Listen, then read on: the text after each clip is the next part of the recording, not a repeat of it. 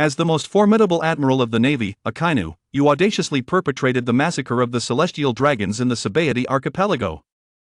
Even the CPO has been reduced to ashes by you. Even before departing, the Red Earth continent was set ablaze. Only because you have awakened the most formidable Pirate King mentor system, you are destined to guide Luffy on his journey to becoming a worthy Pirate King.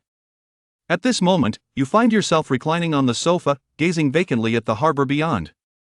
You have recently been troubled by a particular matter, yet you have awakened the most formidable Pirate King mentor system. The objective has long been set. During this period, an array of temptations has persistently beckoned you in various forms. Yesterday was the pinnacle of the supreme color of the Overlord. I am uncertain what today holds. You nonchalantly activated the system panel. Join the Straw Hat Pirates. Reward, Second Awakening of the Magma Fruit. Human fruit, mythical Zoan type, magma deity form. You expelled the tea that had just entered your mouth, not yet having had the chance to swallow it. It is not your magma fruit, but rather a legitimate natural type. Moreover, you have already harnessed its potential to the fullest. It is unexpected that the system would allow your fruit to undergo further mutation. Nonetheless, you can certainly accept this absurd reward. The rubber fruit can transform into a sun deity, while your magma fruit metamorphoses into molten lava. The notion of a deity appears distinctly more plausible. No more hesitation. Adjutant. Prepare the fleet. I shall set sail for Sabaody. You exclaimed. The adjutant, who had been waiting outside, swiftly sprang into action, refraining from voicing any inquiries. Soon, a colossal vessel swiftly glided across the sea. At the bow, you stood with arms crossed, your naval coat billowing in the wind, exuding an unparalleled aura of authority. Are you aware of why General Sakazuki has suddenly arrived here? Is it possible that he intends to eradicate all the pirates in this vicinity? How could this be? This is indeed the realm of the celestial dragons. Even a vice-admiral would find it unthinkable to offend the world's aristocracy so casually. The soldiers aboard the ship exchanged hushed whispers, their curiosity piqued by this maritime expedition. The vessel swiftly docked at Chambord. After surveying the surroundings upon your arrival, you spoke up, "First officer, you may now lead the crew back. I wish to take some time to unwind here. General, if you continue to chatter, I shall feed you molten lava." "Depart swiftly," you said impatiently. The aide dared not utter another word to prevent the fleet from departing. Upon witnessing the ship's abrupt turn, you revealed a cruel smile. Having resolved to depart from the Navy, it is only fitting to first unleash the pent-up frustrations of the past. You have not forgotten how that scoundrel Charles Ross dared to mock you at the government meeting 6 months ago. Naval Headquarters. Not long after Marshal Zhangwa departed from the harbor, he received a report from his subordinates. And he immediately sensed that something was amiss. You seldom venture outside without purpose. Moreover, an admiral of the Navy cannot proceed without proper orders. Because they require a balance of power in the New World, either the Four Emperors or the stronghold of Marineford. Connect me to Sakazuki. I wish to inquire directly about the situation. Sengoku spoke in a cold tone. Kapu reclined leisurely beside me, munching on snacks. I said to Sengoku, "Is it truly necessary to be so tense? We can simply wait for Sakazuki to return and inquire then." Sakazuki's behavior is exceedingly peculiar. Such a transformation evokes a sense of dread. The Warring States period is fraught with unrest. The man from Chi worries about the heavens. Is it possible that Sakazuki could become a pirate? I see you have become foolish in your ambition to become a marshal, Carp laughed heartily. At this moment, the majority of the archipelago of Sabaody has transformed into a sea of flames. Endless streams of lava extend into the ocean, and the air is filled with incessant cries of despair. Admiral Akainu, how could he possibly appear here? We have yet to enter the New World. How infuriating! It is utterly unjust. Why must the general intervene? Have mercy. Cease your pursuit. The hellhound. The fist pierced through the pirate before my eyes. Resting tweet. Your gaze drifts towards the CPO nearby. These agents adorned with masks, clad in pristine white suits. Each one could emerge as a formidable force upon the vast ocean. Yet you hold them in utter disdain. Admiral Akainu. Who permitted you to take action here?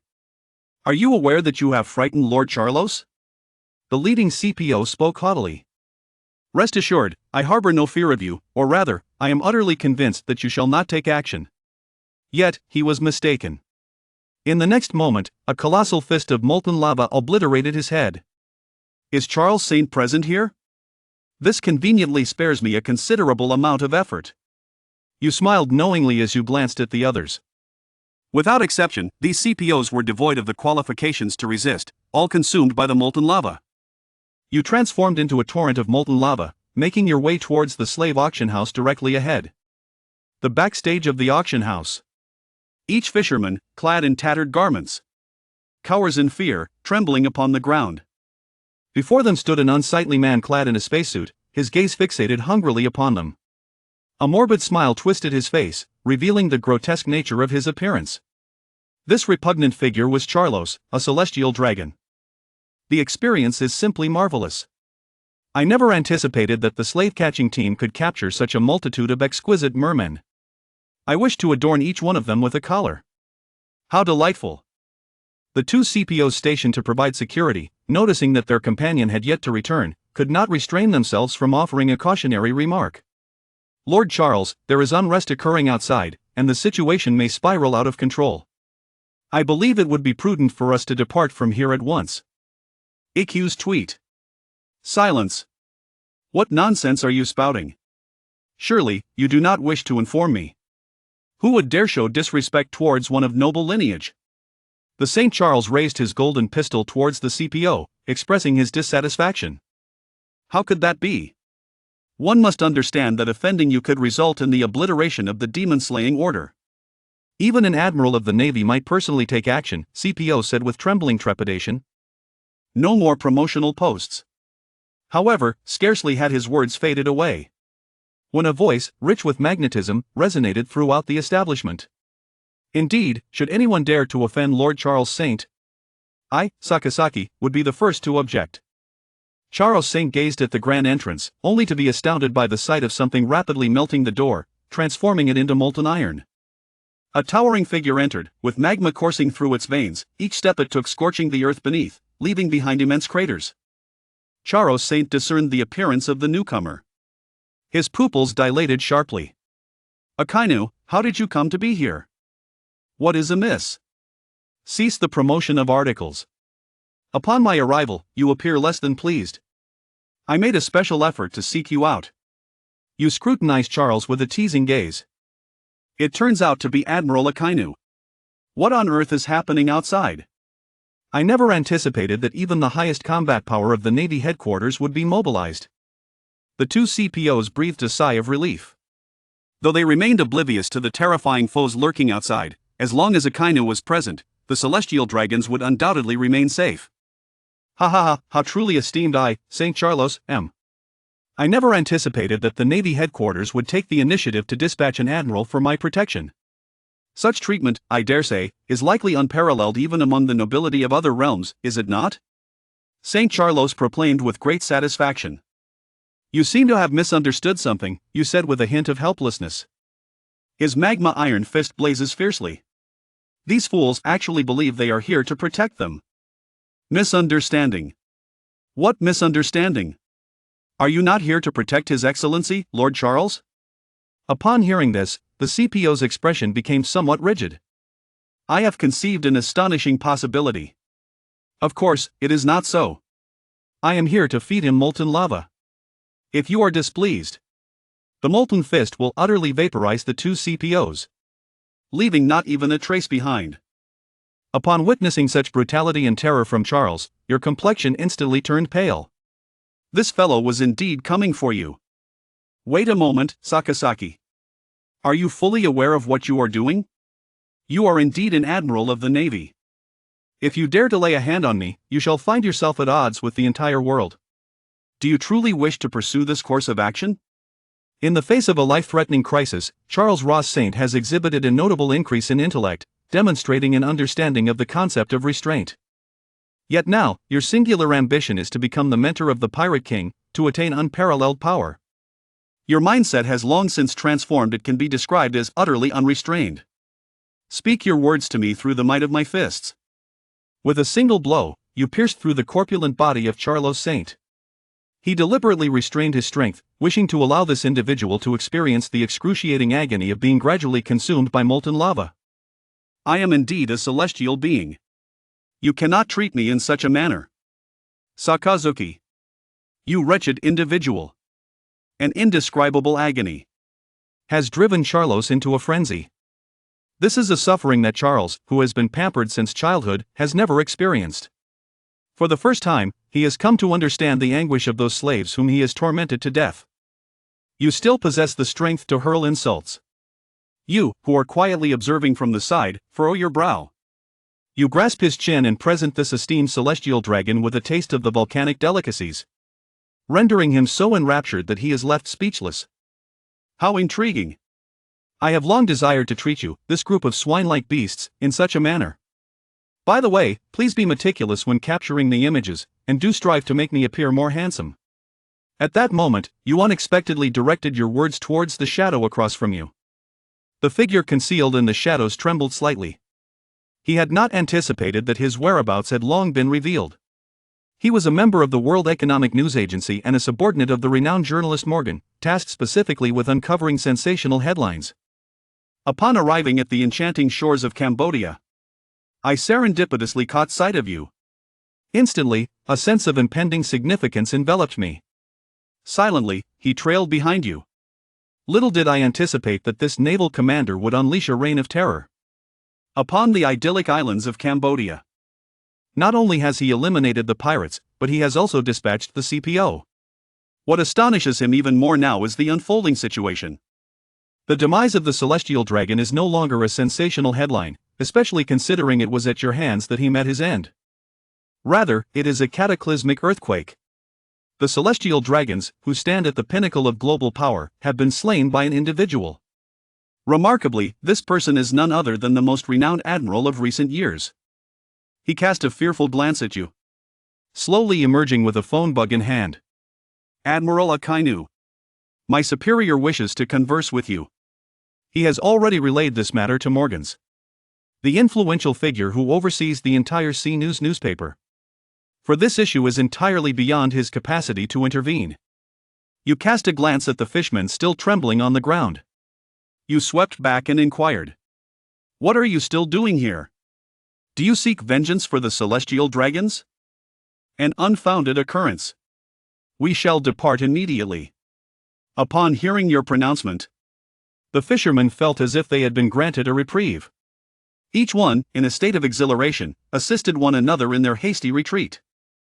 You then picked up the phone bug and commenced your inaugural dialogue with the titan of the underworld. Resting from the social media tumult. "Moses, oh Moses. Admiral Akainu. I have gleaned all that transpired atop Sabaody from Carlo. To be candid, upon receiving this news, my initial reaction was not to suspect Carlo of betrayal. I never anticipated that a marine admiral such as yourself would engage in such a remarkable and unprecedented affair.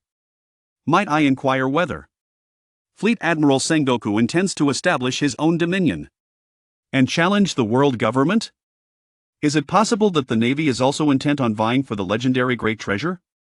Morgan's voice trembled, not with shock, but rather with exhilaration. Cease the promotion of articles. This individual has always been a purveyor of chaos, thriving on stirring discontent. It is merely customary for him to embellish stories in the newspaper. With the emergence of an unprecedented major news event, one can easily imagine the tumultuous emotions stirring within Morgan. Please allow me to know when to stop. This is merely my personal conduct, unrelated to others. You observe the phone bug, excitedly hopping about, rendering one speechless. I must promptly interrupt Morgan's fanciful musings.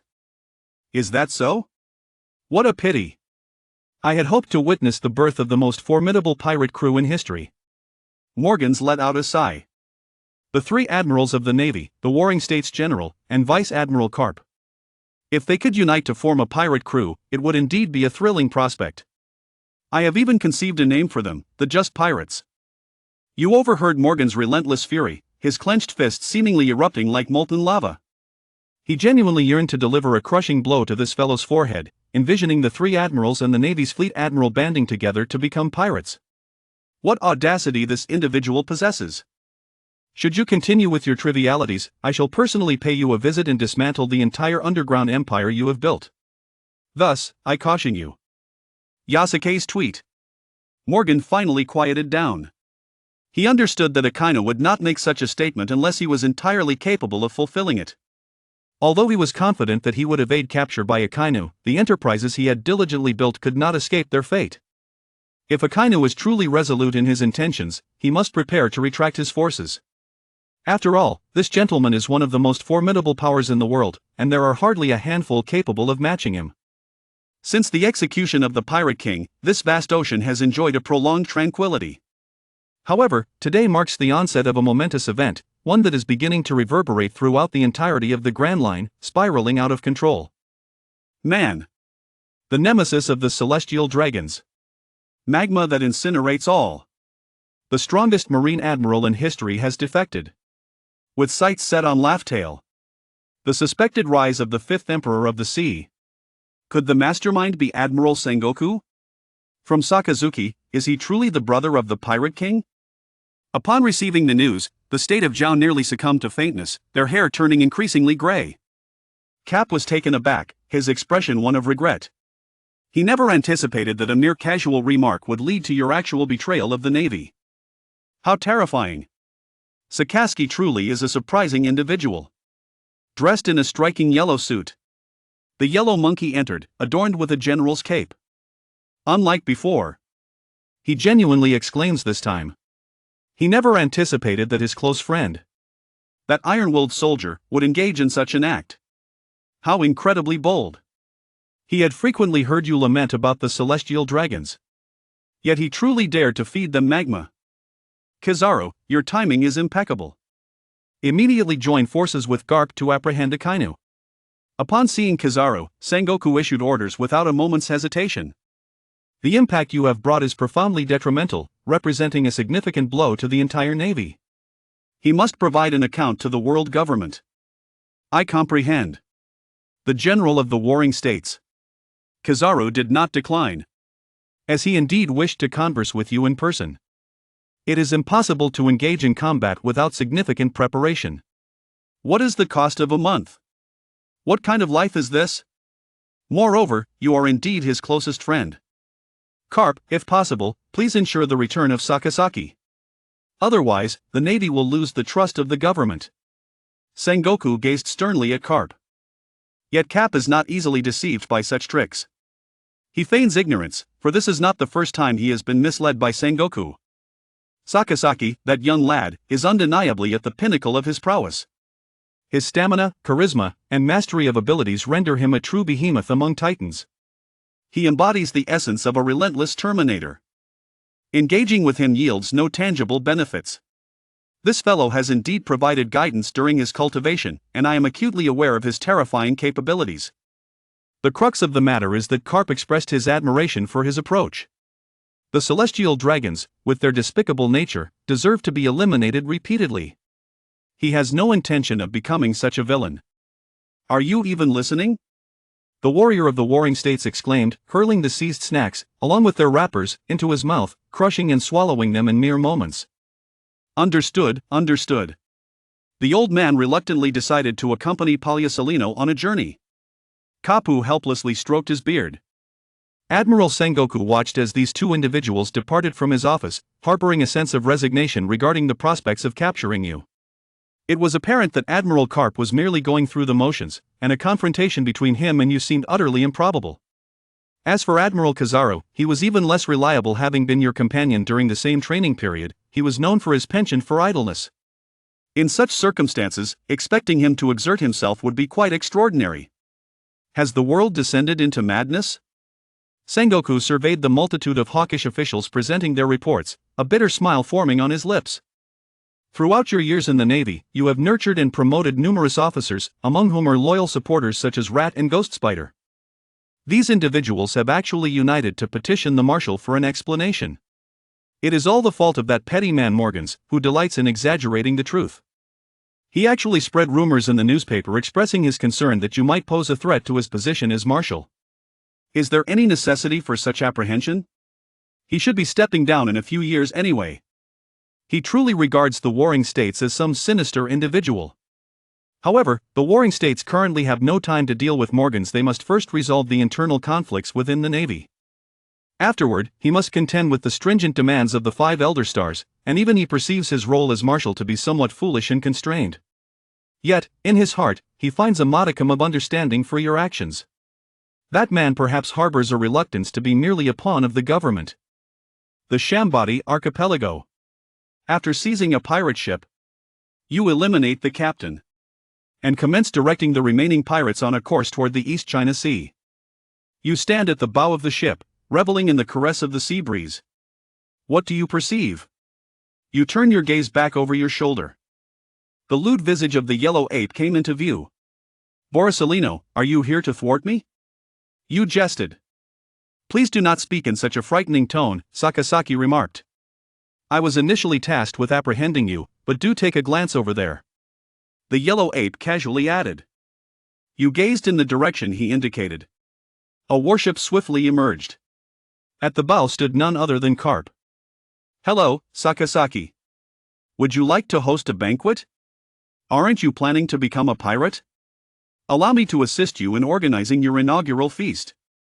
Kapu boisterously laughed, holding a barrel of rum, and then took a hearty swig. A flicker of doubt crosses your mind. This situation is entirely unlike what you had anticipated. It seems that old Cap is overly amicable. Chapter 4. Luffy, your first mate has arrived indeed. The amiable demeanor that Garp exhibited towards Sakazuki was not without its reasons. Through meticulous reasoning and fragments of information gleaned from Kazuru, he had successfully framed Sakazuki as a man willing to endure humiliation, aspiring to transform the Navy from within, liberated from the constraints imposed by the world government. Come, Sakazuki, allow this old man to raise a glass in your honor. I had not anticipated your audacity. To relinquish the position of admiral so readily is a testament to your profound understanding of justice. I have come to realize that even if one were to become a pirate, it matters not, provided you steadfastly pursue your ideals. Perhaps you could achieve feats that us old warriors could only dream of. Garp, inebriated, continued, the salvation of this decaying navy rests upon your shoulders. Do not let this old man down, for I shall hold you accountable. Understood, understood. Should you encounter trouble upon the seas, do not hesitate to invoke my name, Sakazuki. He replied. Though the ramblings of the old man were somewhat perplexing, they did not hinder Sakazuki from indulging in the feast laid before him.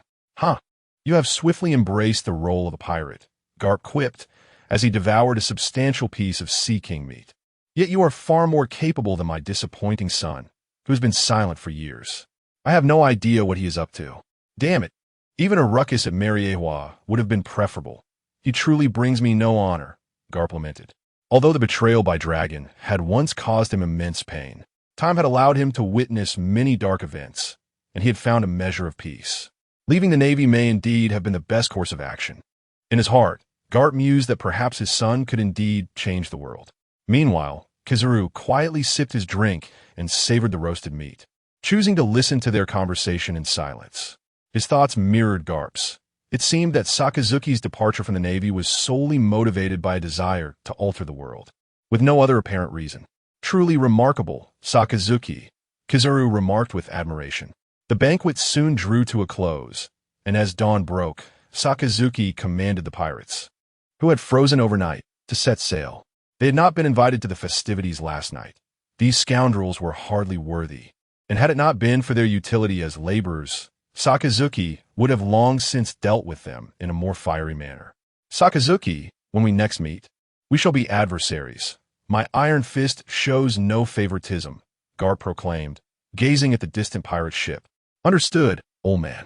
Should the opportunity arise, I shall offer you a taste of magma, Sakazuki responded with a grin, casually dispatching a slothful pirate, which spurred the others to work with renewed vigor.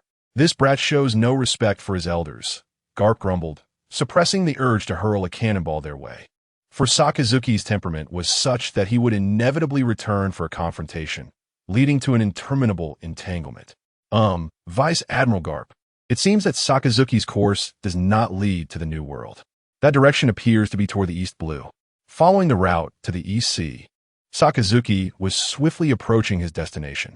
Indeed, he was journeying to the East Sea, often dubbed the weakest of the seas, with his fully leveled character. In this realm, where a bounty of 20 million beri signifies a rookie pirate, Sakazuki's arrival was akin to a game cheat. Of course, in the New World, unless confronted by one of the four emperors, the distinction between him and the other seas was negligible. They were all mere fodder for his overwhelming strength. In the East Sea, Luffy and his crew had just welcomed Usopp aboard and were now at the floating restaurant. Luffy was still pondering how to recruit Sanji onto their ship, blissfully unaware that his formidable father had already arrived. Esteemed sir, according to our intelligence, the Straw Hat Kid you seek is located within this floating restaurant, reported the humble first mate of the pirate ship, bowing his head in the presence of Sakazuki. Devoid of any dignity, the thought of resistance never crossed his mind, for every pirate who had witnessed Sakazuki in action had been utterly subdued by him. Power, absolute power, far beyond their comprehension. Thank you for your efforts, Sakazuki remarked, rising with a cigar clenched between his teeth. It is no trouble. Serving you is our honor. The first mate ingratiated, only to be met with a merciless magma-fueled punch. Regrettably, you have taken too many lives. I can only grant you a swift end. The entire ship was engulfed in flames, as Sakazuki deftly utilized Jeppo to leap onto the floating restaurant. Look, that ship in the distance is ablaze. What is happening? Is it a pirate ship? Could it be the Click Pirates returning? Impossible. That crew was just defeated and has long since vanished. Sakazuki paid no heed to the onlookers, striding into the restaurant with purpose. Although referred to as a floating restaurant, it was essentially a larger pirate vessel. Esteemed guest, over here, please. The waiter, sensing the gravity of Sakazuki's presence, flashed a bright smile. Sakazuki scanned the room and spotted Usopp and Sanji seated together, making his way directly towards them. Do you mind if I sit here? He declared, towering over them like a fortress. Uncle, there are plenty of seats available. Can't you find one for yourself? Sanji retorted, visibly displeased. Yet, I desire this particular spot, Sakazuki replied, pulling a chair and sitting down with an air of authority. Are you deliberately seeking a confrontation? Sanji's eyes narrowed, but he soon sensed something amiss. The attire of this individual bore an uncanny resemblance to that of the Navy, yet he had never encountered an officer, including a commander, clad in such opulence. What is the matter, young man? Did you not wish to teach me a lesson? Are you afraid? Sakazuki teased. Don't get too cocky, Sanji declared, launching a kick towards him. Nanny. To his astonishment, Sakazuki effortlessly caught his foot between two fingers and scathed. Sanji pulled with all his might. Yet he found himself utterly unable to extricate himself, rendered immobile. What manner of creature are you? Sanji's composure began to shatter. Could this individual truly be human? Who exactly was this enigmatic man who had appeared so suddenly? Sakazuki voluntarily relinquished his grip, allowing Sanji to tumble outwards. Before him stood a young boy adorned with a straw hat, gazing at him with a curious expression. Chapter 5. The fifth member of the Straw Hat crew emerges. The lava that consumes all. Sakazuki. Are you Monkey D, Luffy? Sakazuki inquired, his gaze fixated upon Luffy with keen interest. Yes, uncle, do you know me? Luffy replied, somewhat bewildered, as he was certain he had never encountered this man before. I've heard you're recruiting crew members. I wonder how I might fit into that. Sakazuki stated bluntly. Ah, you wish to join us? Sanji exclaimed, taken aback by the fact that such a formidable individual would express interest in their seemingly dubious pirate crew. This revelation certainly raised his suspicions. Although he was unaware of the full extent of Sakazuki's strength, he was acutely aware that the man's power far surpassed that of everyone present. He could hardly believe such a man would consider aligning himself with a somewhat foolish captain like Luffy. Hey, what exactly is your intention? Sanji questioned, casting a cold glare at Sakazuki. My intention? Ha ha ha. If I were to articulate a purpose, it would simply be to nurture a future pirate king. Straw Hat Kid, do you believe you possess the qualities to become the Pirate King? Sakazuki laughed heartily, his eyes fixed on Luffy. Should this young man dare to deny it, he would not hesitate to serve him a taste of his volcanic wrath. However, in the face of his aspirations, Luffy could never shy away. His response was unwaveringly resolute. He flashed a broad grin. Of course, I am destined to become the Pirate King. Uncle, do you wish to become my comrade? I have many enemies, so I hope you won't regret inviting me aboard. Sakazuki chuckled meaningfully. One such adversary, I shall send them flying with ease. Luffy said confidently, wiping his nose. Such ambition. You are indeed someone I have my eyes on.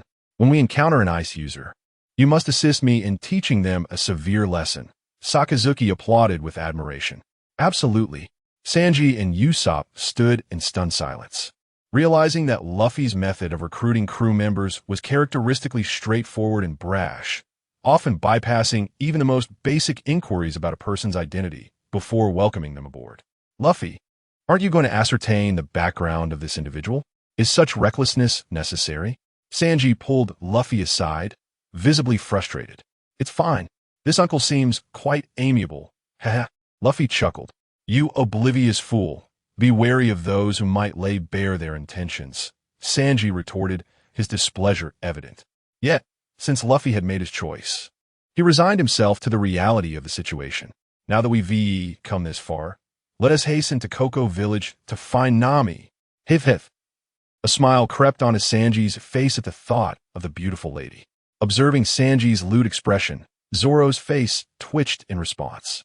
Meanwhile, Sakazuki was oblivious to their banter. As his system had finally been activated, the ultimate Pirate King Mentor system has successfully activated, granting the ability to awaken fruit powers a second time. Sakazuki bore witness to the transformation of the system's interface, which had originally been a blue screen now divided into 3 sections: crew development, force expansion, and talent recruitment. As long as one diligently pursues these 3 directions, one can earn the esteemed Master Points, which can be exchanged for items cataloged in the system's marketplace. For instance, coveted treasures such as the Sharingan and the Zanpakuto can be obtained, and even characters from alternate dimensions may be exchanged. This is what makes the endeavor worthwhile. Not in vain for departing from the Navy. Sakazuki grinned, his rugged visage radiating an aura of audacity. Hey, Luffy, aren't you on a quest to find that navigator named Nami? You should hurry. We don't have much time to squander in the EC. Moreover, I wish to train you. As a captain, you are far too weak. At this rate, who knows how long it will take to become the Pirate King. Upon hearing Sakazuki's remark about his weakness, Luffy's dissatisfaction surged, and he rolled up his sleeves, eager for a bout. Sanji attempted to dissuade him, but it was too late. Luffy had already lunged forward. Would he prevail? It would be peculiar if he did. A mere novice, freshly emerged from the beginner's village, facing an experienced powerhouse. Sakazuki's fist evoked memories of his grandfather's loving iron fist. Ouch! Why? Uncle, your punch is as heavy as my grandfather's. Luffy cried, clutching his head, tears nearly spilling from his eyes. Ha ha ha! Luffy, you should stick with me for training. I will make you 100-fold, 1,000-fold stronger than you are now, Sakazuki boomed, downing his drink in one gulp before striding out of the restaurant. In the shadows, Redfoot Zephyr appeared calm on the surface, but his trembling hands betrayed his true feelings. He was certain of his recognition. This man was the legendary Marine Headquarters' ultimate powerhouse, Admiral Akainu. Although he was no longer in the Grand Line, he was still well informed. Only pirates who ventured into the Grand Line understood what the admirals represented, and this cohort of admirals was regarded as the strongest yet, each one a walking calamity. It was astonishing that he would come to this small corner of the East Sea. It seemed a significant upheaval must have occurred in the Grand Line. Although Sakazuki's actions shocked the world, relaying news from the Grand Line to the Four Seas would take time. Additionally, due to the unpredictable weather of the Grand Line, filled with various anomalies, it was evidently impossible for newsbirds to reach every nook and cranny. Redfoot Zephyr watched as Sanji and the others departed, hesitating to speak. Sanji, familiar with him, quickly discerned something was amiss and feigned impatience, saying, "Old man, just say what you need to say. Stammering isn't your style." Their exchange drew Sakazuki's attention. instantly heightening Zephyr's pressure, who, somewhat irked, retorted, "Get lost, Sanji, you foolish boy." "What? Why are you cursing at me, old man?" Sanji responded, displeased. Sighing, Zephyr ultimately refrained from revealing anything, opting instead to take things one step at a time. After all, exposing the other's identity could lead to dire consequences. What a peculiar old man, he thought. Why was he so cryptic today? After the ship had sailed for some distance, Sanji could no longer resist voicing his thoughts. He observed Luffy fervently performing push-ups, the corners of his mouth twitching slightly. Fortunately for him, Sakazuki was solely focused on Luffy, disregarding him, the chef. Sakazuki sat atop Luffy's back, simultaneously increasing his weight and elucidating the intricacies of Haki. Standing at 3 meters tall, with a robust and formidable physique, Sakazuki loomed over Luffy like a small mountain. The additional pressure he deliberately imposed caused Luffy to become drenched in sweat, his stamina rapidly depleting. Nevertheless, he remained undeterred, particularly captivated by Sakazuki's mention of the New World, which filled Luffy with aspiration. Luffy, only by defeating all formidable foes and reaching the final island can you earn the title of Pirate King. Be prepared, I shall show you no mercy. With that, Sakazuki intensified the pressure once more. The confines of the ship were too limited, thus he could only focus on enhancing Luffy's physical endurance for the time being. Chapter 6. The Reckoning of the Cerberus Let Them Come. On the vast expanse of the ocean, the fervent cries of youth echoed with unbridled determination. Zoro, too, was swept up in Luffy's fervor. Regrettably, he was incapacitated by his injuries and unable to join the fray. The small vessel swiftly approached the waters of Cocoa West Village, but Akainu opted to disembark early, gracefully stepping into the air with his moonwalk technique, leaving the others in a state of bewilderment. "Wow, that was incredible. I want to learn that too," Luffy exclaimed, his eyes sparkling with excitement. "Don't you think his sudden appearance is rather peculiar?" Sanji voiced his concerns. "What is so peculiar about it?" Luffy scratched his head, gazing at Sanji in confusion. "Forget I said anything," Sanji muttered, taking a deep drag from his cigarette, realizing the futility of trying to engage Luffy in such complex reasoning. "Hey, what are your thoughts?" Sanji turned to Zoro, who remained fixated on Akainu's retreating figure, lost in contemplation. "I must challenge him," Zoro declared with unwavering confidence. Sanji sighed, finally recognizing that there were hardly any sensible individuals aboard their ship. At the Navy's 16th Division, Akainu's initial destination, he harbored a deep disdain for deserters and scoundrels, despite no longer being a part of the Navy. Meanwhile, the Rat, having obtained riches from the dragon, was hosting a lavish banquet within the base, complacent in the belief that no one would dare disturb them in these waters. As the inebriated sailors observed a tall man striding in, their senses sharpened somewhat. "Who are you?" Colonel Mouse, reveling in the festivities, stood up in irritation, eager to confront the audacity of the intruder on his territory. As more sailors gathered, it was only when a shifty-eyed man stepped forward that Akainu addressed the crowd. "Are you Colonel Mouse?" "Indeed, and you are?" Colonel Mouse instinctively felt a wave of unease, eyeing Akainu with suspicion. Dressed in a crimson suit and draped in a white cloak, Akainu had eschewed the traditional admiral's attire, thus escaping immediate recognition. "I will give you 10 seconds.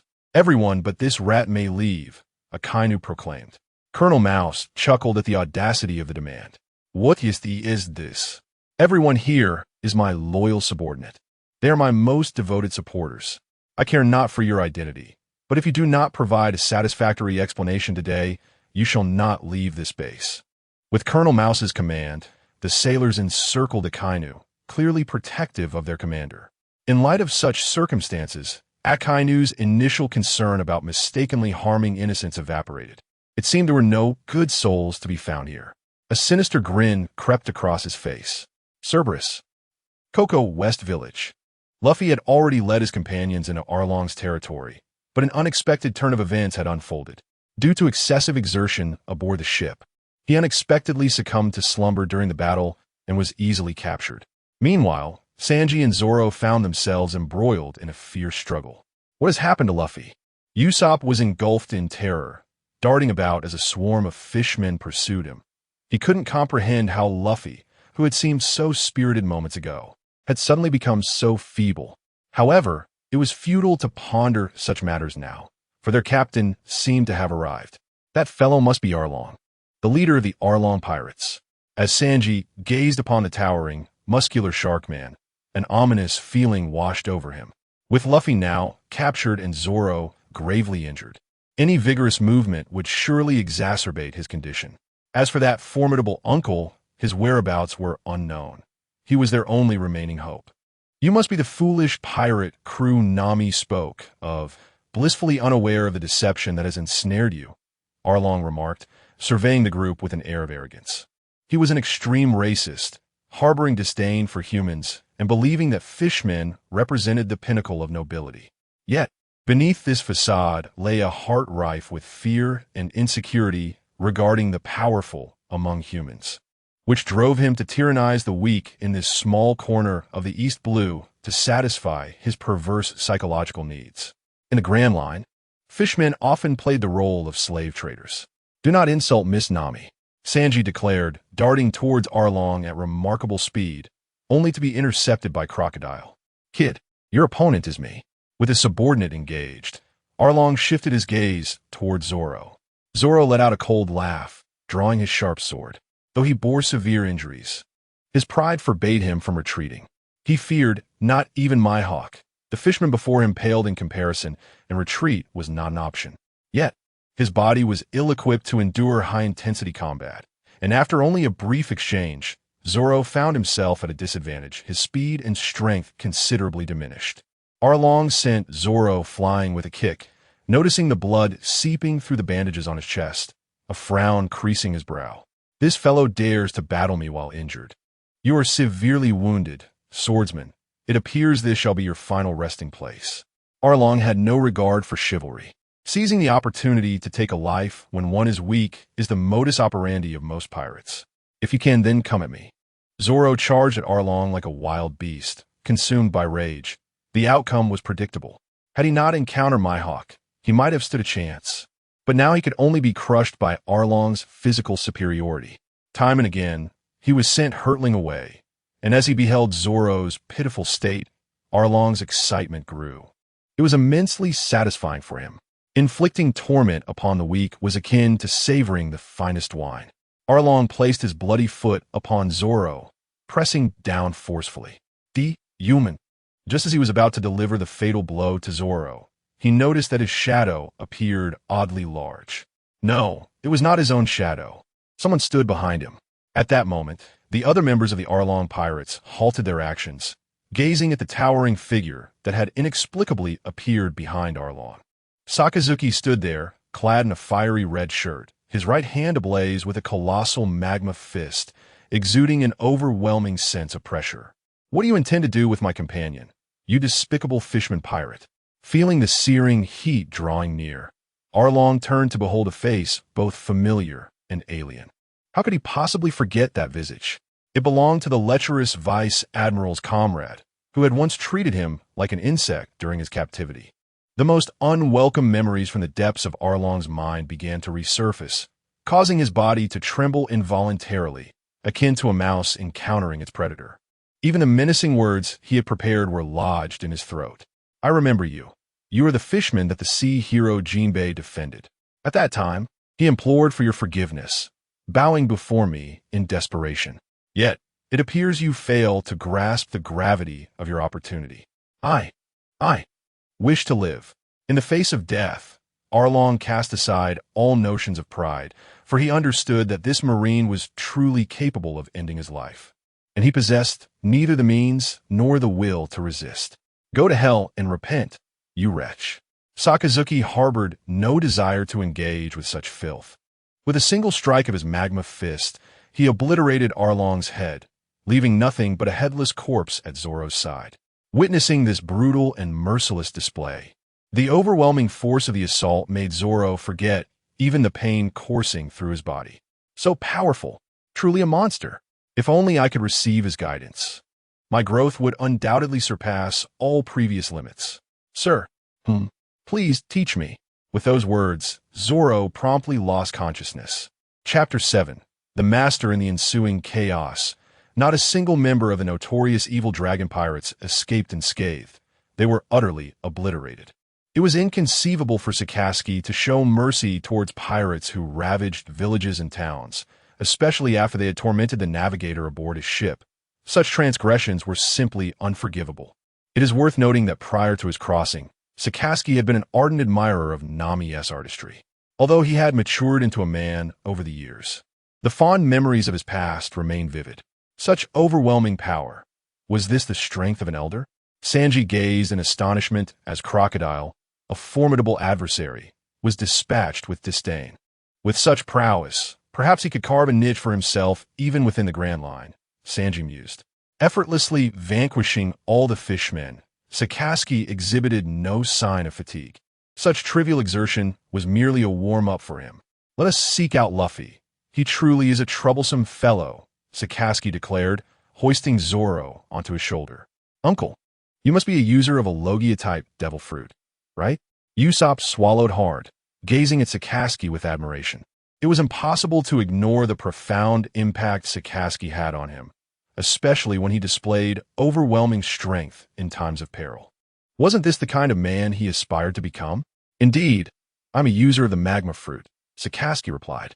Devil fruits were quite rare across the seas. Many who sailed for a lifetime might never encounter even a handful. Particularly, Logia-type fruits were deemed nearly invincible in the first half of the Grand Line, as few possessed the knowledge of Haki. Without Haki, one could not engage with elemental users. Before long, Sakazuki located Luffy, who had been escorted back by a few minor adversaries. However, Arlong and his subordinates had been eliminated, leaving only a handful of stragglers. In the spirit of goodwill, Sakazuki ensured they were reunited with their comrades. Luffy, wake up. Usopp vigorously shook the slumbering Luffy until he stirred. Luffy, appearing weary, glanced at the group, nearly succumbing to sleep once more. Without hesitation, Sakazuki delivered a punch imbued with Haki that jolted Luffy awake, banishing his drowsiness in an instant. That was a bit too much, Luffy groaned, wincing in pain. Uncle, what are you doing? Kid, weren't you searching for your navigator? Sakazuki reminded him, swiftly redirecting Luffy's attention. Right? Nami. We must find Nami and defeat the evil dragon pirates. Luffy exclaimed, his thoughts evidently still lingering on his pre-sleep state. Sakazuki, feeling little inclination to tarry further, resolved to find a place to dine. Ever since entering the East Blue, he had slipped into a leisurely mode, a stark contrast to his former life as an admiral. No longer tasked with hunting pirates in the New World or guarding Marineford, he relished this newfound tranquility. While this lifestyle was appealing, Sakazuki felt as though his very bones were rusting.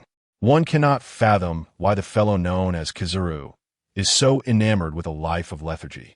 Conversely, Kizaru himself is perplexed by the relentless drive of his dear friend, who, despite earning but a pittance each month, insists on clashing with the monstrous entities that traverse the seas.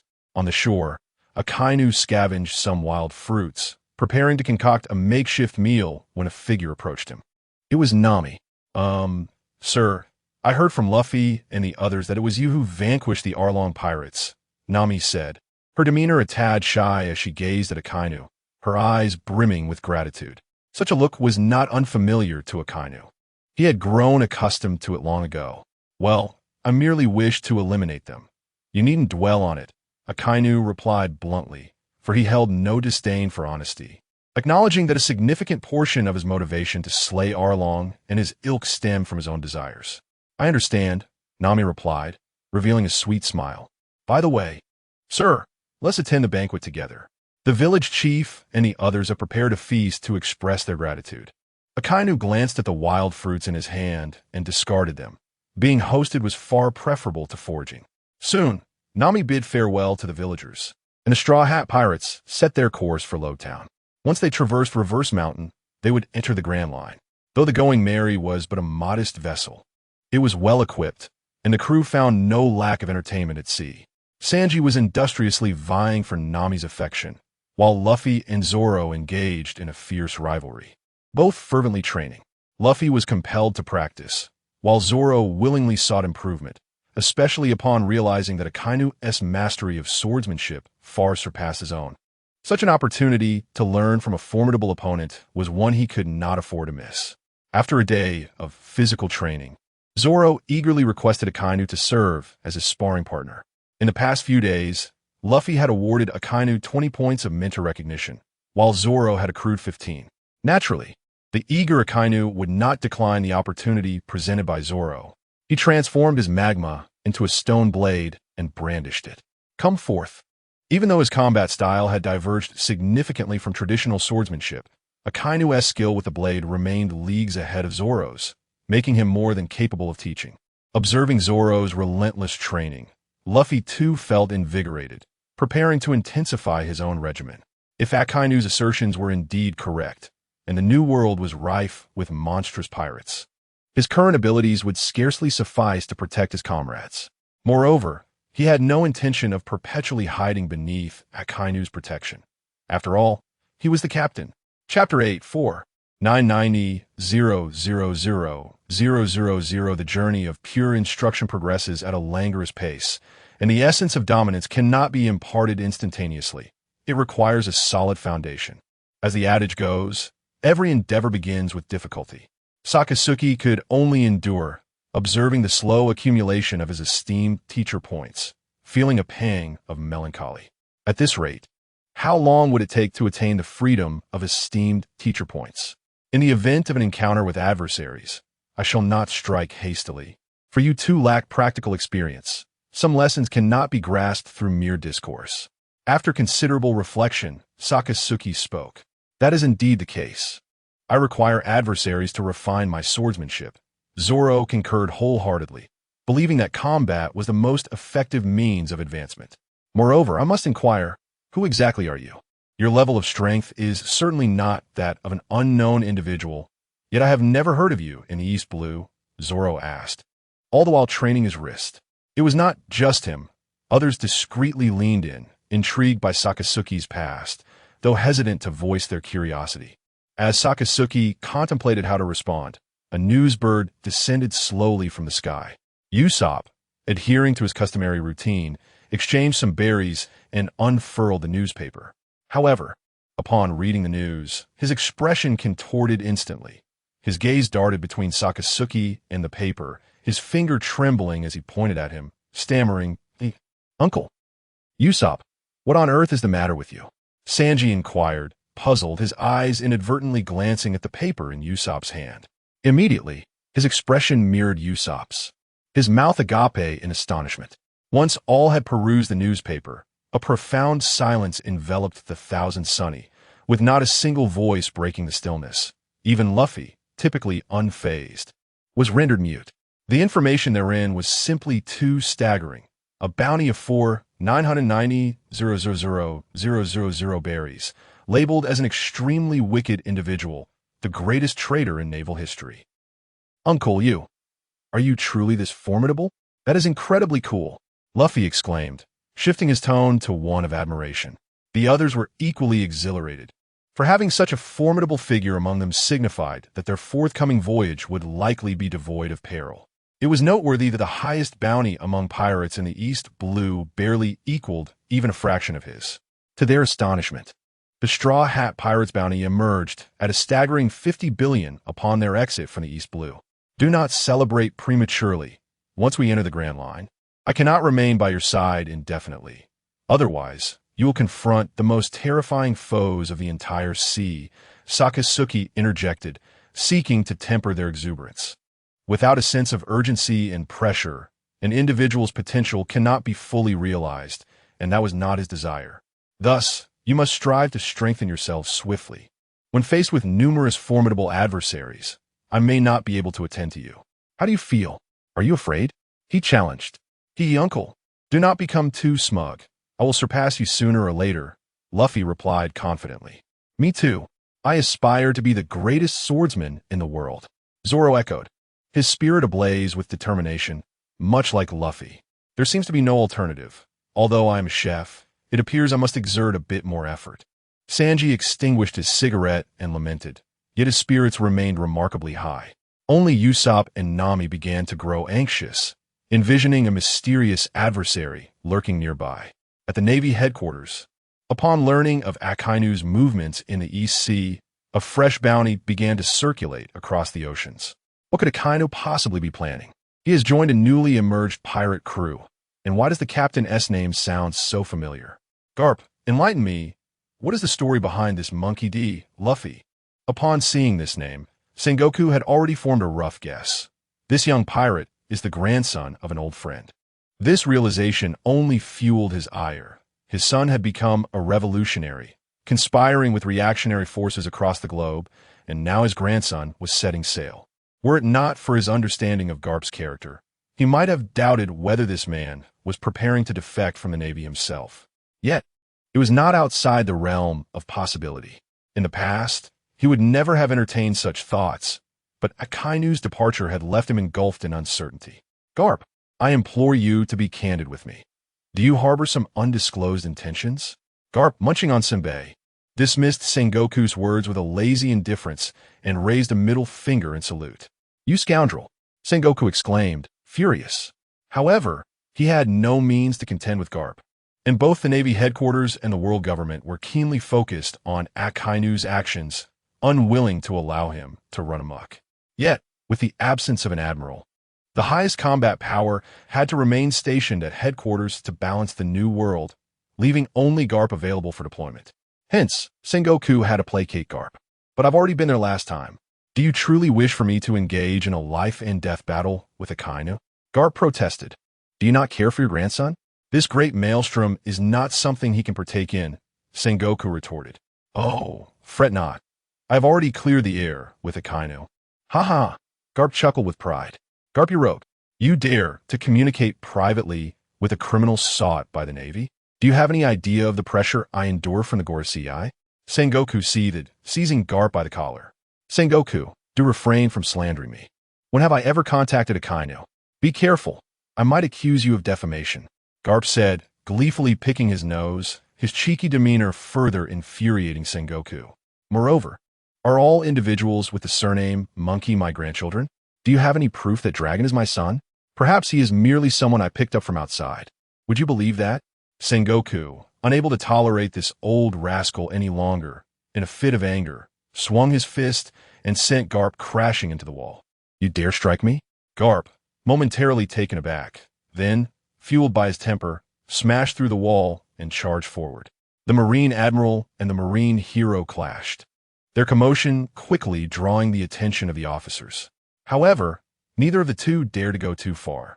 They merely exchanged blows with pointed precision. Garp, you are utterly hopeless, daring to lay a hand on the fleet admiral. Sengoku, caught off guard, received a punch that left him with a bleeding nose, his expression quite disheveled. What utter nonsense! Who cares about the fleet admiral? I am striking the fleet admiral. Keep pretending, and I shall send you flying. It has always been me who strikes. Who dares to lay a hand on me? Garp, sporting a blackened eye, provocatively taunted Sengoku. Yet, both of them had lost the desire to continue the confrontation. Their earlier outburst had merely been a moment of temper, with verbal sparring being the norm. After all, brothers grow closer through their playful skirmishes. Chapter 9. The Clash of Titans. The Grand Line, an expanse of icy surface rapidly coalescing from the distance, bore witness to a towering figure leisurely pedaling a bicycle atop it. Wherever he traversed, the ground was enveloped in frost, and behind him, a colossal penguin with a travel bag enthusiastically waddled in pursuit.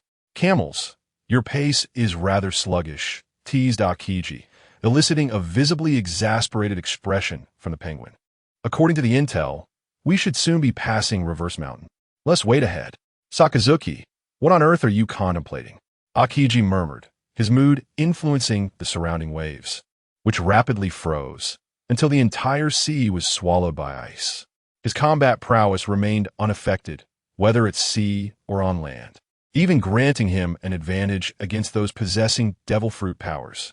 It is true that devil fruit users are weakened by seawater, yet his ice-ice fruit had been developed to its utmost potential. As long as he wished it, he could never find himself submerged. His clandestine detour to the starting point of the Grand Line was solely to catch a glimpse of Sakazuki. The latter, a merciless, iron-willed man against pirates and a hawkish leader, was likely to ascend as the highest commander of the Navy following Sengoku's retirement, given Sakazuki's accomplishments and connections. He simply could not fathom why Sakazuki would betray the Navy.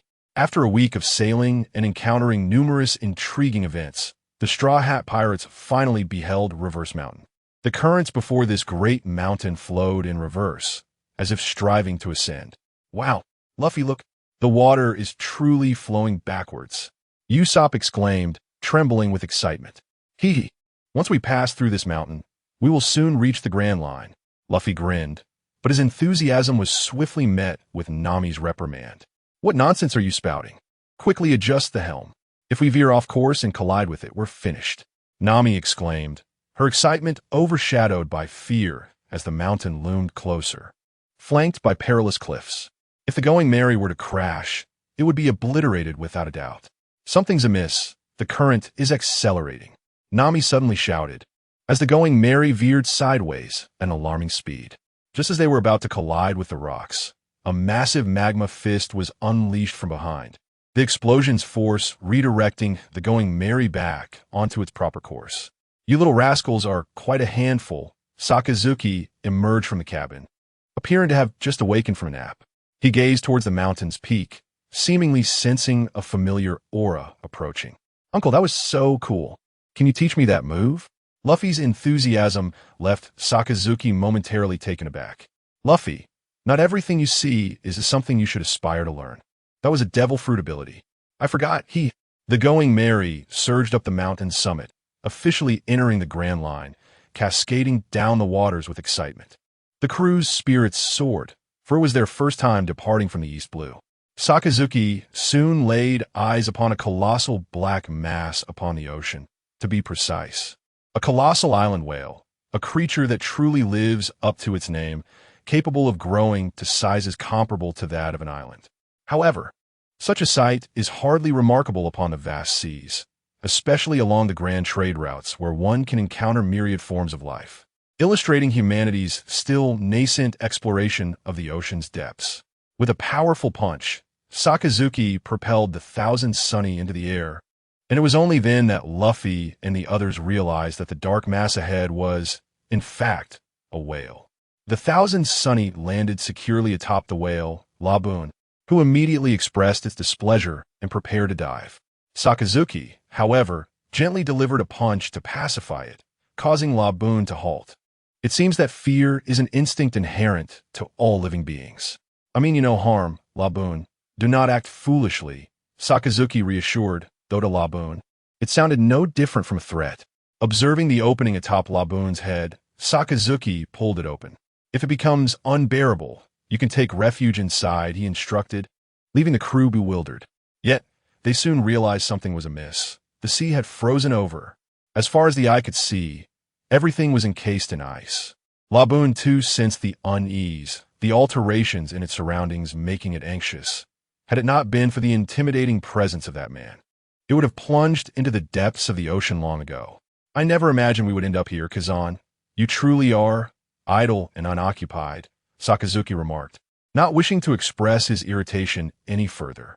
Though not as overt as Kizaru, Kazan also had a knack for slacking off. It was precisely due to their leisurely antics that Sakazuki found himself with no time to even eat, constantly traversing the vast ocean. In the distance, a bicycle sped across the icy surface, manned by a middle-aged man clad in casual attire and wearing a blindfold, exuding an air of nonchalance. Do not say that, Sakazuki. I specifically carved out time from my travels to catch up with my old friend, Kazan replied as he ambled over to stand opposite Sakazuki. One adorned in white, the other in red. Their contrasting colors created a striking visual. Are you provoking me, Kazan? Sakazuki retorted with a cold smirk, his right hand enveloped in molten lava, which flowed rapidly across the icy surface. One could interpret it that way, Kazan replied, scratching his face nonchalantly, a chill radiating from him. With ice and fire, the two wielders of opposing powers had mastered their respective fruits to their fullest, their manner of interaction decidedly down to earth. In the world of pirates, it is often said that resolving matters through combat is never a misstep. The clash of their energies made Laboon restless, instinctively yearning to dive. But it was too late. The surrounding waters had solidified into ice, rendering escape impossible. That guy must be the man who plays with ice that the old man spoke of, right? How impressive. He can actually hold his own against the old man. Luffy exclaimed excitedly. I never expected to witness such a formidable confrontation here. What luck! Zoro added, equally exhilarated, his gaze fixed intently on the burgeoning battlefield. Though separated by several kilometers, the fierce winds generated by their clash rendered their skin painfully tender. Truly, they are monsters beyond reason. Chapter 10. The Magma God form Sakazuki. Have you truly fallen into the depths of piracy? I find it hard to believe. Your intentions elude me entirely. Why would you choose a fledgling pirate crew? What compels you to slay a celestial dragon at Sabaody? What is your ultimate aim? Could it truly be, as Old Man Garp suggested, that you seek to upend the entire world? Aokiji voiced his inquiries. For his primary purpose in coming here was to uncover the truth. In his memory, Sakazuki was a man of unwavering resolve, and he yearned to understand what could have driven him to betray the navy he had fought for over decades. Perhaps through this understanding, he might glean insights into his own relentless pursuits. Sakazuki remained silent, relentlessly preparing his devastating punches. Contrary to the exterior perceptions of his profound and complex character, the reality was far simpler.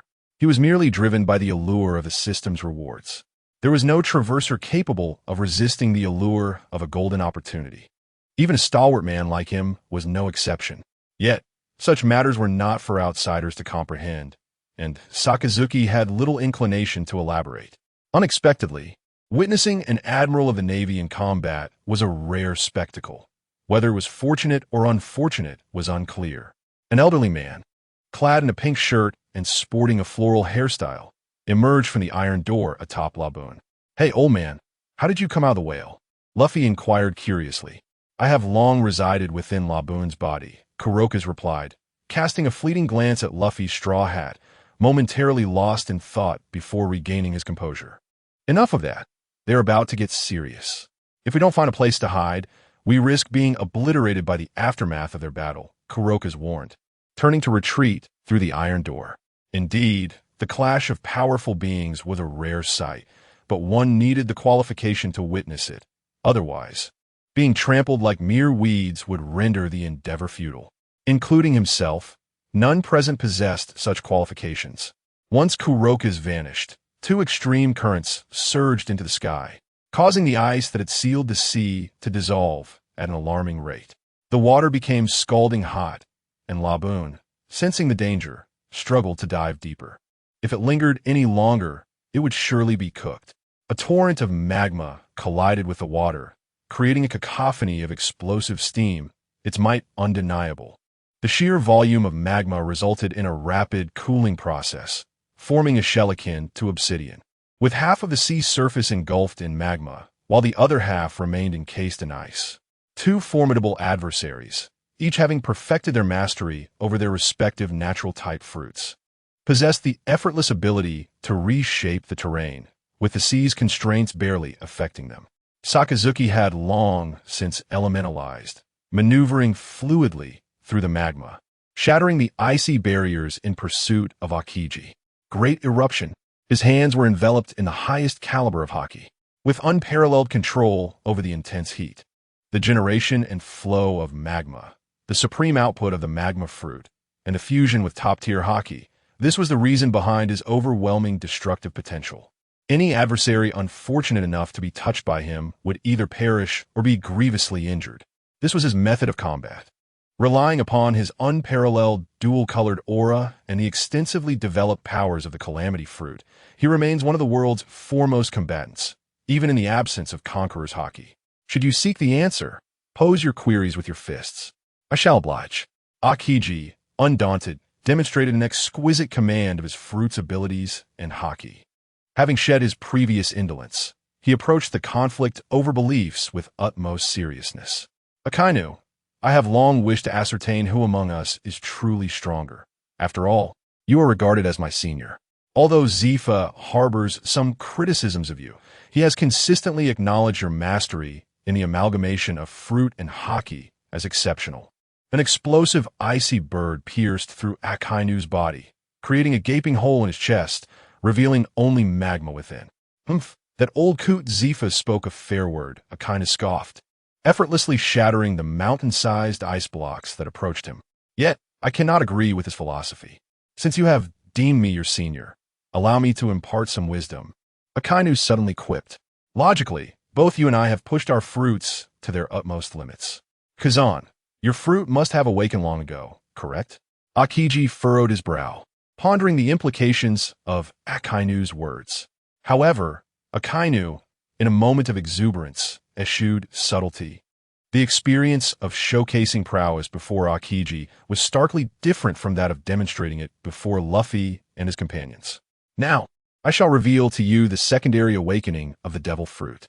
Thus far, I'm the sole possessor of such a secret technique in this world. Of course, he alone could claim this mastery, for the devil fruit typically awakens but once. To suggest further development after reaching the pinnacle is merely a pretext for grandstanding.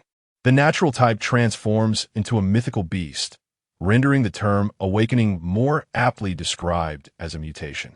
A secondary awakening? Akiji found himself momentarily taken aback. Were it not for the speaker being Akainu, he would have dismissed such claims as mere nonsense, for he had never heard of the devil fruit undergoing a secondary awakening. Ha ha ha, this is my first time harnessing this power. Kazan, do exercise caution. If I lose control of my strength, I might inadvertently end your life, Akainu declared with pride. His demeanor shifted dramatically as the magma coursing through him began to contract, forming a fiery red magma armor upon his body. Spikes emerged from his shoulders, and a pair of black flame wings extended from his back, reaching a full 10 meters. Akainu ascended slowly, resembling a fiery demon from beyond the heavens. In that moment, the magma fused entirely with his Haki, becoming the most formidable armor he had ever donned. Not only did his destructive capacity increase, but so did his mastery over his fruit, elevating his overall strength by 50%. Do not underestimate that 50%. One must remember he is already a top-tier powerhouse, and an additional 50% is nothing short of extraordinary. In this form, Akainu possesses the potential to reign as the most formidable individual of this era. I refer to this form as the magma deity form. Confronted by the formidable Sakazuki, Kazan paused momentarily, his tone laced with dissatisfaction as he remarked, "Are you suggesting that the ultimate development of the magma fruit culminates in the transformation into a mythical Zoan type? What absurdity is this?" Sakazuki's metamorphosis shattered his worldview. Yet, possessing both a transformation and unique abilities, what else could it be but a mythical Zoan? Think what you will. This state is immensely taxing on my stamina, and I can only maintain it for 10 minutes. Thus, I shall resolve this in 5. Then come at me with all you've got, Kazan bellowed, raising his hands as countless ice spears erupted from the frost-laden ground. Hiv hiv. Sakazuki shook his right fist, exhaling into the palm, causing the magma to swell and explode, swiftly forming a colossal magma fist towering at a height of 100 meters. Taste my technique. The mountain-like magma dog stirred the air with a tempest merely by its proximity to the ground. Only Kazan could discern its true flavor. Chapter 11. Fearless of the sea time slipped away unnoticed as the sea returned to its customary tranquility, with waves occasionally lapping at the shore, creating a cascade of foam. Gulpy gulp. Sakazuki, I never anticipated you had ventured so far. Akiji retrieved a bottle of liquor from his backpack, taking a hearty swig before tossing it toward Sakazuki. Merely a stroke of luck, Sakazuki chuckled, rubbing the bottle in his palm before tilting his head back to drink. So can you now disclose why you aspire to be a pirate? That lad appears to be the grandson of Old Man Garp. What exactly are your intentions? How should I put it? If I must articulate, I merely wish to see Luffy become the pirate king. Beyond that, I harbor no ulterior motives, Sakazuki replied earnestly, though Akiji clearly found this hard to believe. He was skeptical that Sakazuki was so mundane. It seemed there was a monumental secret lurking beneath the surface that he dared not unveil. Suit yourself. However, I must caution you. Both the world government and the pirates have set their sights upon you. You may not mind, but those young ones trailing behind you will only become a burden. I trust you do not wish for them to suffer a terrifying assault. The agents of the world government will not approach you as openly as I have to engage in a brawl, Akiji remarked, gazing at his fractured fist, still astonished by Sakazuki's recent display of power. There must be a limit to exaggeration. Already extraordinarily formidable, he had managed to amplify his strength even further in that state. It is known that while the world's elite possess varying degrees of strength, the disparities are not vast. Upon reaching the pinnacle of cultivation, every incremental advancement is precious. Could it be that the ultimate form of a Logia user is, in fact, a mythical Zoan? If so, the potential of the ice-eyes fruit remains largely untapped. Unbeknownst to Sakazuki, his nonsensical ramblings had inadvertently plunged Akiji into a state of despondency, instilling doubt about his own mastery of the fruit. After all, having already maximized the fruit's potential, to suddenly be informed by another that it could undergo a second awakening, accompanied by demonstration, would leave anyone bewildered. Though this journey did not yield the answers I sought, I nonetheless witnessed the phenomenon of a second awakening, which was quite enlightening. Sakazuki, I eagerly await your forthcoming actions. See you in the new world. Akiji tossed his backpack to the accompanying large penguin and extended a long ice path across the surface of the sea, gradually pedaling away on his bicycle. Come and go as you please. How liberating, he mused. Anticipating my performance? Such peculiarities. Sakazuki pondered why these individuals were so prone to overthinking. He simply wished to educate the Straw Hat crew and earn a modicum of recognition. Yet, that notion had now been shattered. Due to both personal reasons and external circumstances, he would have to temporarily part ways with the Straw Hat crew. The ultimate goal of the mentor system is to ensure that Luffy truly becomes the Pirate King in terms of status, strength, and dominion. Although primarily categorized into the cultivation of influence, crew training, and talent recruitment, any actions beneficial to Luffy's ambition of becoming the Pirate King will yield master points based on their impact. Sakazuki has likely grasped the operational nuances of the system. He has imparted all that he can teach, including the philosophies and techniques related to Haki, leaving the remainder for them to explore independently. To ascend to the pinnacle of strength, one must rely on personal enlightenment rather than external instruction.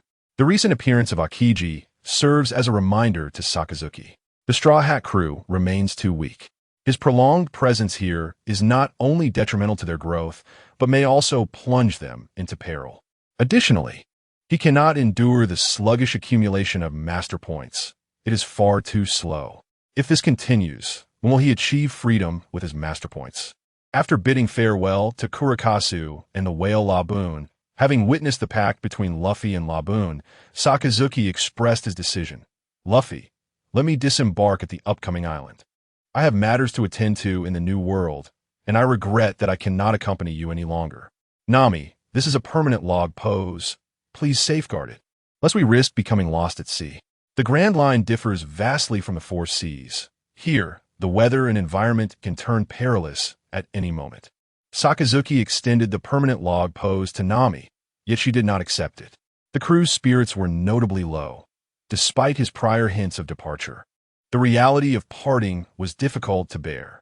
Uncle, must we truly part ways here? Usopp lamented, his head hung low. Indeed, individuals like that from earlier will likely seek us out. I cannot remain here any longer, as it would not bode well for everyone, Sakazuki responded somberly. But, enough, Usopp. Uncle is merely scouting ahead for us. We will surely meet again. Right, Uncle? Luffy interjected, his smile strained yet rational, perhaps reflecting the maturity brought on by Akiji's overwhelming strength. In that moment, Luffy recognized the chasm between himself and true monsters. An unprecedented urgency to grow stronger surged within him. Of course, I will await you in the new world. Do not keep me waiting too long, Sakazuki noted, feeling a sense of relief at Luffy's lack of protest, a sign of his growth. After enjoying a meal prepared by Sanji and bidding farewell to each crew member, Sakazuki disembarked on a nearby island. Uncle, you must wait for us, Nami called out, unable to restrain her emotions as she gazed at Sakazuki on the shore. Sakazuki paused, turning back to wave. Truthfully, such farewells were ill-suited for a hardened warrior like him. Yet he could not deny the sadness it would bring to these young ones if he did not comply. What a vexation. Opening the system store, Sakazuki surveyed the over 500 master points he possessed and opted to purchase a bottle of green potion, thus depleting his accumulated master points entirely. The ocean elixir, upon consumption, possesses the remarkable ability to nullify the curse of the devil fruit, enabling one to roam freely across the sea. Sakazuki gulped down the potion, its viscous texture inducing a slight nausea. Approaching the shore, he gazed at the surging waves, immersing his hand into the water, and to his relief, he felt no trace of the anticipated weakness. The investment of 500 points was indeed worthwhile. Since consuming the devil fruit, he had been unable to freely traverse the ocean. Resolute, he decided to swim from there to the new world. With a surge of enthusiasm, Sakazuki whimsically abandoned the notion of crafting a vessel and leapt directly into the sea, weaving through the undulating waves. The tumultuous waters crashed against him, an exhilarating sensation beyond description. While his combat prowess remained unchanged, his threat level had escalated geometrically, for he was a calamity in motion. Should he unleash his full power recklessly, no pirate ship could withstand his onslaught.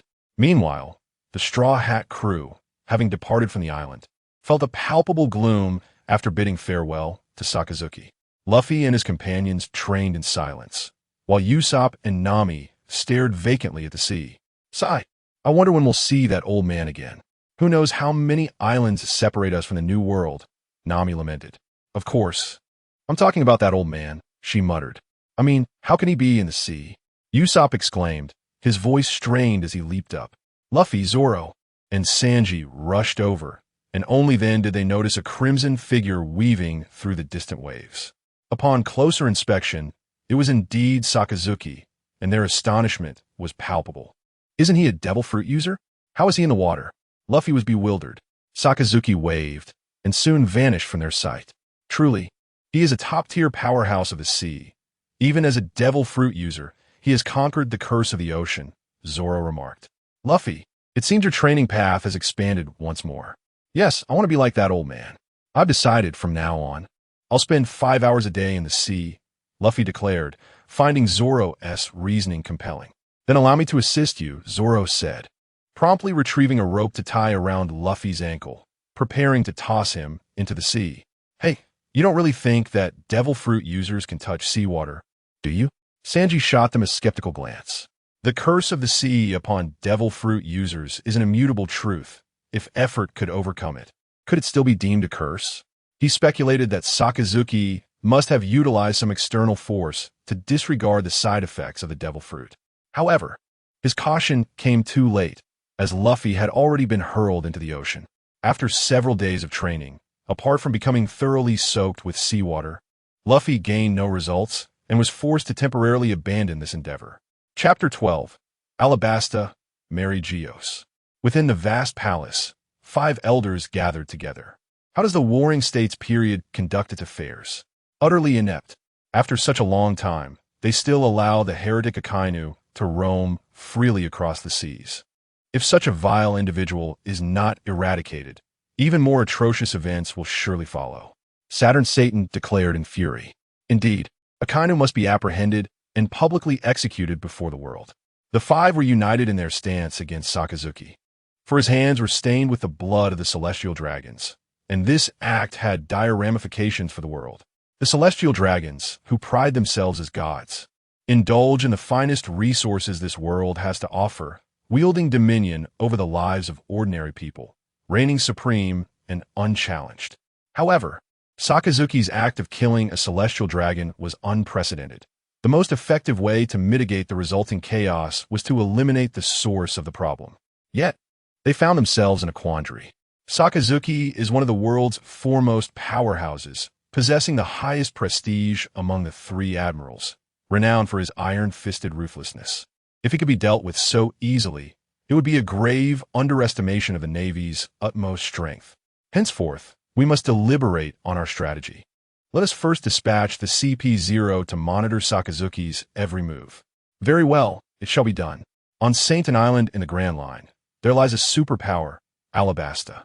In the rain, A man with a golden hook for a left hand and a terrifying stitched wound across his face puffed on a cigar. He was none other than Crocodile, one of the 7 warlords of the sea, who sought to overthrow the entire Alabasta kingdom. With his slick-back hair, Crocodile observed Nico Robin as she gathered information. Though he was merely using her, he could not help but admire her capabilities. His efforts to protect Nico Robin were not in vain. She managed the entire Baroque works with remarkable efficiency. Initially, he only valued her ability to decipher the true history. "You've worked hard these days, Miss All Sunday." Robin smiled slightly, though the sincerity of that smile was questionable. In Alabasta, aside from the royal capital, the entire nation was gripped by drought, leading to widespread discontent among the populace, resulting in upheavals across the land. Across the endless desert, a robust figure clad in a red suit and a white coat approached slowly under the blazing sun. Gazing at the city within reach, Sakazuki chuckled. "Is this the city ruled by the crocodile? Nico Robin, is this your newfound protector? Let me see if he is as feeble as those who came before him." Over the years, Sakazuki had destroyed numerous pirate ships that Robin had allied with. In essence, he had inadvertently aided her by eliminating those who coveted her, allowing her a measure of respite. Had it not been for him, Nico Robin would have long been packaged and sold to the world government. Yet, Nico Robin could not comprehend this. She was acutely aware that the magma overlord relentlessly pursued her, forcing her to seek refuge without respite, which inevitably led to the downfall of numerous pirate crews. Her allegiance to Crocodile stemmed from a desire to leverage his reputation as one of the 7 warlords for protection. In the rain-soaked casino, a formidable man emerged, winning triumphantly and swiftly attracting Crocodile's attention. Sakazuki confidently occupied a seat at the gambling table, where the chips amassed to resemble a small mountain. However, the casino patrons dared not voice any objections, for 2 charred corpses lay on the floor, both belonging to officers of Baroque works. "Hey, what's the holdup? Shouldn't you start the game already? Are you unable to handle a customer's wager?" Sakazuki glared menacingly at the dealer, who trembled in fear. Yet, he could not proceed. To do so would surely invite his boss's wrath. With Sakazuki's stake amounting to 300 million, should he win, the rules dictated he would owe 32 times that in berries, an astronomical total of 9,060,000,000 berries. Even the world's strongest man, Edward Newgate, would not be worth such an exorbitant sum. "Sir, our boss wishes to meet you. May I request a moment of your time?" The dealer breathed a sigh of relief as the enigmatic boss finally intervened, ensuring that regardless of the outcome, he would not bear the brunt of the consequences. Unable to afford the loss, seeking to eliminate the gambler, Sakazuki mocked with a sardonic grin. "Impossible. The Rain Banquet is the largest casino in the city and indeed all of Alabasta. Our boss is a virtuous man. He would never stoop to mistreating a customer." The casino staff replied with 4 smiles, fully aware that their boss would likely eliminate this audacious intruder, yet they could not openly admit such. "Ha ha, I have no time for idle chatter. I, too, wish to meet your boss. Lead the way," Sakazuki declared as he rose and stretched, the implication of their diminishing value apparent. "What do you mean by that?" The moment those words escaped his lips, an eerie silence enveloped the casino, with all eyes anxiously fixed on Sakazuki. "What does this mean? Firestorm?" Sakazuki's cruel smile widened as he unleashed a devastating punch, engulfing everything in molten lava. The cacophony of screams quickly silenced. Without exception, all were consumed by the magma, leaving no trace behind. The man who had previously schemed to deceive Sakazuki now found himself despairingly kneeling at his feet, his eyes betraying unmasked terror. As he gazed upon his burning comrades, he felt the weight of his impending doom. A monster, this man before him was nothing short of a true monstrosity. He cast aside all notions of pride and shame, for such sentiments had never held any significance for him. "Please do not take my life. I beg you, do not kill me." Sakazuki gazed down at the man, who was reduced to the utmost humility, persistently bowing and pleading for mercy. With an expression devoid of emotion, he replied, "Rise and lead the way. If my mood permits, perhaps I shall spare you." Yes, thank you, my lord. Thank you.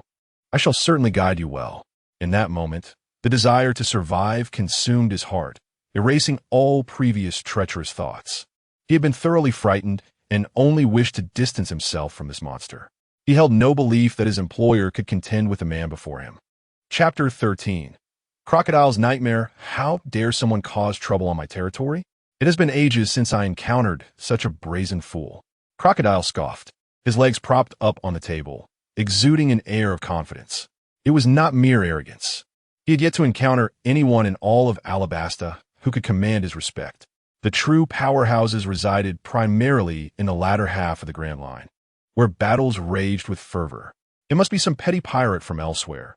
Otherwise, they would not be ignorant of your illustrious name. Robin chuckled. Oof. No matter who they are, daring to cause a ruckus in my domain only leads to one inevitable fate, death. I must attend to the disruptive vermin. You should take great care of the operations at the agency, for I still rely on them to manage Alabasta. Crocodile rose and strode towards the door. As Robin watched Crocodile's vanishing silhouette, an inexplicable sense of foreboding washed over her, reminiscent of her past encounters with other pirate crews. It cannot be. This is Alabasta, and that man's focus should lie within a new world.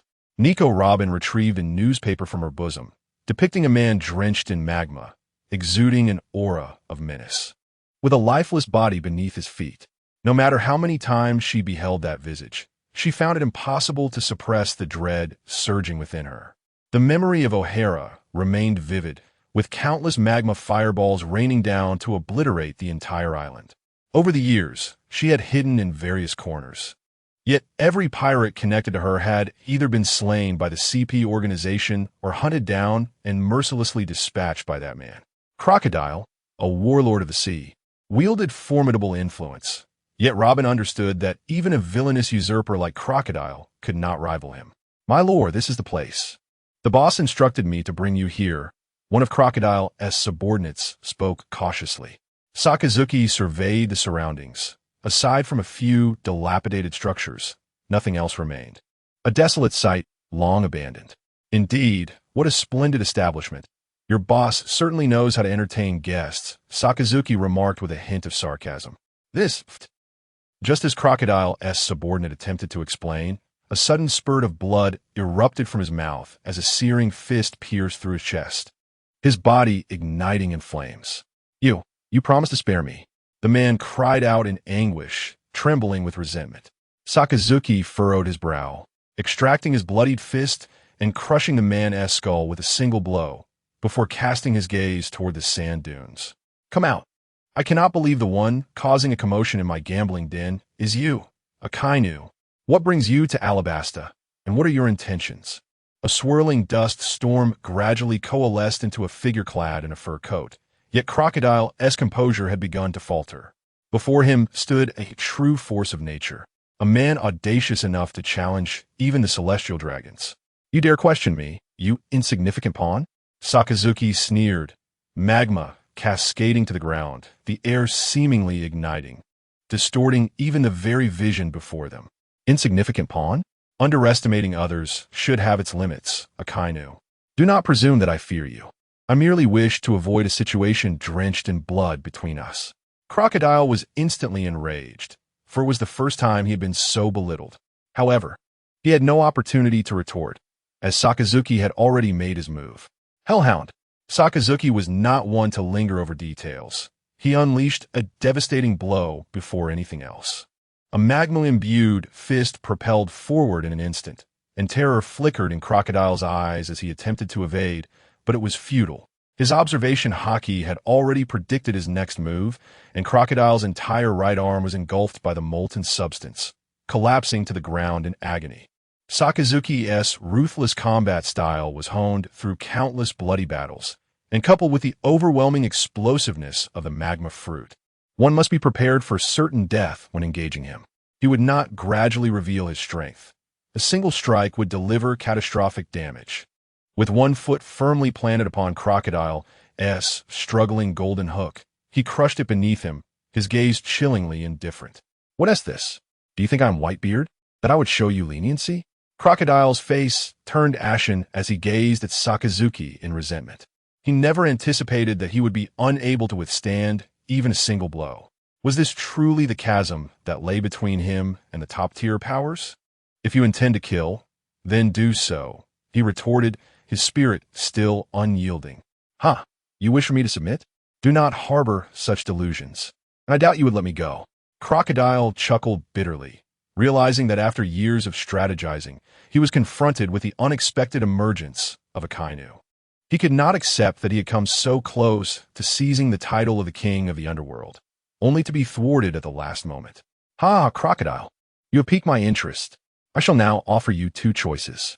First, join my crew and venture into the new world to contend for dominion over the seas. Second, I will send you to your death this very moment.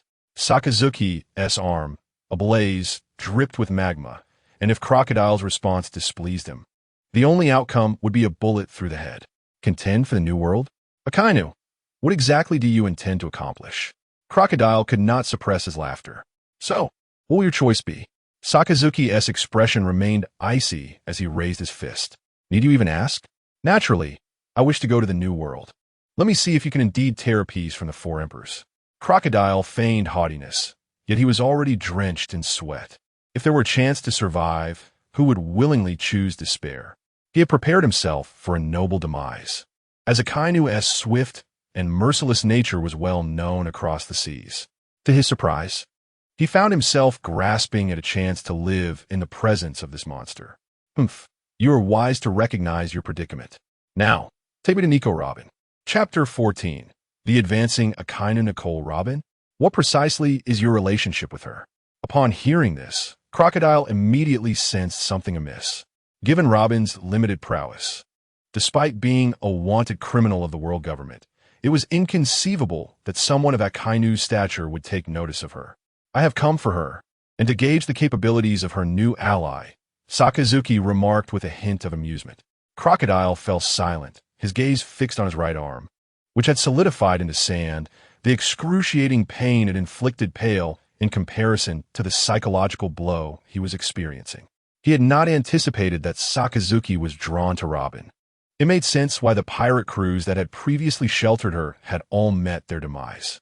Sakazuki was oblivious to Crocodile's thoughts and had no desire to delve into them, as only a singular path lay before him. He harbored no fear of betrayal from Crocodile, for unless he relinquished his aspirations of dominance and resigned himself to obscurity, Sakazuki would always be able to find him. Yet, it was evident that a figure like Crocodile could not bear such a fate. Like many pirates, he harbored dreams of ascending to the throne of Pirate King. Meanwhile, aboard the Mary, still charting its course across the seas, Luffy and his companions encountered Princess Vivi and forged a friendship with the giants in Little Garden. Now hastening towards Alabasta. The training during this period had greatly benefited Luffy, and he was brimming with anticipation at the prospect of confronting the 7 warlords of the sea. However, plans often go awry. The Baroque works had since changed their banner to that of the Straw Hat Pirates. Crocodile was actively amassing treasure and selecting new crew members, driven by the promise made by Sakazuki. Sakazuki had pledged that if Crocodile could defeat Luffy, he would fully support his ambition to become the Pirate King. If he failed, he would dutifully serve the pirate crew. Initially, Crocodile had regarded the Straw Hat Boy as a formidable monster from the New World, exercising caution. However, upon further investigation, he discovered that Luffy was merely a novice who had recently arrived from the East Blue, which provoked a sardonic laugh from him. Regardless of Sakazuki's intentions, Crocodile was confident he would not be defeated. Losing to a newcomer like this would render him unworthy of the title of warlord. Had it not been for Sakazuki's ruthless methods that had cost him one of his hands, Crocodile might have thought that Sakazuki was merely testing him. Recognizing his potential from the outset, Sakazuki, now seated in Crocodile's former position, was smoking a cigar with a visibly apprehensive Robin by his side. This was a significant improvement.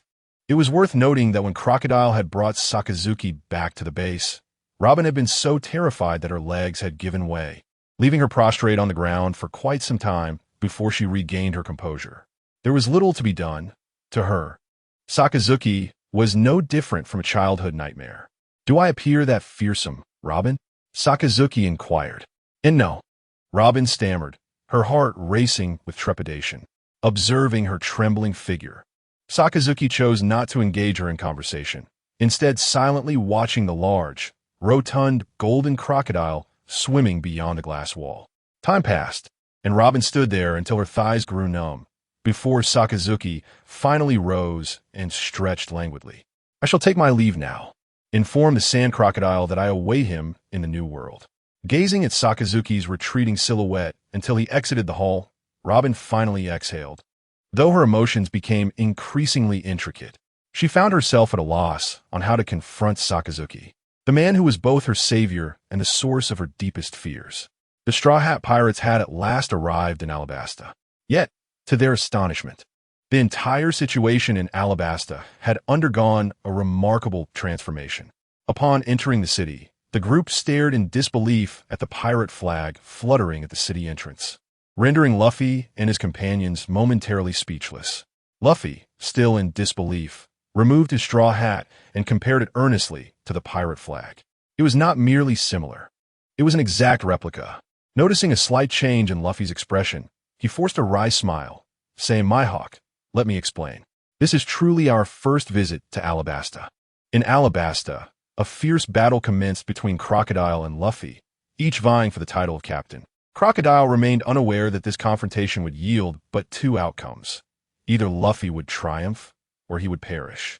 The so-called promise was merely a ruse to manipulate Crocodile into exerting himself, thereby alleviating much of Sakazuki's burden. Should Luffy emerge victorious, Sakazuki would undoubtedly honor his commitment, for the cost would not fall upon him. However, should Crocodile prevail, the dynamics would shift dramatically. Sakazuki would have no qualms about returning from the New World to eliminate him. By dispatching the one who made the promise, the notion of betrayal would cease to exist. After all, the system had chosen Luffy, and neglecting him was not an option. Towering red mountains loomed as Sakazuki emerged from the sea, relentlessly traversing the red line. The landscape was barren, devoid of the holy land Mariewa. The red line bisected the ocean, with the residents of the celestial dragons being but a small part of it. After departing Alabasta, he swam across the ocean, utilizing his formidable physique to navigate through storms and waves, all the while heading towards the Eternal Pointer. Whenever fatigue struck, he would simply float upon the ocean surface, and when hunger beckoned, he would dive into the depths to catch sea kings for a taste of sashimi. Such a leisurely existence ensued. After a relentless climb that lasted a day and a night, Sakazuki found himself atop the red line. The new world lay before him, and soon he would carve out a realm for his nephew, Luffy. Chapter 15. A grand scheme at the headquarters of the Ice Pirates. A gruesome tableau of carnage unfolded. Mountains of corpses and seas of blood, with molten lava coursing over the ground, interspersed with still intact bones and weaponry. Akainu, just wait. For one day, you too shall fall at the hands of the world government, he cackled maniacally. A colossal punch of lava shattered the ice pirate captain's skull, and the nearly 10-meter-high headless corpse gradually toppled to the ground. Mere fragments utter nonsense. This area, adjacent to Dressrosa, lay within the domain of Don Quixote da Flamingo. Sakazuki intended to establish a pirate faction here. The reason was simple. The forces of the four emperors were overwhelmingly vast. Any pirate crew in their vicinity either faced obliteration or subsumption, making it exceedingly difficult to cultivate new powers. Although Doflamingo was undeniably formidable, with skills and audacity that ranked among the elite in the underworld, he did not possess the dominion of an emperor. One must choose the soft fruit to squeeze. And thus Dressrosa became his target. Prior to that, however, he needed to purge the pirate crews surrounding the entire nation. Sakazuki was executing this plan with efficiency, having already consigned 6 pirate crews to the depths of the sea within the span of a week. His actions had naturally caught Doflamingo's attention. Dressrosa, known as the Island of Love and Passion, found Doflamingo in a state of disquiet despite having just completed a significant transaction that should have invigorated him. Akainu, how could that troublesome figure be lurking near our territory? This man, wanted by the entire world, dares to act with such impunity. Infuriating. Infuriating. Young master, Shall we gather our forces to apprehend him? Perhaps we could leverage him in negotiations with the world government, Diamante proposed. Doflamingo cast a glance at Diamante before raising his gaze to the ceiling. No, absolutely not. Unless absolutely necessary, do not engage Akainu, unless you wish for your demise. He was typically unafraid of the Navy and the admirals, as he held leverage over the world government, which allowed him to keep the Navy in check. However, Akainu was no mere admiral. He was a malevolent force bold enough to slay celestial dragons, thus showing no regard for Doflamingo. A heedless superpower was a terrifying prospect. In Doflamingo's mind, Akainu was akin to Kaido. After much contemplation, he declared, "Very well, I shall personally approach him and see if I can dissuade him." It was not an act of cowardice, but rather a recognition of the formidable nature of the adversary.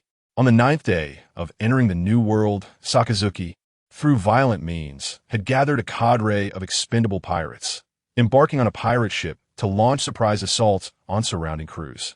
The need to discern between good and evil was rendered moot, for encountering a benevolent pirate on the high seas was statistically more improbable than winning the lottery. "Captain, they have all taken refuge on the island." The island was a primordial forest teeming with venomous creatures and ferocious beasts. Locating them would be akin to scaling a mountain. "Shall we disembark and continue the pursuit?" A scar-faced pirate gulped, casting a timid glance at Sakazuki. Just yesterday, the captain he had revered as invincible had been obliterated by this man with a single punch, leaving not even ashes behind. There is no need for that. Sakazuki stood at the bow of the ship, clad in a striking red suit, while his white coat billowed in the wind. He raised his gloved hand and intoned fiercely, "Meteor volcano." One after another, fiery fists of lava surged into the sky, disappearing into the clouds. Soon, a swarm of molten meteors hurtled towards the island, conjuring an apocalyptic scene. The successive explosions were breathtakingly magnificent, once again instilling fear into the hearts of the pirates, with some nearly soiling themselves in terror. As the formidable Don Quixote Doflamingo sped towards the distant explosions, his countenance darkened. Nevertheless, he maintained his composure as he approached Sakazuki's pirate vessel. "Doflamingo, why are you not residing peacefully in Dressrosa? What brings you here?" Sakazuki inquired, arms crossed, his demeanor utterly nonchalant. "Fufufu. Akainu, you have overstepped your boundaries. This is my territory. Leave this sea at once, and I shall pretend nothing has transpired." Doflamingo retorted with a menacing laugh, his voice dripping with an eerie tone that irked Sakazuki. "Oh, your territory? That is a matter of the past. From now on, wherever I set my gaze will be mine. You and your crew ought to vacate Dressrosa swiftly, lest I come to claim it myself. Furthermore, allow me to clarify, before me, you are no different from a dog on the street. Should I choose to, I can make you kneel and wag your tail at any moment." Such insulting words ignited Doflamingo's fury. He considered himself quite courteous. But the lack of respect from Sakazuki was intolerable. Demon dog.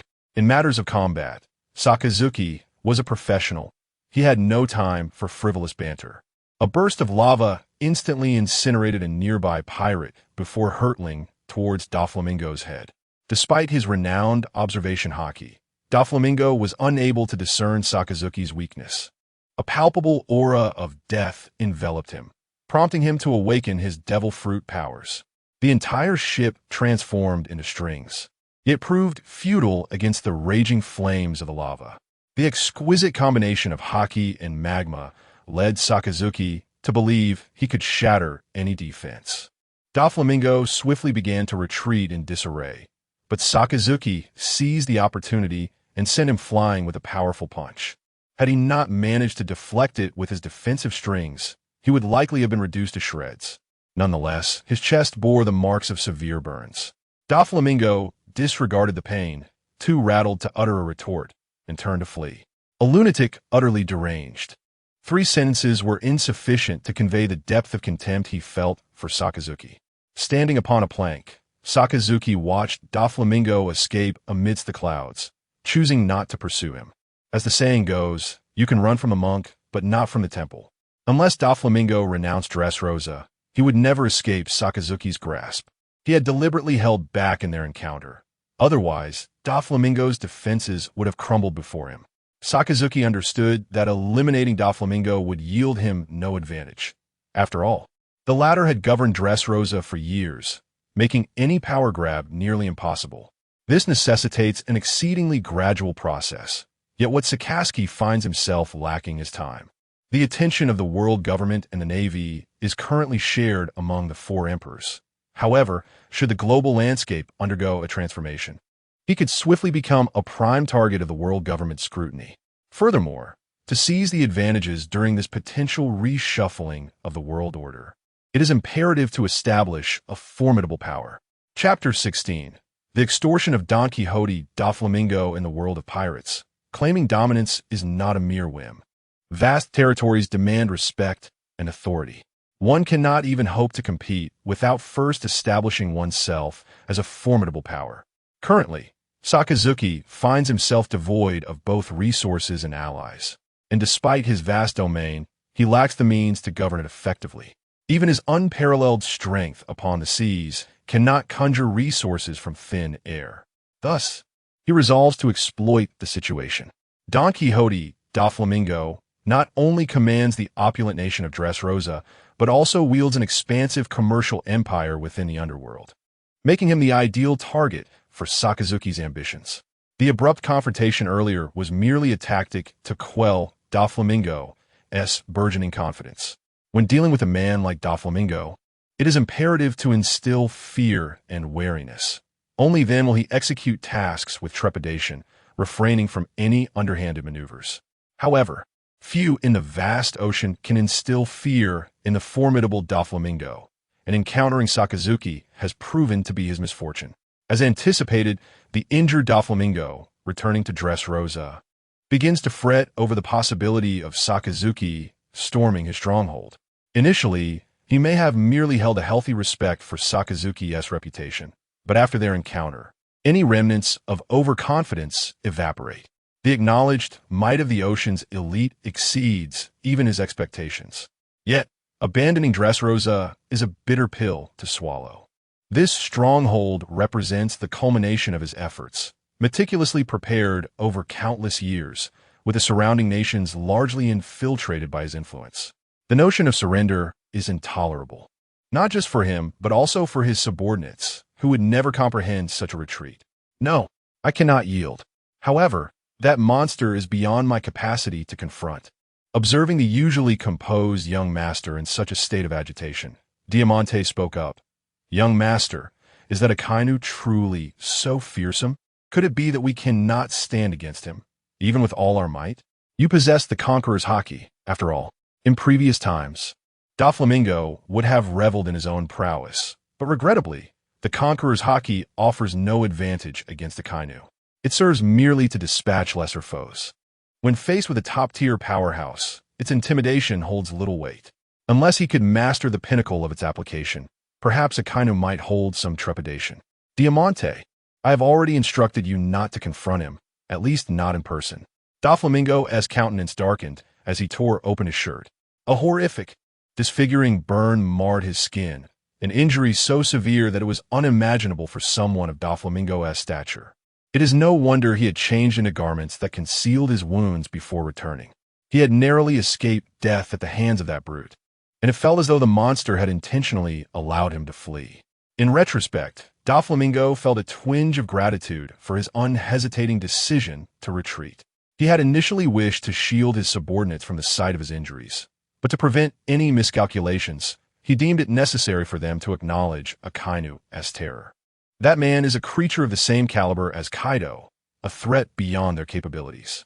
I have resolved to negotiate once more. Should that fail, I may have no choice but to enlist Kaido's assistance. Mingo slowly began to speak, and upon uttering those words, it seemed as though he had drained every ounce of his strength. He reclined quietly on the sofa, gazing at the chandelier suspended from the ceiling. The notion of requesting Kaido's assistance sounded deceptively simple. However, the price to be paid was staggering, potentially jeopardizing a significant portion of his empire to satiate his appetite. Unless absolutely necessary, Mingo wished to avoid direct contact with Kaido. The executives fell silent, Such a crucial matter could only be resolved by the young master, who would at most entertain suggestions. Master, a pirate has arrived with a transponder snail, claiming it is from a friend of yours. He also inquired if your wounds still pained you, reported one of his subordinates, awakening Mingo from his reverie. A friend? Could it be? Let him in at once, Mingo commanded, contemplating something with a grave tone. In a short span of time, he successfully established communication with Sakazuki using the transponder snail provided by him. On the other end, Sakazuki wasted no words, stating succinctly, 1 billion berries and 500 obedient pirates will be delivered shortly, before abruptly ending the call. Upon hearing this, Don Quixote Mingo let out a sigh of relief. He feared not the demands of the other party, but rather the possibility that they sought nothing and would come to eliminate him directly. Diamante, prepare 1 billion berries and ensure the delivery of 500 compliant pirates. It is imperative that we satisfy their expectations, he instructed, emphasizing the need for caution. Remember, do not act impulsively. To ensure the successful progression of affairs, Mingo dispatched his most trusted confidant. Master, is that truly all we shall provide? Surely. We must secure assurances from Akainu that he will not act against Dressrosa, Pika interjected, only to be met with Mingo's firm refusal. Pika, never attempt to negotiate conditions with a force far superior to your own. The result may well be retaliation. With Mingo's admonition echoing in their minds, Diamante and the others hastened into action. On an island not far from Dressrosa, Sakazuki basked in the sun alongside his newly acquired subordinates. To be precise, he was indulging in the warmth while the other pirates toiled under duress. A slight misstep could result in a deadly consequence, and in this high-pressure environment, the pirates worked with a diligence surpassing that of bees. Resistance was non-existent. Those who dared defy him had been reduced to mere magma. Sakazuki harbored no leniency. His methods were straightforward and brutal. Those who dared oppose him were swiftly dealt with, and if manpower was insufficient, he would simply recruit from the outside. After all, pirates were in no short supply in this era of the sea. Sir, Don Quixote Mingo's men have arrived, one of his subordinates reported promptly. Have them kneel as they approach. Sakazuki replied languidly, reclining in his chair, his muscular torso exposed. Kneel as they approach? The subordinate hesitated, unsure of how to respond. Although the infamous warlord of the sea was not present, the core members of his family had come. It was audacious for Sakazuki to demand that they kneel. What are you daydreaming about? Sakazuki's impassive voice snapped him back to reality, prompting a hurried retreat. Just say it. If anything goes awry, someone will take the blame. Chapter 17. The insult too great what? He expects us to kneel before him. Diamante, in a fit of rage, kicked down the pirate who had come to relay the message and cast an indignant glance at Sakazuki, who was resting atop a small hill. Proud as he was, had it been anyone else daring to speak to him in such a manner, he would have long since unleashed his wrath. Yet, this individual was someone even their young master feared, a living embodiment of a second Kaido. Pika coldly remarked, Diamante, you cannot be serious in expecting us to crawl on our knees. If kneeling is required, then let it be you. I cannot endure such a profound humiliation. Let us confront him directly. I doubt he would truly seek to make things difficult for us, as creating enmity with us offers him no advantage. After all, no matter how formidable he may be, he remains a wanted criminal of the world government and navy. Desperation for money and manpower drives him. Otherwise, he would not have issued such a disrespectful demand to our young master. Diamante declared, leading his subordinates straight into the fray. The pirates under Sakazuki were mere rabble, incapable of hindering the advance of Diamante and his cadre. Mr. Akainu, I have brought the items and personnel you requested over the phone. Diamante proclaimed with a boisterous laugh from a distance, unaware that it was their first encounter. Sakazuki rose, leisurely donning a red shirt that lay nearby. Did I not instruct you to enter on your knees? What is this? Did that little pirate fail to convey my message? Or perhaps you lack the capacity to listen. Sakazuki's aggressive words silenced the smiles on Diamante and his men's faces. Mr. Akainu, we have at least come to deliver money and personnel to you. Such humiliation is excessive. Had it not been for their apprehension of his formidable combat prowess, they would have already erupted in fury. Oh, are you suggesting I lack compassion? Ha! It seems you have misconstrued the situation. In my eyes, you are no more significant than stray dogs by the roadside. Underworld Hound. Sakazuki's figure had silently approached Diamante, an overwhelming presence eliciting primal terror within him. Yet, it was too late. The molten iron fist descended, severing half of his head, and his body collapsed with a thunderous crash. Diamante!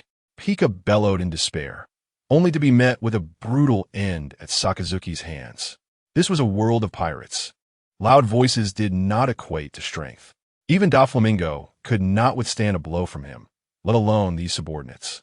Return and inform Doflamingo that these two dared to provoke me, and he is to send me another 1,000,000,000 berries as an apology. Sakazuki felt he had been more than merciful, at least leaving Diamante and Pika with intact corpses. It is worth noting that many pirates had perished at his hands, leaving no remains even for ashes. Yes, the remaining pirates, witnessing such brutality, could hardly articulate their thoughts, abandoning their berries and kneeling as they departed. What did you say? Diamante and Pika have been killed? Is this some sort of jest? Upon learning this news, Doflamingo and Dressrosa nearly fainted from rage. He never anticipated the sheer brutality of Akainu, whose temperament was even more volatile than Kaido's. Had he known, he would not have dispatched Diamante and Pika. Young master, Fufu, how dare you still linger in this world, watching helplessly as Diamante and Pika are slain? Doflamingo's face contorted into a grotesque smile as he subtly gestured, causing all his returning subordinates to meet a gruesome fate. He had never regarded these mere pawns, who barely qualified as members, with any concern. Given the magnitude of the situation, allowing them to remain would only increase the likelihood of future desertions. He must quell this momentum before it could grow. Suppressing his rage, Doflamingo dialed Sakazuki's number. Akainu, why did you execute my subordinates? If you do not provide me with a satisfactory explanation. After careful consideration, he realized he had no leverage against Sakazuki. The true fear lay with him, as the latter could arrive at Dressrosa at any moment to cause him trouble. It was utterly stifling. Doflamingo, who had awakened his Conqueror's Haki from a young age and risen from chaos to prominence, had never felt so beleaguered. You seek an explanation from me? Doflamingo, have you lost your mind? If that is the case, I shall personally come to Dressrosa to provide you with one. You better be prepared. My explanations are not for the faint of heart. Wait, that is not what I meant. Faced with such an overt threat, Doflamingo quickly backed down. He understood that this would only embolden Sakazuki further, but he was helpless, as the man was blocking the entrance to his stronghold. After a moment's contemplation, he spoke in a low voice, I will not pursue the matter of Diamante and Pika any longer. I will also send the 1,000,000,000 berries. But I hope such events do not recur. My patience has its limits. Sakazuki disregarded Doflamingo's veiled warning, remarking that limits could be expanded. Regardless of how much Doflamingo despised him, in the face of absolute power, Sakazuki could employ any means necessary. If Doflamingo had the audacity to confront him, he would certainly be prepared to respond. Such insolence. After ending the call, Doflamingo smashed his table in a fit of rage, his expression twisted in agony. Diamante and Pika were crucial members of his family. If he failed to manage this situation, the unity of his clan would become a mere joke. His rapid ascent had largely depended on the solidarity of his family's power. However, Akainu loomed like an insurmountable mountain that he could not displace. He had already communicated with the Gorosei, who were currently unable to handle such a formidable opponent. This was the New World, not the Navy's territory, and certainly not under the jurisdiction of the world government. Capturing a monster like Akainu was nearly impossible. Now, the only ally he could rely on was Kaido. Damn Akainu, you have forced my hand. Doflamingo finally resolved to take action. Meanwhile, Sakazuki, enjoying the sea breeze on an island, suddenly wore a look of delight. It is not merely because Brother Ming has bestowed upon him 1,000,000,000 berries, but rather due to the accumulation of his esteemed mentor points. Luffy has vanquished Crocodile. Though the means of his victory remain shrouded in mystery, he has ultimately triumphed. Despite his reluctance, Crocodile has been acknowledged by Luffy. It appears that the recruitment of crew members necessitates the captain's endorsement. Sakazuki pondered this matter. He does not believe that Crocodile's submission signifies a successful recruitment. Such a notion is implausible. He is well aware of Crocodile's duplicitous nature, a cunning individual who will stop at nothing to achieve his aims. The only plausible explanation is the necessity of Luffy's approval. Regardless of the circumstances, as long as the individual boards the ship and receives Luffy's affirmation. Crocodile has unexpectedly provided him with 5,000 mentor points, a surprisingly substantial amount. However, to acquire extraordinary items, this is still woefully inadequate.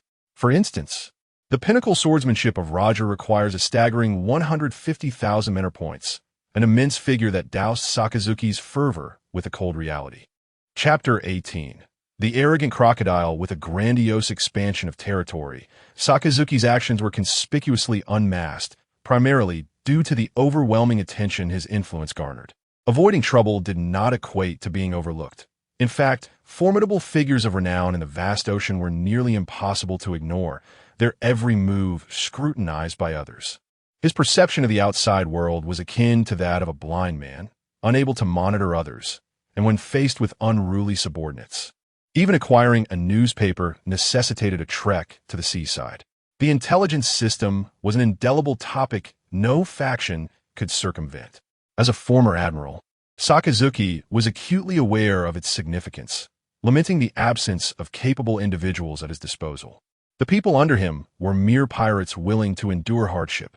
While they could pillage and plunder, expecting them to perform other tasks was a considerable challenge. Intelligence operatives could not simply be summoned at will. Were it not for the system, how could he have accompanied a fledgling with a straw hat, a novice like Luffy, who commenced his journey with nothing but scavenged gear? During his tenure as an admiral, he commanded a plethora of elite soldiers, managing his responsibilities with ease, focused solely on formidable adversaries of equal standing, rather than being embroiled in every detail. My lord, a pirate ship has been lingering in the nearby waters, displaying a straw hat flag, which lacks distinctiveness. It appears to be a newly established crew, one of his subordinates reported. A straw hat? Crocodile has finally made his appearance, Sakazuki mused. Bring them here. With a map of the sea before him, Sakazuki meticulously outlined areas marked in red, signifying territories already claimed, though currently ungoverned. Crocodile's arrival was fortuitous, as he could effectively consolidate and manage the pirates. An initial estimate suggested that at least 50,000 personnel would be required to satiate Sakazuki's ambitions, given that the waters surrounding Dressrosa had been virtually earmarked for his control. The number of additional personnel needed for subsequent development would have to be determined step by step. Crocodile, how did it go? Did you emerge victorious? Sakazuki inquired, feigning ignorance of the outcome, only to make Crocodile feel awkwardly self-conscious. Although Luffy had defeated him in an almost bizarre manner, a loss was still a loss. He could hardly fathom that the brat would resort to a urine attack, rendering his elemental transformation ineffective. In summary, it was a battle he preferred to avoid discussing. Since there are no objections, let us commence our work. I need your men to withdraw from Alabasta. I am currently in dire need of manpower. This alone was insufficient, as the expanse of these waters was vast. And even with abundant resources, considerable effort would be required for extraction. Moreover, you must allocate time to learn Haki, otherwise you will struggle to survive in the New World. I do not wish to hear news of you being obliterated by some unknown pirate. Sakazuki tossed the delineated map to Crocodile. I understand. I've already grasped the principles of Haki. I was merely preoccupied with seizing Alabasta and lacked the time for training, Crocodile replied, glancing at the nautical chart and chuckling. You seem intent on encircling the entirety of Dressrosa. Doflamingo must be quite anxious now. Indeed, I eagerly anticipate his next move. Will he continue to be oppressed by the old man, or will he seek assistance from other powers? The world government? Or Kaido? Sakazuki remarked with keen interest. The situation is becoming increasingly intriguing. A glimmer of expectation flashed in Crocodile's eyes. If that fellow were to be slain by the monstrous Kaido, he would finally be free. However, the likelihood of such an event is rather slim, as the man before him is undoubtedly as terrifying as those emperors of the sea. Yet, The thought of a confrontation among the world's elite is exhilarating. Crocodile turned to leave, his arms formed of sand, slightly affecting his combat prowess. But for someone on the cusp of awakening his fruit, the impact was negligible. He hoped to leverage this momentum to rise from adversity and fully awaken his sand fruit. He had learned much from Sakazuki, primarily the importance of Haki. Only by combining one's fruit abilities with Haki can one become a true powerhouse, capable of dominating a region. During their initial encounter, Sakazuki had imparted a harsh lesson using his armament Haki. Unfortunately, the tuition was rather steep.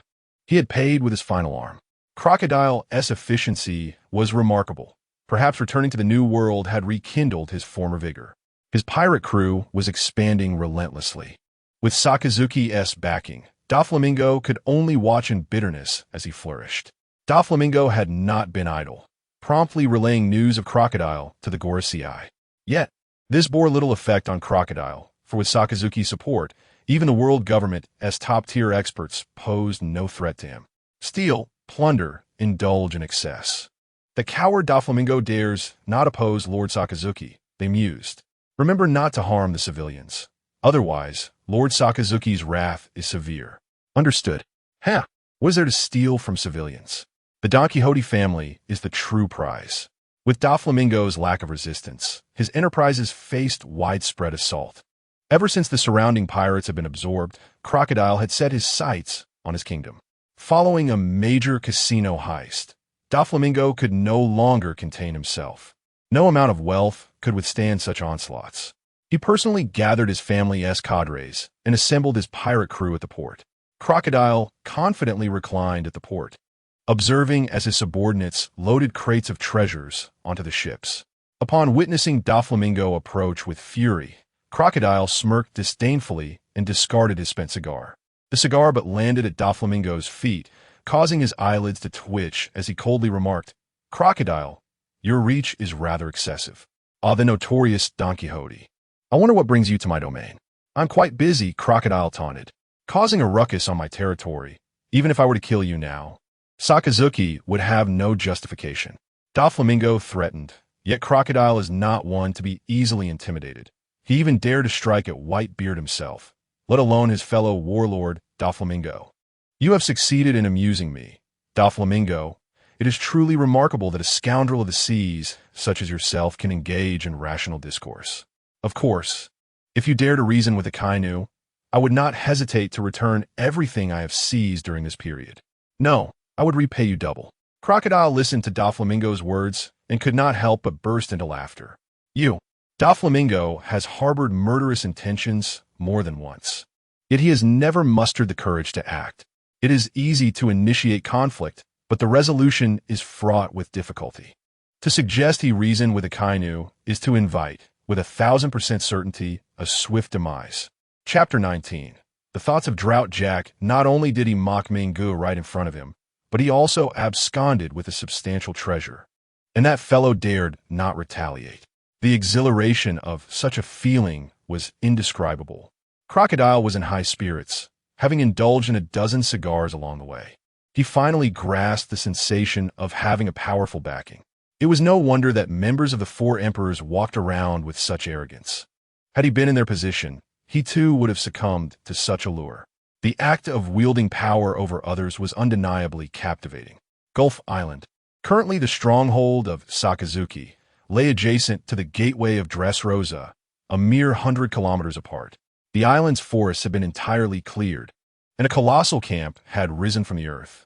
At the center of the island was a freshwater lake nearly 10 kilometers in diameter, which Sakazuki had transformed into an artificial lake, gathering all his people there for its development. He personally oversaw its construction, achieving remarkable efficiency. In the heart of the artificial lake, a water plant, resembling a small hill, partially emerged from the water surface. At the center of this aquatic plant, a black flower, poised to bloom, was slowly unfurling its petals, surrounded by tendrils of black lightning. Undoubtedly, this was yet another of Sakazuki's masterpieces. This exquisite water plant, which he acquired at the cost of 500 mastery points, was a growing treasure. Once it blossomed and bore fruit, Consuming it would grant one the pinnacle of Conqueror's Haki. However, the conditions for it to flower and bear fruit were exceedingly stringent, requiring 200 years of normal cultivation. Such an extensive period was unacceptable to Sakazuki. Despite his towering height of 3 meters, he remained human. The true reason behind Sakazuki's decision to purchase this water plant was its ability to accelerate growth by devouring Conqueror's Haki. Although Conqueror's Haki was a rare phenomenon, it was not entirely absent from vast seas, with many formidable individuals present. Doflamingo was the closest target. Had he not retained his value, Sakazuki would have already seized him. He would have shackled him with sea prism stone, compelling him to incessantly release Conqueror's Haki for the plant to consume. Circling the enormous water plant, Sakazuki swam away from the artificial lake. With waves of builders being summoned to the island, a city would soon emerge. As for the funding, the majority originated from Mingu. He had already extracted 2 billion berries from Doflamingo, and combined with the plundered resources from his subordinates, he estimated a fortune exceeding 3 billion berries. It was no wonder Mingu was on edge, even with his control over Dressrosa. It would take time to amass such wealth. However, this was far from Ming-Ji's limit. Sakazuki was well aware that his underground business network was just as formidable as his public endeavors. Renowned in the underworld as the Joker, Sakazuki had no qualms about gradually reaping the rewards, waiting until his power had sufficiently developed before swallowing Doflamingo whole. Doflamingo surely understood this, and regardless of circumstances, he would undoubtedly take action soon. If no measures are taken, even if Sakazuki refrains from causing trouble, Crocodile and his minions will soon plunder the coastal industries. Today, they brazenly raided a large casino. Had it not been for Doflamingo's restraint, a conflict would have already erupted. With the first occurrence, a second is inevitable. Crocodile's subordinates can hardly contain themselves upon sighting the Don Quixote family's enterprises akin to wolves pouncing on sheep. They seize anything of value, and if there's nothing left to take, they even pack up furniture. Such a gluttonous consumption is truly repugnant, prompting Doflamingo to resolve firmly. A plea for assistance was swiftly dispatched to Wano country. The bandits of the desert are hardly worthy adversaries. Gather all forces and withdraw all valuables. Leave nothing of worth for those brigands. Should matters reach an irreparable state, we shall depart from Dressrosa and, at worst, rise again. Doflamingo gritted his teeth as he spoke. Young master, what of the beast pirates? Our cooperation with them is profound. They cannot simply stand by. If they choose to watch us battle, we shall sever their weapons and artificial devil fruits, the officers proposed, attempting to dissuade him from forfeiting Dressrosa, even if the words came from Doflamingo himself. They exhibited considerable resistance. Let us discuss further. Cooperation is straightforward, but severing ties is no simple task. The beast pirates are not easily dealt with. I trust they can weigh the pros and cons, Doflamingo said with a headache. Although the beast pirates are unlikely to allow Sakazuki to consume them, they certainly would not come without purpose. He feared that driving away the tiger would invite in the wolf. Unable to fight back or flee, with all their possessions at stake, Doflamingo could only hope for a conflict between the beast pirates and Sakazuki, leading to mutual destruction, thus providing him with an opportunity to salvage the dire situation. In Wano country, on Onigashima, a drunken Kaido danced comically, transforming into an azure dragon soaring into the heavens, only to revert to his human form and plummet back to the earth, reveling in the merriment. Jack, the drought, anxiously observed Kaido from below, hesitant to approach. He was not like Brother Jin. Disturbing Kaido's revelry would undoubtedly result in a beating. Unfortunately, both of the elder brothers were preoccupied with territorial matters, leaving him as the sole prominent figure on Onigashima. Naturally, the troubles of Doflamingo fell upon him. With a thunderous roar, Kaido suddenly went berserk, weeping and wailing, before abruptly raising his kanabo and striking the sky, shattering the clouds. Jack bore witness to this brutal scene, swallowing hard. Perhaps it would be best to retreat, and perhaps Doflamingo's troubles could resolve themselves. Yes, that's it. Jack quietly slipped away. Little did he know that this decision would haunt him profoundly in the future. Chapter 20. Arrogance Dressrosa. Is that not the domain of Don Quixote Doflamingo? What could possibly compel Sakazuki to establish a foothold here? Sengoku found himself perplexed by Sakazuki's actions. He had initially assumed that Sakazuki would, much like a dragon, amass strength before executing a grand endeavor. He was acutely aware of the growing might of the Revolutionary Army, a subversive force that had prompted the Gorosei to devise numerous targeted strategies. A significant portion of the CP organization's efforts was focused on the Revolutionary Army. Yet, the audacity of openly building power and vying for resources against Doflamingo truly bewildered him. Ha! Sakazuki is actually in Dressrosa. It will be intriguing to see how that little rascal Doflamingo responds. Sakazuki would undoubtedly not be deterred by his celestial dragon status. Carp chuckled as he munched on senbei. Carp, you scoundrel. The threat posed by Sakazuki far eclipses that of Doflamingo. In any case, we must thoroughly investigate his intentions. As a fellow Marine, you cannot be oblivious to the extent of Sakazuki's capabilities. Last time, Kazan fought him at Reverse Mountain, yet Kazan has remained tight-lipped about that encounter, leaving me at a loss for answers. Sengoku was deeply troubled. None of his subordinates offered him any respite. While he had previously harbored reservations about Sakazuki's ruthless combat style, it was only after Sakazuki departed from the Navy that he recognized the value of his diligence. Although his temperament was rather fiery, his reliability in executing tasks was commendable. Oh, hello, Admiral Sengoku. What brings you to summon me? I am quite busy with an endless workload every day. A yellow light flashed outside the window, followed by a somewhat languorous voice at the door. The leisurely Kizaru, donned in glasses, strolled into the office, found a seat, and nonchalantly began to trim his nails. Anyone familiar with Kizaru knew that his words were mere trifles. Aside from Carp, he was the most indolent among the Marines, renowned for his penchant for slacking off. Kizaru, I need you to make a trip to Dressrosa and ascertain Sakazuki's intentions. Sengoku had long abandoned the fanciful notion of apprehending Sakazuki. His sole desire now was to comprehend Sakazuki's maneuvers to ensure they would not jeopardize the forthcoming grand plan. He even confided this matter to Carp. Dressrosa?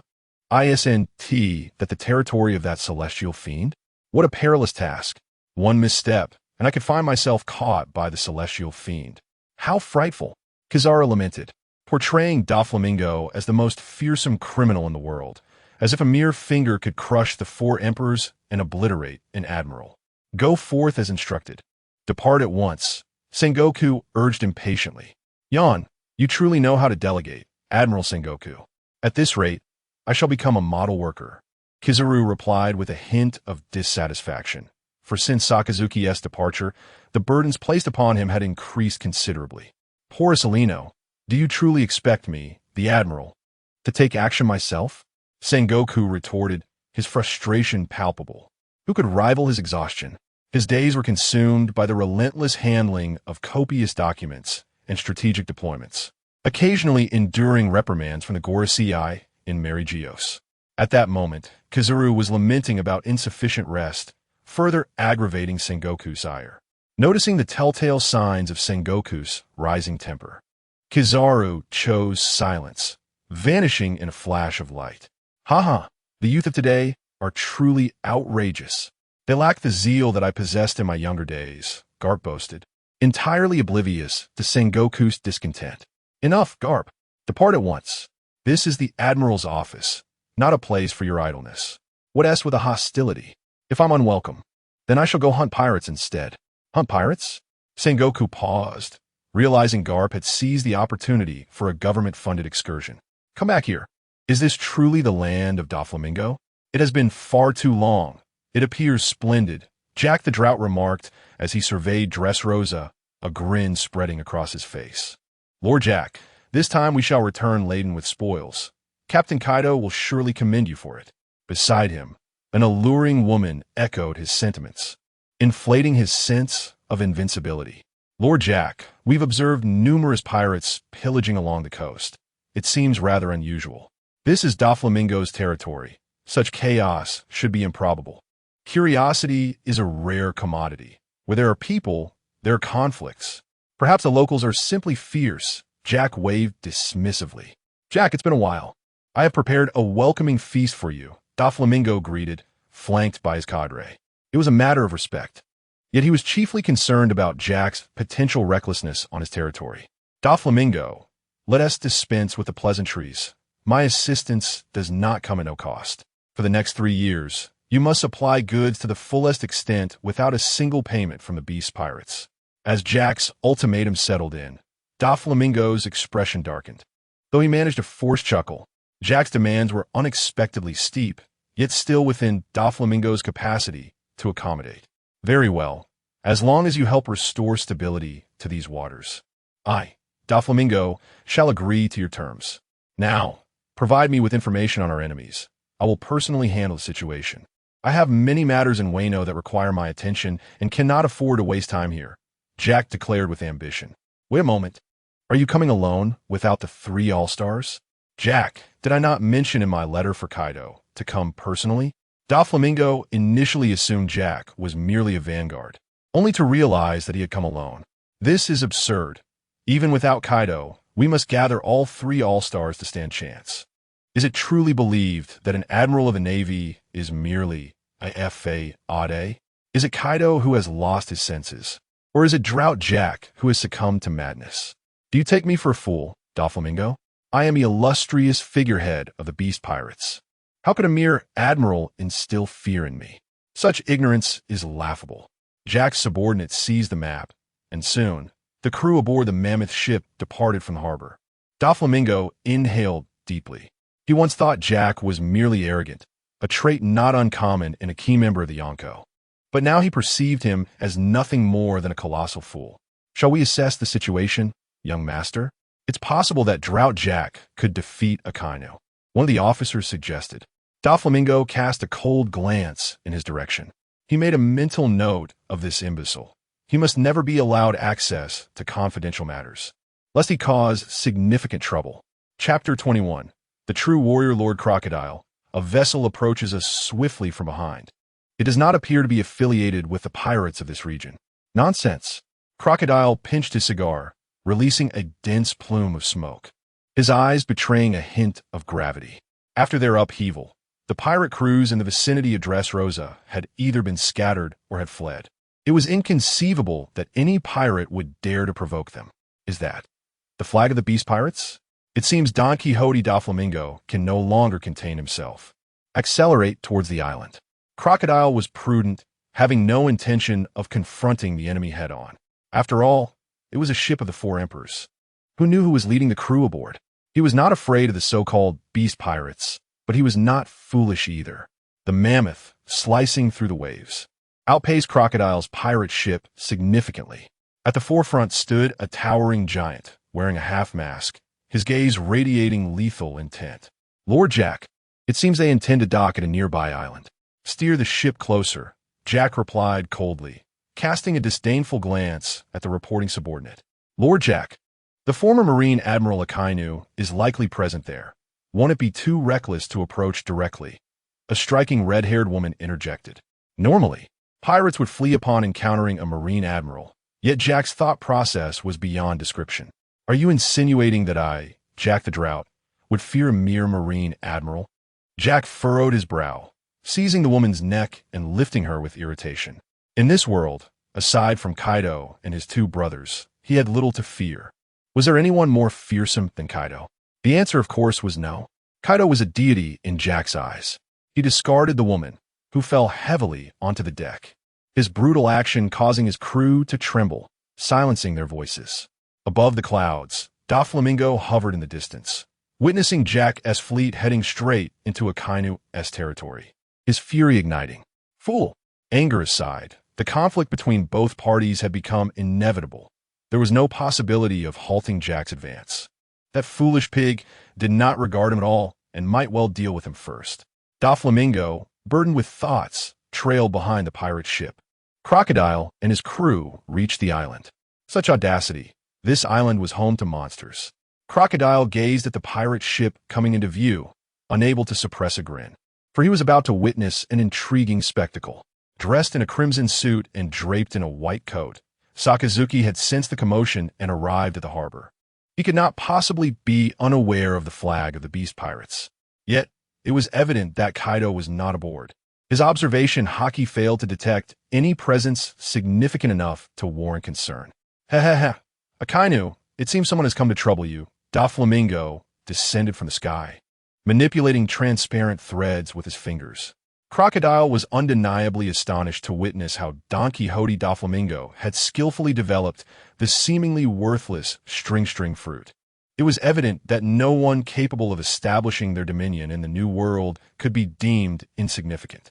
However, engaging in a civil conversation with him was an impossibility, unless Doflamingo exhibited the same ruthlessness as Akainu. Those individuals are not your hired help. Are they, Doflamingo?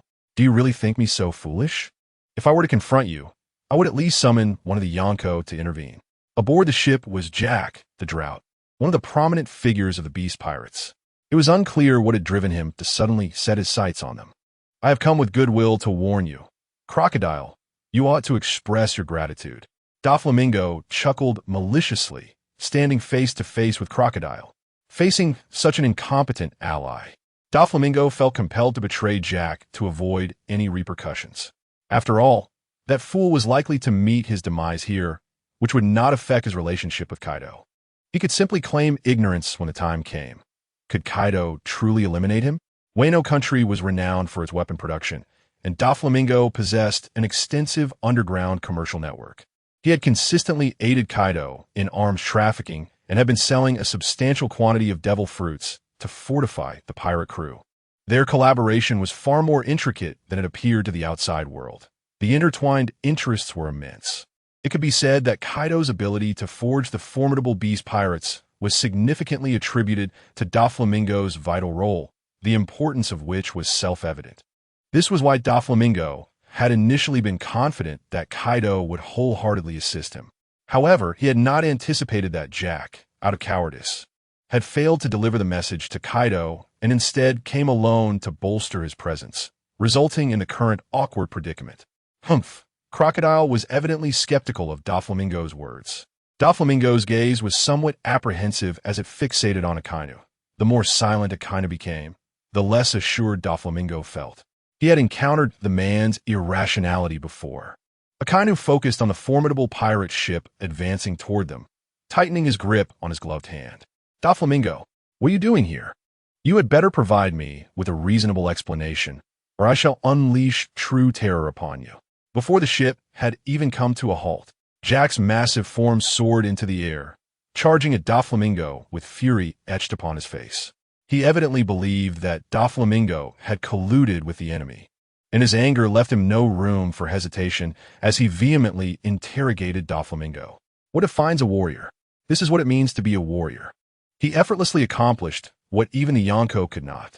Even the pirate emperor of the New World would dare not lower his guard before Akainu, let alone someone like Jack, exposing his vulnerabilities. Akainu's fists, enveloped in a layer as dark as ink, tensed slightly, and in the blink of an eye, he closed the distance to Drought Jack. Infernal dog!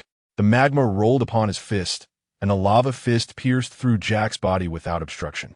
Ag! The pirate, with a bounty of 1 billion berries, was transformed into a donut by Akainu's attack. Clarify your position, you fool. Sakazuki seized his hair and forcefully thrust his head toward the ground with extreme violence, driving Jack's skull directly into the earth. Were it someone like Don Quixote Doflamingo, such an injury would likely be fatal. However, Jack, being a Zoan-type devil fruit user, is notoriously tough and resilient. Even after such a beating, he merely succumbed to unconsciousness. Cuff him with sea stone handcuffs and cast him into the mountains to toil, Sakazuki stated. As for the others, how about you handle them, Doflamingo? Sakazuki turned his gaze toward Doflamingo. Though it appeared as a question, Doflamingo understood that a wrong answer could result in a fate far worse than Jack's. I would be delighted to, Doflamingo replied with a chuckle. Chapter 22. Extortion Crocodile disseminated the news, declaring that Drought Jack had been captured by him. If they wished to see this fool spared, Kaido would have to pay a ransom of 20 billion berries. Furthermore, he added a note of defiance, inviting any grievances to be settled in Dressrosa. It was utterly absurd. Having just arrived in the New World, he was already entangled in a conflict with one of the 4 emperors. Yet, it suited him perfectly, A confrontation with the white-beard pirates would be even more splendid. Crocodile chuckled. Sakazuki paid no heed to Crocodile's musings. After witnessing Doflamingo eliminate Jack's subordinates, he called out, "Doflamingo, come here." This command sent a chill of dread down Doflamingo's spine. Do not be alarmed, Doflamingo. I shall not reveal your betrayal of Kaido. Sakazuki reassured him, patting Doflamingo's shoulder in a manner akin to that of a concerned friend. Are you threatening me? Doflamingo's expression shifted, a wave of indignation washing over him. Since his youth, he had exhibited remarkable talent, earning the loyalty of his subordinates, such as Treble, and had always been the one to intimidate others, who dared to threaten him in return. Akainu, you have gone too far. Doflamingo's domineering aura erupted unintentionally, startling the birds from the trees. However, apart from a few scoundrels, the others remained largely unaffected, particularly Sakazuki, who found such a display of Haki less impressive than a mere fireworks display. He had frequently encountered top-tier Conqueror's Haki, and Doflamingo's was hardly worthy of his attention, serving merely to clear out the weaklings. Calm down. How about 100 billion? For that sum, I will keep your secret. It's hardly a significant amount for you. Consider it a gesture of goodwill to assist your friend. Sakazuki disregarded the threads ensnaring Doflamingo, cracking his knuckles with a series of sharp sounds as he maintained pressure on Doflamingo's shoulder. One could not deny that Doflamingo was tough, even as Sakazuki crushed his bones. He remained silent. Nonetheless, the excruciating pain jolted him into clarity. He recognized that Sakazuki had an insatiable appetite, viewing him and his forces as prime sustenance, intent on draining them completely. Unfortunately, he found himself powerless to resist, as their strengths were vastly unequal. Abandoning Dressrosa was the only option. Otherwise, he would be at the mercy of Sakazuki's whims. 100 billion. Even if he liquidated all his assets, it would scarcely amount to that. Sakazuki was intent on stripping him bare. Doflamingo pondered how to navigate the aftermath, but he was naively overestimating his options. Sakazuki would not let go of such a lucrative opportunity. Rather than seize Dressrosa, it would be wiser to first deplete Doflamingo's amassed wealth and then expand his influence. Crocodile fetched Doflamingo a pair of sea prism stone handcuffs and shackles, the highest quality available. Ha ha ha, I shall deliver them at once. Crocodile cast a sympathetic glance at Doflamingo, who was firmly in Sakazuki's grasp. The fate awaiting this individual is scarcely more favorable than his initial circumstances. Sakazuki possesses a profound understanding of the ferocity exhibited by Don Quixote Doflamingo. The expression on Doflamingo's face shifted dramatically.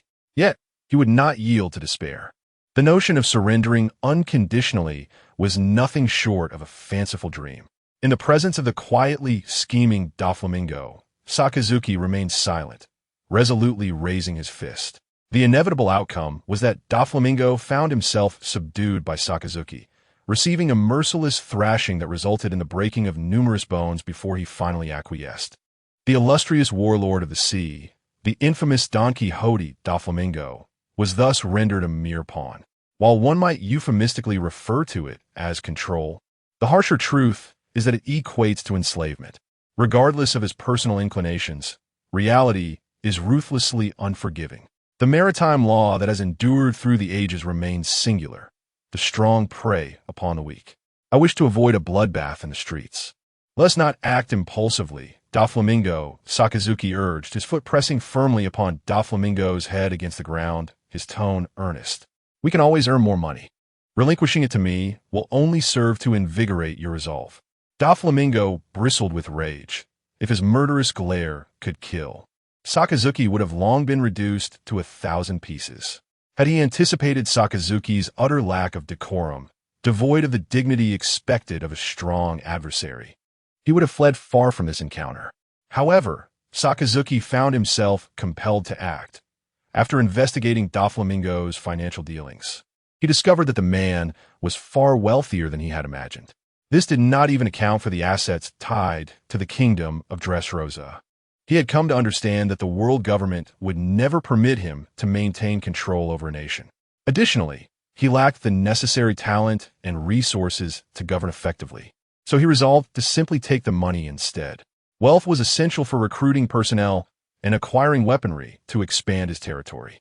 His efforts to bolster Luffy's influence were indeed a labor of love. 100 billion is impossible, absolutely unfeasible. I shall reconsider. Sakazuki pressed down harder, shattering Doflamingo's facial bones. His tone as frigid as ever. Doflamingo, my patience is finite. Next time, you shall have no chance to plead for mercy. Sakazuki stated impatiently. Observing the scene, one of Doflamingo's subordinates promptly brought forth a watermelon, crushing it underfoot, resulting in an explosive rupture. This spectacle momentarily halted Doflamingo, who turned his neck awkwardly and laughed in a disheveled manner, a grimace that resembled more of a cry than a chuckle. Having accepted the grim reality of his extortion, Doflamingo regained a modicum of composure. Sakazuki could even discern that this man's demeanor had noticeably softened from its earlier aggression, harnessing his oppression as a source of motivation. Doflamingo's future might yet hold promise. 100 billion is feasible, but it must await my safe departure. I cannot trust you. Doflamingo spat through clenched teeth. Very well, but should you deceive me, I shall eradicate everyone under your command. Even if you flee to the ends of the earth, it will be futile, Sakazuki retorted, releasing Doflamingo.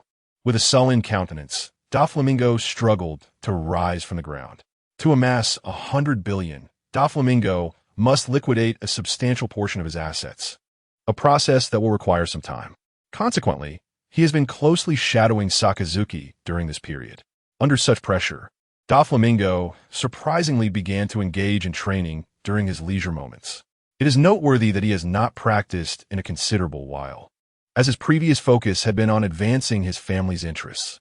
Despite the constraints of shackles, Doflamingo, appearing somewhat disheveled, completed his training and received a meal box, which he consumed expressionlessly beneath a tree. The treatment afforded to everyone on the island is uniform. Even Sakazuki is not an exception, as there is no deliberate targeting of him. In light of the impending 100 billion that Doflamingo is set to deliver, Sakazuki is inclined to treat him with kindness. Crocodile, while puffing on a cigar and savoring his meal, strode purposefully towards Doflamingo. Doflamingo, you look quite disheveled, he remarked. Doflamingo scoffed in response. Crocodile, have you come solely to mock me? I'm not so trivial. Sakazuki has instructed you to head to the center of the island, so be quick about it. Crocodile announced before departing, leaving Doflamingo in a state of bewilderment. Chapter 23. Kaido arrives. Don Quixote Doflamingo sauntered into the heart of the island, resembling a prisoner shackled by his own misfortune. He approached the lakeside, gazing into the reflective surface and confronting the dismal image of himself, clad in a once vibrant pink coat, now dulled to a shade of gray. Was this disheveled vagabond truly him? A sardonic smile crept upon Doflamingo's lips, his eyes brimming with resentment. All this humiliation was inflicted upon him by Akainu, and he vowed that one day he would exact his revenge on that man. Suddenly, a sharp pain jolted through him as one of the pirates accompanying him playfully slapped the back of his head. What are you dawdling for? Hurry up and go in. We mustn't keep Admiral Sakazuki waiting, the pirate urged. Doflamingo shot a venomous glare at this insignificant figure, Karami, who dared to challenge him. Truly, it was a disgrace for a tiger to be bullied in the lowlands, even by such filth. Near the central island, a pavilion had been erected where Sakazuki sat. Leisureli, siping there. Take a seat over there, he instructed, gesturing toward a small circular platform by the lake's edge, surrounded by several similar structures. Doflamingo, perplexed yet reluctant to hesitate, walked over and stood upon the platform. Doflamingo, from this moment on, you shall continuously unleash your Conqueror's Haki until you are utterly exhausted. Should you dare to slack off, you know all the consequences that await you, Sakazuki commanded. Doflamingo was baffled. What do you intend to accomplish, Akainu? Surely you cannot be toying with me. Your incessant prattling is tiresome, Sakazuki replied, his gaze darkening, silencing any further retort from Doflamingo. Reluctantly, he began to release his Conqueror's Haki. Sakazuki observed intently. Doflamingo's mastery of Haki was merely at an intermediate level, a middling standard. Prolonged exertion of Haki served little purpose, only depleting one's physical and mental stamina. Even the likes of Roger and Whitebeard, supreme masters of Haki, would never engage in such a futile endeavor. Then, an astonishing phenomenon occurred. Doflamingo's Haki began to be guided by an enigmatic force, slowly ebbing toward its source. He sensed it, glancing toward the center of the lake and realizing something profound, quickly averting his gaze. Sometimes, the more one knows, the more perilous the situation becomes. He had no desire to court disaster. It appeared that Doflamingo alone was insufficient.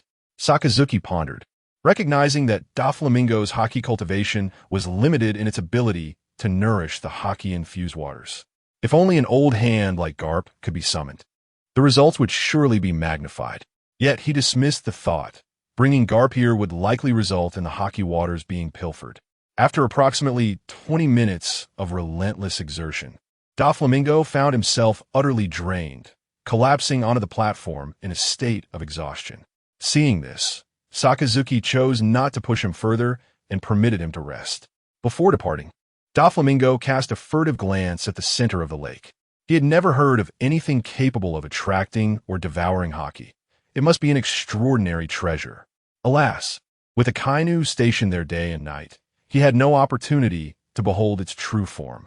Even if granted such a chance, the shadows cast by Sakazuki would likely deter him from venturing forth. In the center of the rippling lake, a massive aquatic plant partially emerged from the water surface. Sakazuki's broad palm explored the plant, noting its slight growth, barely perceptible to the untrained eye. However, it was still far from bearing any formidable fruit. Clad in a simple red shirt, Sakazuki stepped out of the architectural cluster at the heart of the island. He understood that his dominion over the waters of Dressrosa was merely transient. His purpose here was to amass strength and patiently await the opportune moment. A mere minor figure like Don Quixote Doflamingo could not satiate his ambitions. On Onigashima, Kaido, now fully alert, sat upon his throne, pinching a letter between two fingers, alternating between hearty laughter and furious rage. That fool Jack, an absolute imbecile, failed to report such a critical matter. Yet, his audacity is commendable. Sakazuki, to think he would venture into Joker's territory. What on earth does he intend to do? He cackled, it matters not. I find him quite intriguing. With the watchful eyes of king and queen upon him, he soared into the sky, his demonic form transforming into a colossal dragon that pierced through the clouds. Queen, hold the fort at Onigashima. Do not allow any opportunities for incursion. I shall make a brief excursion. Before Queen could respond, King spread his wings and followed suit. You cautious coward. Kaido is the strongest creature in the world. Surely, you aren't concocting excuses to indulge in frivolity, Queen lamented, though he knew that the entire Wano country relied on him to manage affairs. Beast Kaido departed Wano with his sights set on Dressrosa. The CPO informants, clandestinely embedded within the Beast Pirates, relayed this news to Mariewa. The Gorosei convened an urgent meeting. Dressrosa? I recall Doflamingo has sought assistance more than once. Now, Sakazuki is cultivating his power in that very sea. This traitor dares to linger in Dressrosa, showing utter disdain for the world government, remarked the bald elder, wiping his black blade with a cold demeanor. There's no need to rush. I have dispatched the highest-level CPO operatives. It would be best if Kaido and Sakazuki were to mutually annihilate each other, allowing us to capture them both, spoke Saint Saturn. As for the Navy, to avoid complications, they shall not be involved in this operation. Indeed, our control over the Navy remains insufficient, which has led to such egregious incidents. A person who dares to slay a celestial dragon and challenge divine authority cannot be allowed to live. On Bay Island, the sky was shrouded in ominous clouds, with torrential rain pouring down and waves crashing violently against the sea. A group donned in white tactical gear and masks landed on the island. The leader, a lanky man in white, appeared almost disproportionate, moving silently as if he melded with the surrounding environment. Sir, this is the territory of the criminal Sakazuki. Over 2,000 pirates occupy the island, with a suspected stronghold at its center. We need only await Kaido. A sudden gasp interrupted the air. The masked man wielded his blade with ruthless precision, effortlessly shattering the bodies of his comrades. With each strike, a CPO fell, and in a mere blink, he had dispatched a dozen trained CPO elites. You have become worthless, a band of inept fools. I'm not one of you. Willingly serving the celestial dragons like a mere dog, the man scoffed, his figure gradually vanishing into the torrential rain. Meanwhile, Sakazuki sat within a small pavilion, observing Crocodile honing his martial skills in the downpour, occasionally offering guidance. One must concede that these pirates possessed an extraordinary talent, each one more formidable than the last. However, Sakazuki understood. After all, it was the era of great pirates, and most individuals with ambition and ability would inevitably choose the path of piracy. That crocodile was indeed not to be underestimated. In the meantime, Doflamingo, laboring diligently to unleash his conqueror as Haki, discreetly scrutinized Crocodile. At this rate, Crocodile would soon catch up to him in terms of Haki mastery. With the formidable potential of the Sansan fruit at his disposal, he was destined to become a formidable adversary in the future. Chapter 24. The Elite Operative, the pinnacle of the world government's might. The Marine Admiral. Sakazuki, I never imagined that a being such as yourself would descend to the level of the detritus of the sea you so despise. Allow me to personally entomb you. Akainu, simply become the stepping stone for my renown across the oceans. A figure flickered mysteriously in midair, swiftly approaching the heart of the island. Cloaked by the torrential rain, his presence went unnoticed. A flash of crimson arrogance gleamed in the masked man's eyes, his murderous intent overwhelming. Casting aside the Elder Star's orders like driftwood tossed into the abyss. What were the Elder Stars to him? In his eyes, they were no different from swine. Joining the CPO was merely a pragmatic choice for acquiring vast resources. Now, having reached the pinnacle of his training, he would be a sovereign in any realm. To continue as a mere hound for the celestial dragons was nothing short of a delusion. Instead, he yearned to emulate Sakazuki, to slay a couple of celestial dragons for sport. The thought of killing Sakazuki, exacting vengeance on the man who had once brought him humiliation and defeat, had crossed his mind countless times. This time, he sought to confront his inner demons openly and ascend to a higher plane. For a long time, it was this unwavering conviction that had sustained him, enabling him to rise as the foremost agent of the CPO. An imposing presence was rapidly approaching, and it bore ill intent. The palpable aura of terror was so potent that even Don Quixote Doflamingo took notice. Sakazuki retrieved his coat from a nearby stone table and stepped forward with a measured stride. Crocodile paused, intending to adorn Doflamingo with sea stone before venturing out to witness the spectacle. Realizing Crocodile's intentions, Doflamingo promptly remarked, "Crocodile, I will don it myself after their battle concludes. I have no desire to miss this grand performance. You need not worry about my retreat. I shall guide you." Crocodile, however, paid no heed to such reassurances, insisting on being fitted with sea stone, seizing Doflamingo by the neck as he followed. Trust between them was non-existent.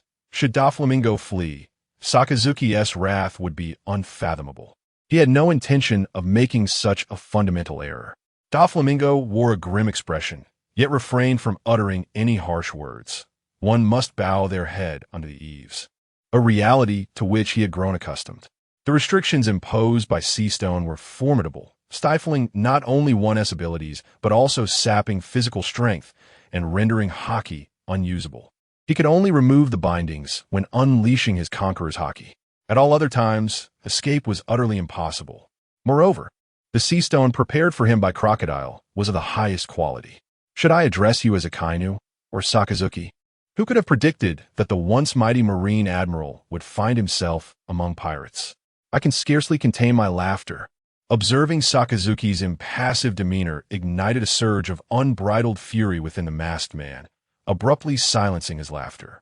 How could he underestimate him so profoundly, remaining so unfazed even now? In truth, Sakazuki was pondering the same question. Who was this individual? The individual clad in a peculiar attire appeared to be affiliated with the CPO, yet he could not recall any connection to them. It seems you have genuinely forgotten me. However, even if you return to ash, I would still recognize you. The masked figure removed his disguise, revealing a weathered and fierce visage marred by grotesque scars. 15 years ago, you personally led a team to obliterate my pirate crew, but fortunately, I managed to escape death. In pursuit of vengeance, I endured humiliation, reinvented myself, and integrated into the world government. Everything has been orchestrated for the sake of revenge. 15 years. Do you comprehend how I have spent these years? The speaker's intent fell on deaf ears. Sakazuki felt a twinge of regret for the elder's plight, yet he harbored no sympathy. Thus far, every pirate who had perished at his hands was drenched in blood. Once one becomes a pirate, they must be prepared for the inevitable peril of death. Similarly, he had embraced this reality the moment he joined the Navy. The law of the jungle prevails. Survival of the fittest is an unchanging truth of the sea, whether in pursuit of dreams or the execution of one's inner justice. Everything must be settled with strength. Hellhound. The masked man evaded Sakazuki's assault with an inhuman agility. Your life returns to you. Indeed, a commendable skill, Sakazuki scoffed. Pressing forward with unyielding ferocity, his combat style allowed no retreat. The Gorosei were in disarray because of you, and even we have been caught in the chaos, fleeing across the vast ocean.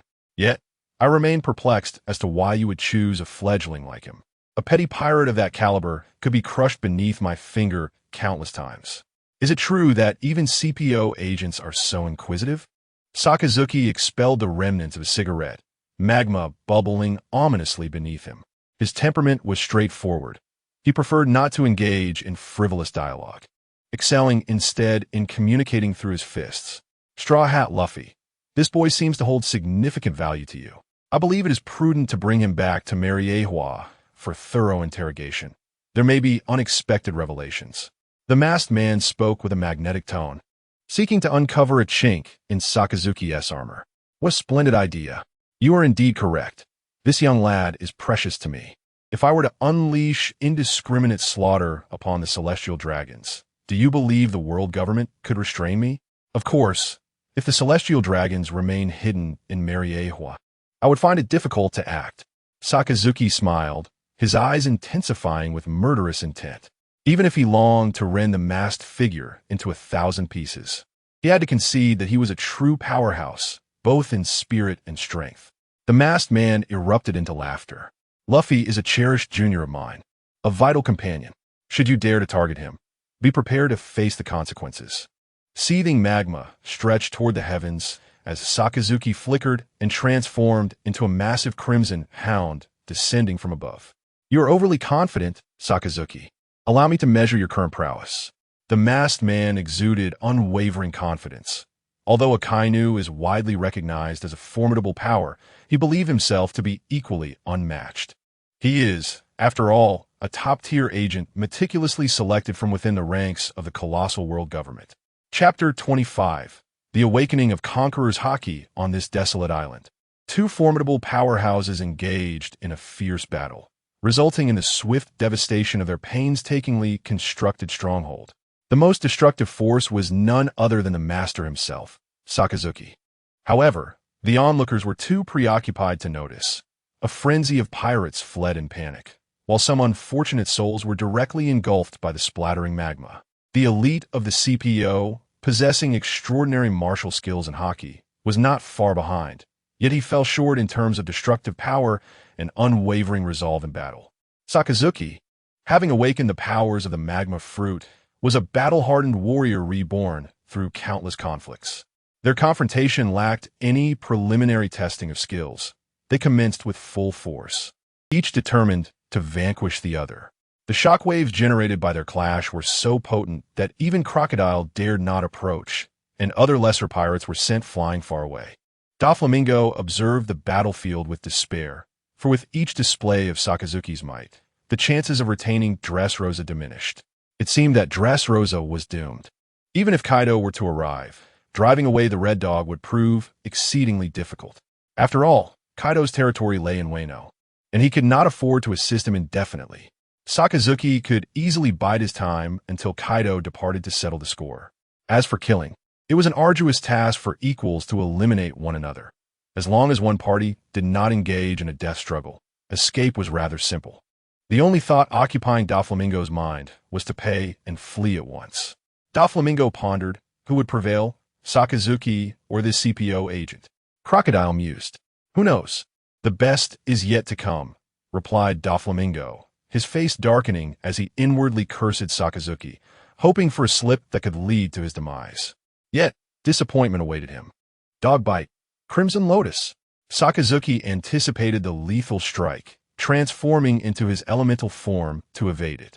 Magma hounds swiftly encircled the masked man, who seemed to sense the impending danger, enveloping his arms in a thick layer of Haki.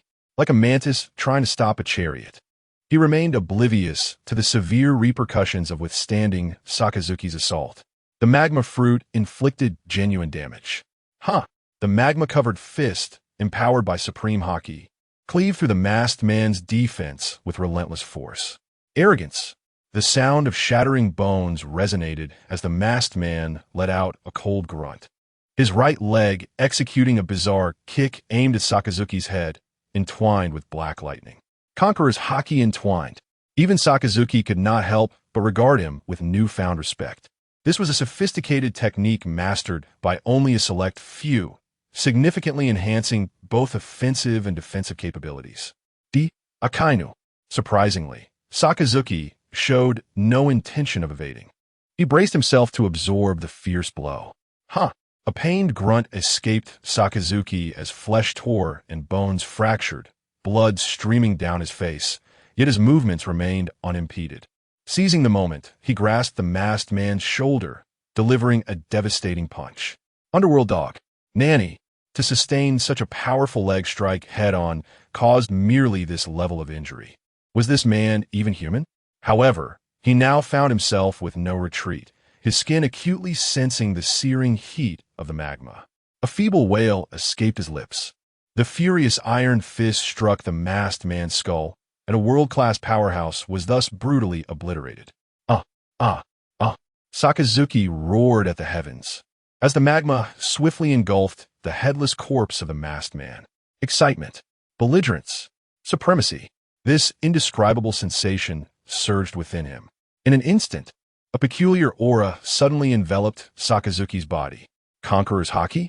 Awakening Conqueror's Haki at such a moment? Truly a creature beyond conventional reasoning. Crocodile, shaken by the tremors, marveled at Sakazuki's awakening of Conqueror's Haki. Only someone as formidable as Sakazuki could swiftly eliminate a character like Peach Rabbit or T-Pig, who are not far from the pinnacle of power. However, he still paid the price of a minor injury. He could have taken his time, but Sakazuki feared that the opponent might flee if he sensed he was at a disadvantage, potentially allowing him to escape. Moreover, his combat style did not favor a slow approach. He was always one to charge in and unleash his might. Such a style had been forged through countless trials, making it difficult to alter. If it were Kazuru, he could toy with a pirate worth 20 million for quite some time. From a moment this CPO ace approached his territory, he had already been marked for death on Sakazuki's list. Doflamingo, when will the money arrive? Sakazuki wiped the blood from his face and coldly remarked as he strode inside. Doflamingo hesitated for a moment before hurrying to catch up. The arrangements are nearly complete. Everything should be ready by the day after tomorrow at the latest. Sakazuki sat confidently on a chair brought by his subordinates, crossing his legs. Jack was dragged over by his crew. Yes, it would be best. Sakazuki sipped his tea, the wounds on his face stark and haunting, adding an air of nameless ferocity to his demeanor. Doflamingo, how dare you betray me? Kaido will not let you off easily if he finds out. And you, Akainu, just wait. Even you are certainly not. Before Jack could finish his words, Crocodile swiftly drew his blade and thrust the sharp edge into Jack's mouth, deliberately twisting it a few times, causing Jack's face to contort in pain. You certainly have a lot to say. Drought Jack, Crocodile sneered. You fool, Jack. Kaido will definitely come, but you will not leave this island alive. Although Doflamingo was also a captive, it did not hinder his ability to mock Jack. If it weren't for this big fool, he would not have been taken hostage. Thus, Doflamingo felt quite justified in saying such things. Doflamingo, you bastard. Jack, whose temper was already volatile, could not contain his rage upon hearing Doflamingo's shamelessness, disregarding the agony in his mouth to curse. How uncouth, Doflamingo taunted. Akainu, a wild, ancient Zoan fruit user, is exceedingly difficult to tame.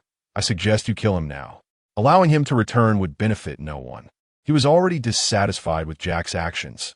Now that he has been reduced to a prisoner, it is only natural for him to strike at a fallen foe.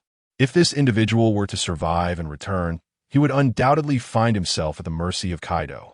Regardless of Jack's faults, he would surely emerge as the one to suffer. It is an unavoidable circumstance. After all, the beast pirates are undeniably more formidable than he. In this world, strength dictates reason, and it is through might that one's words hold weight. Akainu serves as a prime example of this reality. Chapter 26. Longing, having witnessed Sakazuki tear apart a formidable opponent far superior to himself, Doflamingo now appeared more submissive than a timid rabbit before him. Sakazuki did not acquiesce to Doflamingo's proposals. The worth of Jack extended far beyond mere survival. A living Jack was a valuable asset, and even if reduced to the role of a steed, he would still command considerable respect. However, taming this wild beast would require considerable effort. Crocodile, I entrust him to you for a time. Feel free to handle him as you wish. Just don't kill him, Sakazuki declared after a moment of contemplation. Known for their remarkable resilience and formidable recovery abilities, Zoan-type devil fruit users, particularly rare ancient varieties like Jack, were notoriously tough. Even after Sakazuki had shattered several of his bones, Jack was up and about the very next day, brimming with vitality. Against such a resilient foe, one could afford to unleash their full force. Haha, I will take good care of him, Crocodile said, lightly rubbing his golden hook against Jack's face. A sinister smile etched upon his features. The opportunity to personally train a core member of the Yonko was a rare stroke of fortune. After vanquishing the masked man, Sakazuki found himself unexpectedly awakening the Conqueror's Haki. However, his mastery of this power was still in its infancy, devoid of any training experience. Haki served not only to intimidate foes, but, when cultivated to its zenith, revealed myriad advantages. For instance, the earlier strike from a masked man had managed to breach his Busashoka Haki, inflicting injury upon him. Quite an accomplishment considering his renowned defensive prowess within Navy. While his overall strength was undoubtedly on par with the elite wielders of Conqueror's Haki he had encountered at sea, who would ever reject the prospect of greater power? The more Haki one possessed, the more pathways to victory one had. Yet, the current level of his Conqueror's Haki was of little significance to him, sufficient only to deal with minor adversaries. After briefing Crocodile on his forthcoming tasks, Sakazuki returned to the center of the island, eagerly honing his Haki. Much like a child who has just received a new toy, filled with zeal. Doflamingo, join me, Crocodile remarked, noting Sakazuki's apparent disinterest in supervising him. Even without a direct mandate to oversee Doflamingo, he took the initiative, not out of kindness, but because he was the primary individual responsible. Any ensuing problems would inevitably lead to Sakazuki's ire. Delightedly so, I am eager to witness Lord Jack's forthcoming spectacle. Jack's beastly gaze fixated on Doflamingo, driven by a singular desire to eliminate him above all others. To Jack, it was Doflamingo's betrayal that had precipitated his current misfortunes. Look at you, Doflamingo growled, irked by Jack's glare, as he relentlessly stomped on Jack's face, venting his pent-up fury. With tempers flaring, he seized upon the opportunity to unleash his wrath. What a grand spectacle you think you are. Were it not for Kaido, you would be nothing. I would have dealt with you long ago. Doflamingo, seeking further release for his frustrations, wielded heavy sea prism stone handcuffs as weapons, mercilessly striking Jack's head, leaving him battered and bloodied. Ha ha ha! Crocodile observed the interaction between the two with great interest, feeling an unusual delight. Having long departed from Alabasta, Luffy and his crew sailed across the vast ocean. The atmosphere aboard the ship was remarkably harmonious. Robin's presence enriched the already vibrant life of the team. However, the daily routine of Zoro and Luffy remained unchanged. Their days were consumed by relentless training, especially since Luffy had recently awakened his Haki, which escalated Zoro's already grueling regimen. Not only did he focus on honing his swordsmanship, but he also engaged in comprehensive physical training. Were it not for considerations of decorum, he would have opted to wield a blade for glute exercises. In summary, Zoro now resembled a madman, and even Luffy dared not slacken his efforts. Have you two lost your minds? Waking up every day just to train? What is the point? Sanji remarked, a cigarette dangling from his mouth as he approached with a plate of food. Luffy stretched out his arm to snatch it eagerly. Zoro seized a sandwich, devouring it with disdain. You foul chef, stop pretending. Did you think no one noticed you sneaking out at night to practice your kicks?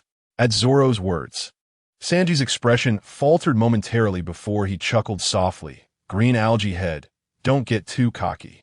I might just master Haki before you do. In your dreams. I will definitely be the first, Zoro retorted, turning back to his training. Ha ha, they truly exhibit remarkable self-discipline. It's rare for a pirate crew, Robin remarked, engrossed in her reading, yet unable to resist a smile at the banter of the two. Of course, we have a promise with the old man to meet again in the new world, Usopp boasted, and a keen observer would note he wore a shirt identical to Akainu's, complete with the latter's visage emblazoned on the back. He appeared to be a devoted fan of Akainu. It seems you have a good relationship with him. What kind of person do you think he is? Robin inquired, recalling past experiences. What kind of person? He is undoubtedly kind and powerful. Moreover, he is gentle and provides a sense of security, Usopp readily extolled, as Akainu had made a remarkable impression on him. Kind and gentle? Robin's face displayed a hint of confusion. Was this truly the person she had come to know? At least based on her previous encounters. Akainu seemed entirely devoid of gentleness. In the cockpit, Nami overheard Usopp's words, and a sweet smile graced her lips as she gazed out at the azure sea. What could the old man be doing right now? Dog of the underworld. Akainu stood at the bow of the ship, his cloak billowing in the wind, his expression impassive as he gazed at the pirate ship engulfed in flames before him. Thus, the entire Dressrosa waters had been entirely claimed by them. Chapter 27. Akiji and Luffy look over there. It seems someone is riding a bicycle on the sea. Luffy, are you not mistaking exhaustion for hallucination? How could a person ride a bicycle on water? Usopp squinted, his eyes nearly bulging out in disbelief. Goodness, there truly is someone riding a bicycle on the sea. It's that guy who fought with the old man. This is bad, this is bad. The ISNT coming to trouble us. Is he? Luffy gazed at the rapidly approaching Akiji, his expression turning grave. They were well aware of the other's formidable strength. During the battle at Reverse Mountain against Sakazuki, they could hardly even spectate, despite their considerable growth along the journey. Confronting such an adversary still felt overwhelmingly daunting. Shall we engage in battle? Zoro said excitedly, his fierce demeanor reflected in his grip on the sword hilt.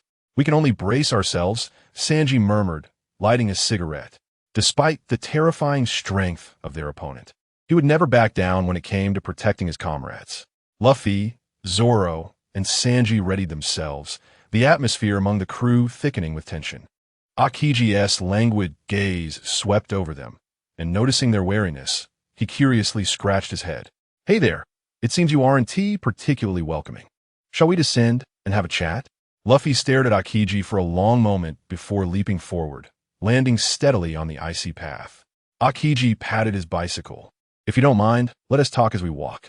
Luffy settled behind Akiji, and the two began to glide slowly along the frozen route. Were it not for the incongruity of the scene, one might easily mistake them for a pair of affectionate father and son. What should I call you? Ice Block Man? Ice Block Man? You really are a rude child, Akiji frowned. But I don't know who you are. Your devil fruit power is ice. So what else should I call you? Luffy replied with an innocent grin. For a moment, Akiji was uncertain whether the boy was genuinely Na'vi or merely feigning simplicity. My name is Kazan. You may call me Kazan. As for my identity, just consider me a friend of Sakazuki. Oh, so you're the old man's friend? In that case, I shall call you Uncle Kazan.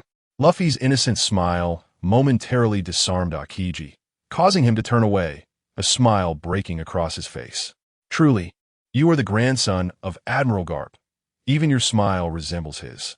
10 billion berries, neatly packed into boxes, formed a small mountain. Even Crocodile could not help but marvel. He had never witnessed such a small at once. Such a vast amount of wealth might be beyond the reach of even some great nations to gather at once. Indeed, it is astonishing. Sakazuki gazed into the distance. Suddenly speaking, while chaos has yet to ensue, we should strike decisively and eliminate Doflamingo's influence. Weren't you the one who promised to let him go? Crocodile chuckled mischievously. Have I not already allowed him to leave? Whether he survives now depends on his own abilities, Sakazuki scoffed, stepping into the air and instantly moving to the ship by the harbor. Seeing this, Crocodile transformed into sand and swiftly followed suit. Faster, faster, do not stop. The pace has slowed, and despite having distanced themselves from the island where Sakazuki resides, Don Quixote Doflamingo shows no signs of relaxation, frantically commanding his subordinates to increase their speed. Even the cadre, Toripole, is perplexed. Doflamingo, we are already safe. There is no need for such worry. You do not understand. You truly do not grasp the terror that man embodies. I even suspect he may have caught up to us, Doflamingo replied slowly, taking a deep breath. We can no longer remain in Dressrosa. We must depart. Leave Dressrosa? Doflamingo, this is a place we have painstakingly built over the years, at great cost to achieve our current standing. Have you forgotten Diamante and Pica? They perished at Akainu's hands. Now, not only do we fail to avenge them, but we also relinquish the entire nation. Toripole expressed his discontent. I certainly have not forgotten. However, at present, we possess no means to seek vengeance against Akainu. Only when Kaido arrives can we hope to reclaim Dressrosa. Until then, we must endure. Preserving our strength is the only way to regain what is rightfully ours. Doflamingo's resolve was unwavering, even with Toripole, who had been among the earliest to follow him, receiving no leniency, for he alone understood the gravity of their situation. Do you still wish to believe in me? Doflamingo's gaze prompted a sigh from Toripole, who chose to remain silent. Young master, Monet has reported that a ship is rapidly approaching from behind us. A member of the crew entered in a panic, alarming Doflamingo. What? Change course immediately towards Fishman Island, and inform those remaining in Dressrosa to ensure Sugar's safe retreat. We must not let her come to harm, Doflamingo ordered after a moment of contemplation. Sakazuki, Doflamingo has altered his trajectory. He is not heading for Dressrosa, but appears to be making for Fishman Island, Crocodile remarked. Then we shall pay him no mind. Proceed at full speed towards Dressrosa. Sakazuki gestured dismissively. Once, Doflamingo had seized Dressrosa from the hands of the Riku family, transforming all who opposed him into mere playthings. Rising from criminality to become a noble king, one must concede that in the art of usurpation, he outshines Crocodile significantly. Do you aspire to be a king, Sakazuki? Crocodile inquired. With your means and strength, you would be more than capable of ruling a nation. You could establish Dressrosa as your stronghold, expanding your influence. It wouldn't be long before your pirate crew ranks just below the 4 emperors. Crocodile assumed Sakazuki sought to take over Dressrosa, seizing the opportunity to speak. Boring. I currently lack the talent and energy to manage a nation. You wouldn't suggest that you possess such capability, would you, Crocodile? Sakazuki replied in a deep tone. Crocodile almost retorted that he indeed had such capability, but his current focus lay not on power, but rather on becoming stronger. Suit yourself. After all, you are the leader, and your word is law. After murmuring a few words, Crocodile settled onto the ship's deck, basking leisurely in the sun. This relaxed demeanor reminded Sakazuki of a certain unscrupulous acquaintance, one who perpetually offloaded work onto him, leaving him with an abundance of idle time. If there was nothing to do, then take the lead and ensure that Don Quixote's men do not escape, particularly that officer I mentioned to you. Sakazuki's expression turned stern as he seized Crocodile by the collar. Before Crocodile could utter a word, he was forcefully hurled out. Watching Crocodile's figure vanish from sight in the blink of an eye, the crew of pirates became increasingly industrious. Even those who were supposed to be on break felt an uneasy urge to find tasks, fearing repercussions. So much so that, in a bid to secure work positions, a scuffle nearly broke out among the pirates. Chapter 28. A gold coin. The climate and environment here are far superior to Alabasta. However, the desert remains the most comfortable. Crocodile summoned his loyal subordinates stationed around Dressrosa, unleashing a relentless wave of violence within the city. Anyone affiliated with Doflamingo was doomed, as Sakazuki's orders were merciless. leave no one alive. Not even children could be overlooked. Thorough investigations were paramount. Should any significant figures escape, Crocodile himself would engage them in a discussion about life. As he spoke, he effortlessly felled a nobleman fleeing with a chest, which tumbled to the ground, spilling forth a cascade of gold and jewels. Lives could be spared, but treasures must remain. Crocodile displayed a terrifying grin, rendering the corpulent nobleman unconscious with fear. Useless. Crocodile spat dismissively and nonchalantly entered the inner city. At that moment, Sugar, a key member of the Don Quixote family, was hiding under the protection of her comrades. Due to Crocodile's swift maneuvers, they had missed their optimal chance to flee. The area was completely surrounded by pirates. Once they attempted to break free, Crocodile would be upon them in an instant. They were perilously close to their demise. Yet, even in hiding, their predicament was dire, as Crocodile's forces were more than sufficient. Most pirates in the surrounding seas had been assimilated into his ranks. Although they were largely a rabble, even a disorganized mass could yield impressive results. Now, they demonstrated the principle that sheer numbers could overpower, their presence saturating every corner. With such an extensive search, it would not be long before they located the key figures. Therefore, Crocodile ascended to the central tower of the city, the quicksand elevating him to ensure that no nook was overlooked. At the slightest disturbance, he would swiftly arrive on the scene. What to do? That man was surveying the entire city. If they ventured outside, they would be discovered almost immediately. Even if they remained hidden, exposure was inevitable. There were simply too many of them to slip by unnoticed. Instead of waiting for the inevitable, it would be better to charge out and take a risk, for capture was only a matter of time. If Sugar were to encounter Crocodile, what did it matter that he was a warlord of the sea? He would still be turned into a toy. After much deliberation among the members, they ultimately decided to break out. Sugar crouched in the corner, silent, absorbing their unreliable suggestions, her sense of insecurity reaching its zenith. This small group believed they could escape, even placing their hopes upon her. While her fruit abilities were indeed unique, the adversary was evidently prepared. Rushing out would be tantamount to seeking death. Crocodile, having grown impatient, propelled himself toward the chaos, his body partially elemental. During this time, he had not only swiftly mastered the two-color Haki, but had also made significant gains in his fruit abilities. After all, being a Logia user, he had a monstrous mentor to consult. In all of Dressrosa, apart from Doflamingo, none of these officers stood a chance against him. As the yellow sand swept through the area, it left behind a trail of lifeless bodies. Crocodile's gaze swiftly fixated on a diminutive figure cloaked in black. "We're drawing near, Sugar. Our opportunity is but a fleeting one. The moment we touch Crocodile, even his armored exterior shall submit and transform him into a mere plaything. At that juncture, not only can we reclaim Dressrosa, but we shall also resolve a significant concern for our young master." Very well. Sugar gritted her teeth, her demeanor tense.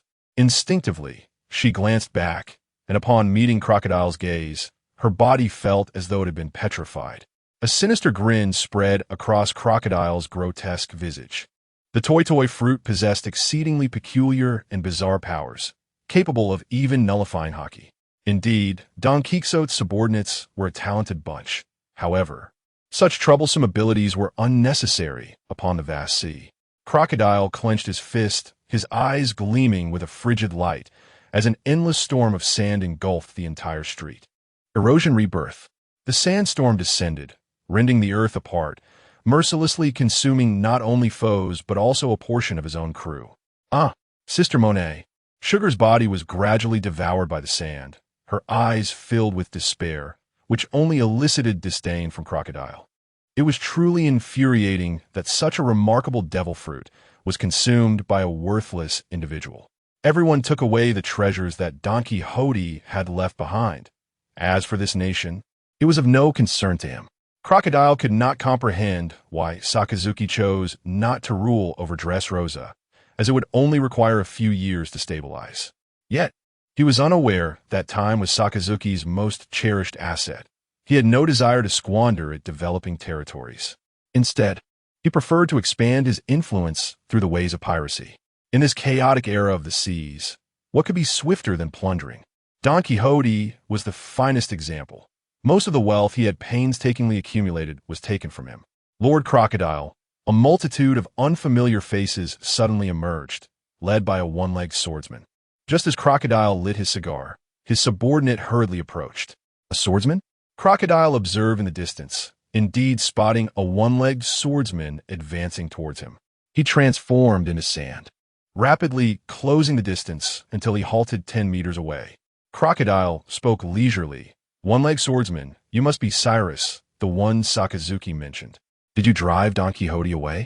Upon hearing Crocodile utter his name, Cyrus tightened his grip on the sword hilt. He had long sensed something amiss with the Don Quixote family, though the situation had far exceeded his expectations. He had not anticipated the downfall of the Don Quixote family, rulers of Dressrosa. Furthermore, one of his associates, a character named Saki, seemed to possess extensive knowledge about him. One could say that. So what are your plans moving forward? Will you enslave the entire nation like Don Quixote did? Crocodile regarded Cyrus with a serious and resolute demeanor, unable to suppress a mocking grin. Regrettably, your fortune is lacking. You shall never have the opportunity to become my subordinate. What do you mean by that? Cyrus found himself perplexed by Crocodile's words, caught off guard by a situation he had never encountered before. You are indeed a bothersome individual. Much like that hat-wearing brat, Crocodile retorted. Be sure to inform the future king of this nation that from this day forth, Dressrosa must pay our pirate crew an annual tribute of 1 gold coin as protection money, or else the consequences will be clear to you. Of course, for those who pay the tribute, we will extend our care, such as dealing with minor characters like Doflamingo. With that, Crocodile departed with effortless grace, leaving behind a thick cloud of smoke. Cyrus stared at Crocodile's retreating figure, enveloped in silence. Once he regained his composure, he shouted, "What is the name of your pirate crew?" For now, let us call ourselves the Straw Hat Pirates," Crocodile replied reluctantly, knowing that one day he would wrest the title of captain from that foolish boy. He had already envisioned the name for his future pirate crew, the Crocodile Pirates. "Thank you, you sand-playing fellow," Cyrus murmured softly. Chapter 29. The red-haired pirate's Kaido was expelled by Whitebeard. Akainu gazed at the newspaper delivered by the newsbird, suppressing a chuckle. That rascal Kaido charged towards Dressrosa, seemingly lost his mind midway, and brazenly confronted the flagship of the Whitebeard pirates, the Moby Dick, all alone. The outcome was predictable. Not only did he face Whitebeard, but also a formidable array of division commanders. If one were to consider who was most displeased by Kaido's expulsion, it would neither be the Navy nor other pirates, but rather Morgan's, the man famously known as the King of News. His long-anticipated Titanic clash had evaporated, and he had planned to personally broadcast the event live from Dressrosa. A confrontation between a Marine admiral and a Yonko promised to be a grim spectacle. Such elite battles had not been witnessed in many years. At the headquarters of the World Economic News Agency, as Morgan's wore a gloomy expression, his subordinates brought forth a piece of good news. "Boss, the red-haired pirates have entered the waters of Dressrosa." "What did you say? Speak clearly," Morgan's exclaimed, seizing his subordinate in excitement. "The red-haired pirates are heading to Dressrosa? This is monumental news. I sense a world-shattering event approaching. Let us hasten to Dressrosa. I must personally document this momentous occasion," Morgan's declared, his eyes alight with fervor. The red-haired emperor, a former crewmate of the pirate King Roger, possessed the potential to become the next generation sovereign and was currently the youngest of the 4 emperors. His crew, renowned throughout the New World, was shrouded in an aura of mystery with their power, influence, and backgrounds. After a brief moment of contemplation, Morgan spoke. "Tomorrow's newspaper shall bear the headline, 'Explosive. The red-haired and Akainu engage in an unprecedented clash. A century-defining battle approaches. Furthermore, we must immediately establish numerous betting opportunities. I am confident that many will be eager to wager on this confrontation." Morgan's grinned with satisfaction. "But boss, what if they do not engage in battle?" His subordinate queried. "How could they not? Fool! An extremist like Akainu would not even regard the celestial dragons. Given his temperament, a clash with the red-haired pirates is highly probable. However, you raise a valid point. It is indeed an entire crew of the red-haired pirates, and even a deity could not single-handedly confront a whole Yonko crew. Thus, we shall hold off on the betting for now, but preparations must be made to ensure a swift rollout should a confrontation arise. The importance lies not in whether they fight or not, but that they meet. Monumental news will surely follow.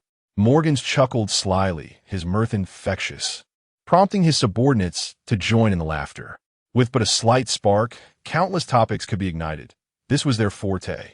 A colossal vessel glided smoothly into the waters. As the island drew nearer, a handsome man with short red hair and 3 claw-like scars at the corner of his eye spoke. Is Akainu on this island? I have heard he has dealt quite a blow to Doflamingo. Boss, you didn't come all this way just to settle scores for Doflamingo, did you? Lakiru teased, biting into a piece of meat. Ha ha, that's a fine excuse, but I'm not particularly acquainted with someone like Doflamingo. My sole aim here is to discern Admiral Akainu's intentions. I seek to understand why he chose to join Luffy's pirate crew. Shanks replied, his expression turning somber. Upon hearing this news, he had been taken aback.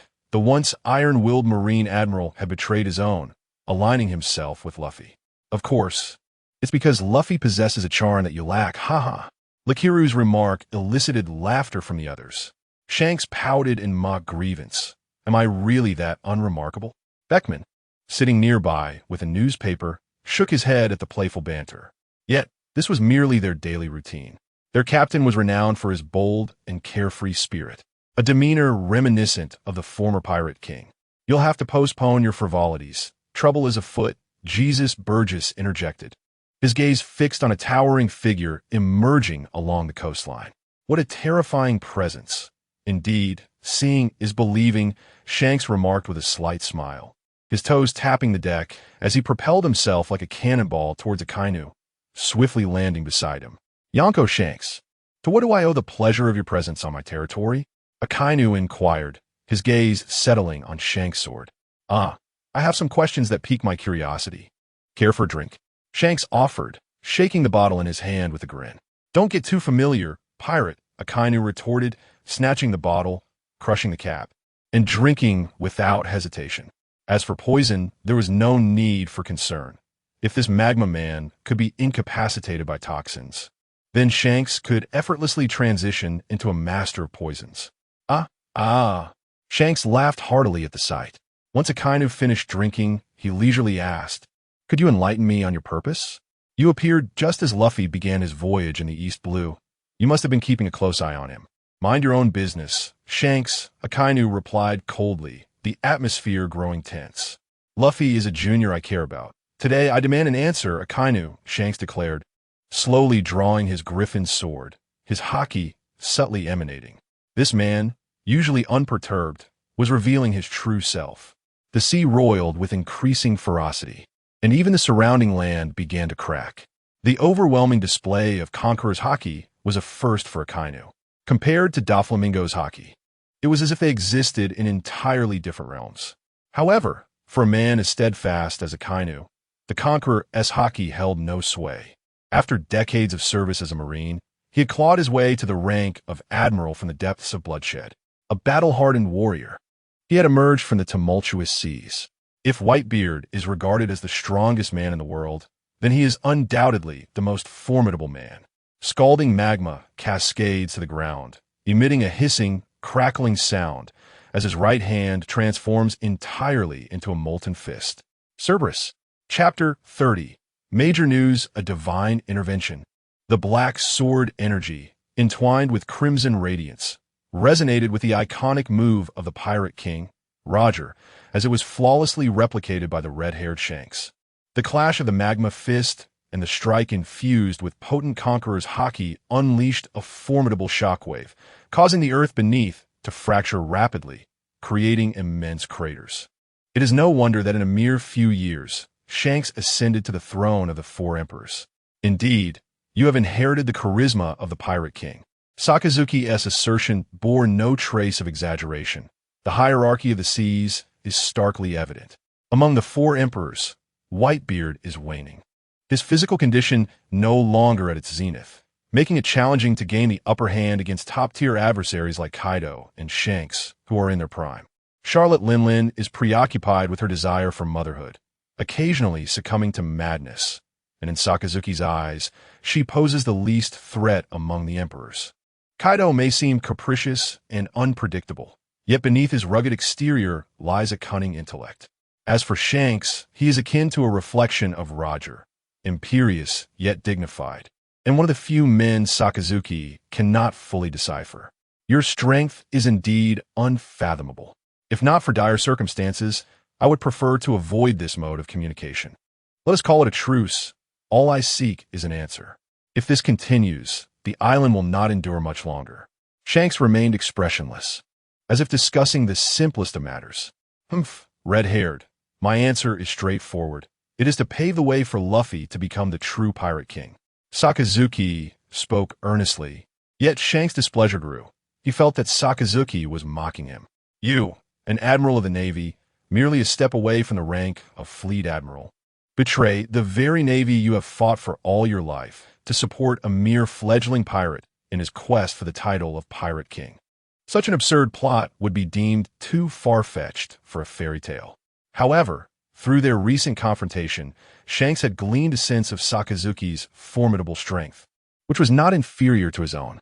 Engaging in a life-and-death struggle would undoubtedly lead to the loss of many invaluable comrades, a scenario Shanks was keen to avoid. Sakazuki, I hope your actions align with your words. Sakazuki watched Shanks depart, standing resolutely on the ravaged shore until the pirate vessel vanished from sight. Unbeknownst to him, Crocodile had silently approached. Red-haired, I initially presumed you to be the weakest among the four emperors, having only recently claimed that title. Yet you are remarkably powerful.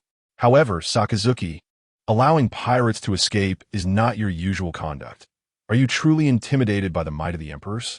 Crocodile inquired with curiosity.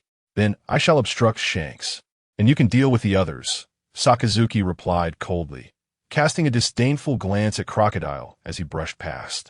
With an entire crew of elite fighters aboard, even if he were to unleash his ultimate form, the likelihood of annihilating them all was slim.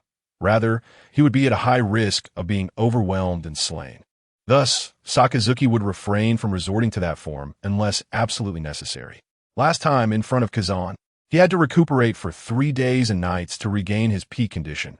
It was an exhausting ordeal, akin to the swift downfalls experienced by Nika.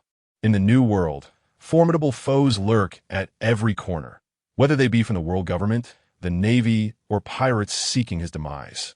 Failing to maintain peak performance evokes a profound sense of insecurity, especially since he lacks the reliable and formidable allies that Shanks possesses.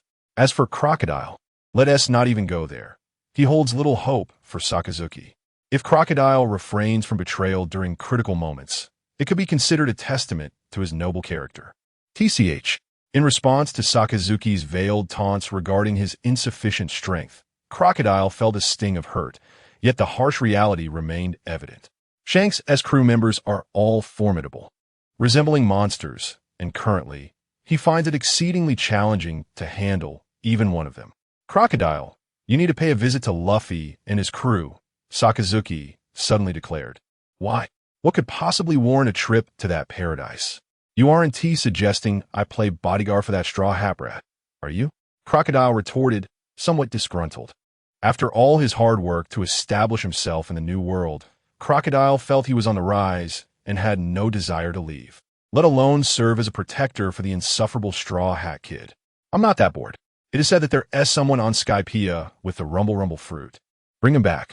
Oh, and get Luffy to acknowledge him and recruit him as a crew member.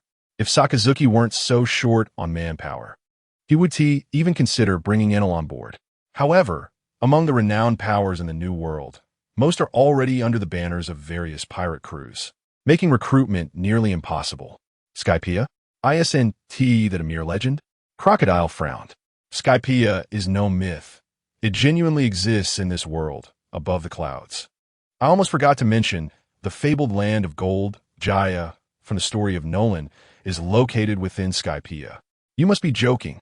Sakazuki, could it be that the words of the great liar are true, and the land of gold actually exists? While the existence of Skypiea merely astonished Crocodile, the mention of the land of gold transformed his expression, giving way to a subtle thrill. Sakazuki would not waste time fabricating tales. His earlier dissatisfaction dissipated instantly. Any man daring enough to seek adventure would not refuse the chance to witness the Golden Land, and Crocodile was no exception. Go now. I am about to leave Dressrosa, and I hope you can return before the next large-scale war. And you, Morgans, how much longer will you hide? Sakazuki's tone suddenly turned icy, causing Morgans, who was concealed in the shadows with his equipment, to gasp in fear. He had been discovered. As he contemplated whether to reveal himself, he witnessed Sakazuki's body beginning to emanate magma, compelling him to act without delay. Although his strength was considerable, it depended on whom he was comparing himself to, and fighting such a monster was unwise. Ha ha, Admiral Sakazuki, it's been a while. A figure adorned in a black top hat and resplendent attire emerged, grinning as he regarded Sakazuki. Sakazuki certainly harbors no contempt for Morgans. The ability to establish a vast intelligence network upon the boundless ocean and thrive amidst its depths is not a trait to be underestimated. Morgans, have you acquired the momentous news you sought? Sakazuki inquired with a hint of implication. Thanks to you, Mr. Sakazuki, I have indeed secured a newsworthy revelation, Morgans replied. However, rest assured, if you prefer that this information remains under wraps, I can erase it immediately, he tentatively offered. There's no need for that. Aren't you fond of significant news? Such matters are within my capacity to fabricate as abundantly as you desire. You may publicize it as you see fit. However, I occasionally require your intelligence system to glean certain insights. How does that sound? Morgans hesitated, while he relished noteworthy news. He was reluctant to entangle himself with the various factions. Maintaining neutrality was his guiding principle. Fear not. Our transaction will remain confidential between us. One significant news piece in exchange for intelligence I seek. What say you? Additionally, I permit you to broadcast live. Should you agree, you may dispatch someone to follow me immediately. I assure you that I will deliver news that will astonish the world. I have been orchestrating grand maneuvers of late, Sakazuki elaborated. This proposition proved difficult for Morgans to decline, and with a resolute determination, he acquiesced. Agreed. Chapter 31. The Schemes of the Five Elders Unexpectedly. A confrontation occurred between Red-Haired and Akainu, indicating the complete annihilation of the dispatched agents. The vile Akainu. Following Morgan's announcement, the five elders swiftly acquired first-hand information. They have been convening with unprecedented frequency, nearly gathering every month, largely due to Sakazuki. A top-tier agent has been quietly eliminated, revealing our grave underestimation of Akainu's prowess. If left unchecked, he may soon ascend to become the next emperor of the sea. Given time, he could easily rally a formidable crew. Saint Satan interjected, advocating for a decisive approach against Akainu. The loss of a premier agent in this obscure operation has caused even the expansive world government to feel the sting. Indeed, while the sentiment is valid, the question remains, how shall we execute this? Are we to take matters into our own hands? The Knights of God remain in Elbaf, and other elite agents are preoccupied with their own affairs. As for the Navy, they are currently overwhelmed with matters in the New World. Saint Nasuger polished the blade in his hand. It ought to be our sharpest sword. I cannot fathom why such a man would betray us. Was he not the leader of this hawkish faction? It is too late to dwell on such matters now. The pressing issue is how to deal with Akainu. Allowing him to develop unchecked will lead to dire consequences. Should he truly gain power, none of us shall escape responsibility. Finally, Saint Vachelith spoke up. Perhaps we should consider this. With a position vacant among the 7 warlords, let us appoint Akainu to fill it. If he agrees, we can temporarily set aside the conflict between him and the world government. The Navy is soon to embark on an all-out war against the Whitebeard pirates. At that juncture, let Akainu lend his strength. Vachelith, are you jesting? You propose that this heinous man become one of the 7 warlords? Do you grasp the ramifications of such a decision? Saint Satan countered, highlighting that allowing Sakazuki, who brazenly kills celestial dragons, to join the ranks of the warlords is tantamount to slapping them in the face. Then offer your suggestion, Satan. Making him a warlord is merely a temporary measure. Once we have dealt with the Whitebeard pirates, he'll be next. At that time, we can restore the dignity of the celestial dragons. Remember, do not succumb to anger. It only diminishes your wisdom. Saint Vachelith understood the gravity of the situation well. Once the threshold of killing celestial dragons is crossed, it cannot be reined back. The implications are unfathomable. When a god reveals their blood, can they revert to their lofty, divine status? Will the long-oppressed ants willingly continue to grovel? The dignity of the celestial dragons has already been devoured by Akainu's magma. Setting aside other considerations, this incident has emboldened resistance movements across various regions. Since the outcome is irrevocable, let us maximize Akainu's value. With no dissenting opinions, let us proceed to formally recruit Akainu into the Navy. Inform him that if he does not acquiesce, the Navy headquarters will refrain from any action and focus solely on attacking him. Vice Admiral Kazan is unconcerned about Admiral Akainu's potential refusal, as becoming a warlord of the sea would indeed be advantageous for Sakazuki, particularly with his rapidly growing pirate crew. Conflict would be detrimental to both parties. However, he is apprehensive about pushing Akainu to the brink, for that man is notoriously unhinged and capable of committing horrific acts, such as assaulting the celestial dragons. In light of the recent catastrophic events in Sabaody, the celestial dragons have largely refrained from venturing out, yet they cannot remain sequestered in their holy land indefinitely. It is prudent to eliminate such ruthless and unscrupulous top-tier adversaries with a single decisive blow, lest they become an endless source of trouble. At Navy Headquarters, Marineford, Vice Admiral Garp is currently instructing the newly recruited cadet, Kobe, at the training camp. Having merely participated in a single training session, Garp is pleasantly surprised to find that the diminutive Kobe exhibits significant potential, prompting Garp to contemplate that he may very well become the next hero of the Navy. Vice Admiral Garp, Fleet Admiral Sengoku requests your presence in his office, interrupts a Marine soldier, disrupting Garp's instructive intentions. Sengoku wants me to come over? This must be a serious matter, otherwise my old comrade wouldn't summon me so urgently. Garp remarks, turning to Kobe with a grin, Kobe, keep up the good work. I have some matters to attend to. Yes, Vice Admiral Garp. Kobe replies, saluting with fervor. Balumba reflects, it seems the ocean is restless once more. Vice Admiral Garp has been venturing out to sea with increased frequency. Indeed, we must hasten to strengthen ourselves if we are to confront the monsters of the New World. Kobe asserts, let us be realistic. We haven't even mastered Haki yet. Those pirates are ruthless and unflinching, Balumba counters, understanding his position. Do not underestimate yourself. With 200 times the effort, I will surely surpass them. Kobe responds confidently. This statement leaves Balumba somewhat perplexed. 200 times the effort? There are only 24 hours in a day. How does Kobe plan to find that much training time? It is well known that many fearsome pirates continue their training relentlessly at sea, often engaging in life-and-death battles, thus progressing rapidly in such extreme conditions. This is why the sea is often regarded as the cradle of the strong. Sengoku, what is it that requires my presence? Garp casually pushes open the office door, exuding an air of nonchalance, as if it were his own home. However, Sengoku is preoccupied with more pressing matters, and, with a somber expression, he hands Garp a document containing the order for conquest. Garp, take a look at this. Warlords of the Sea. The world government wishes to recruit Sakazuki as a warlord. Have the 5 elders lost their minds? Garp laughs heartily. That Sakazuki is a man who has killed a celestial dragon. It is astonishing that the world government would compromise. I intend to have Gecko Moria handle this matter. What are your thoughts? Sengoku inquires.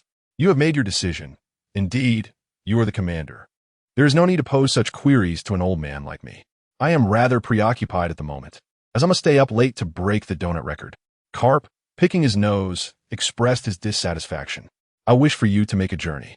Suddenly, the red-haired Shanks circumvented the territories of Kaido and Charlotte Lin, heading straight for Dressrosa, where he confronted Sakazuki head-on. I am concerned that they may have ulterior motives. So that is the case. You could have conveyed this directly over the phone. Time is of the essence. I shall set off immediately.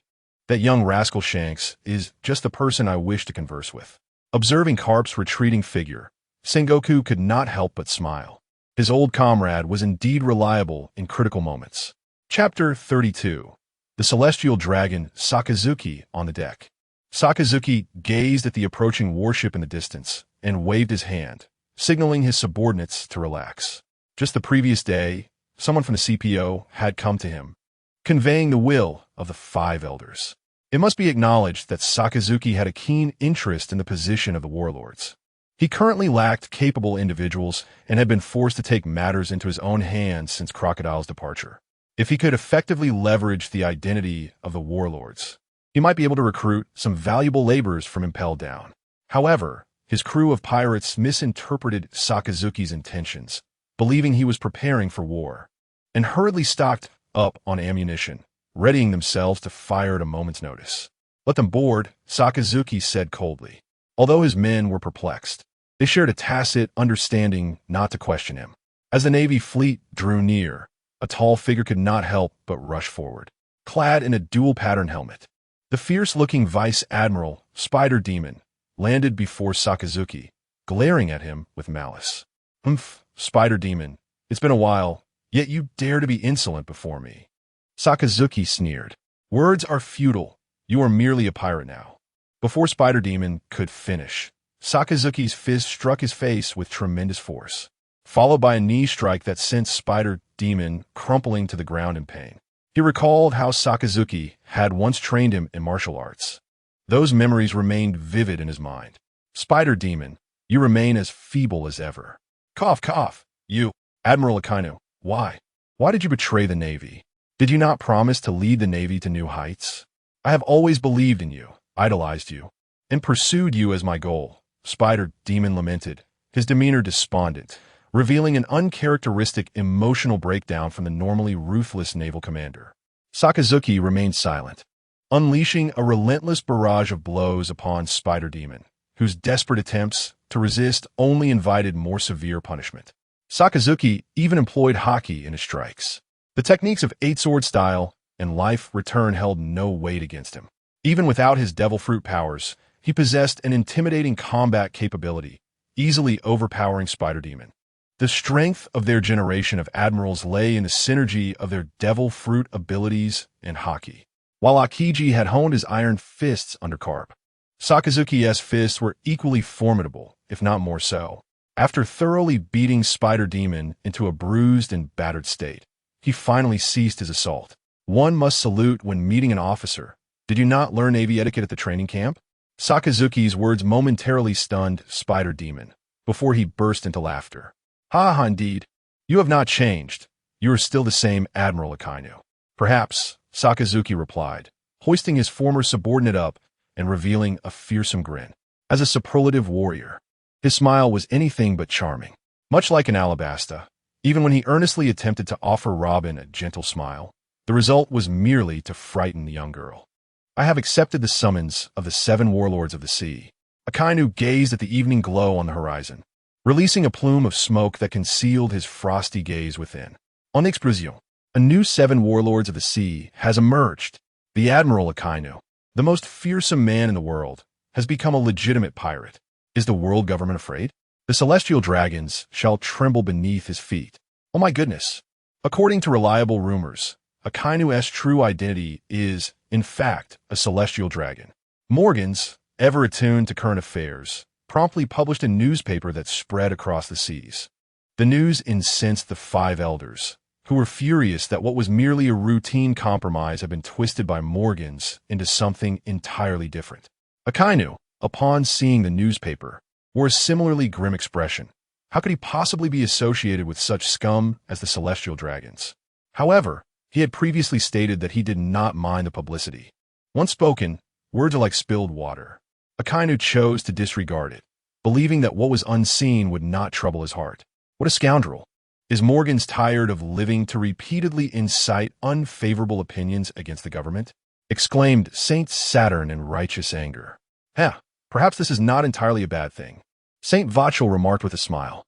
If a celestial dragon were to slay another celestial dragon, the nature of the situation would change entirely. What do you mean? My meaning is simple.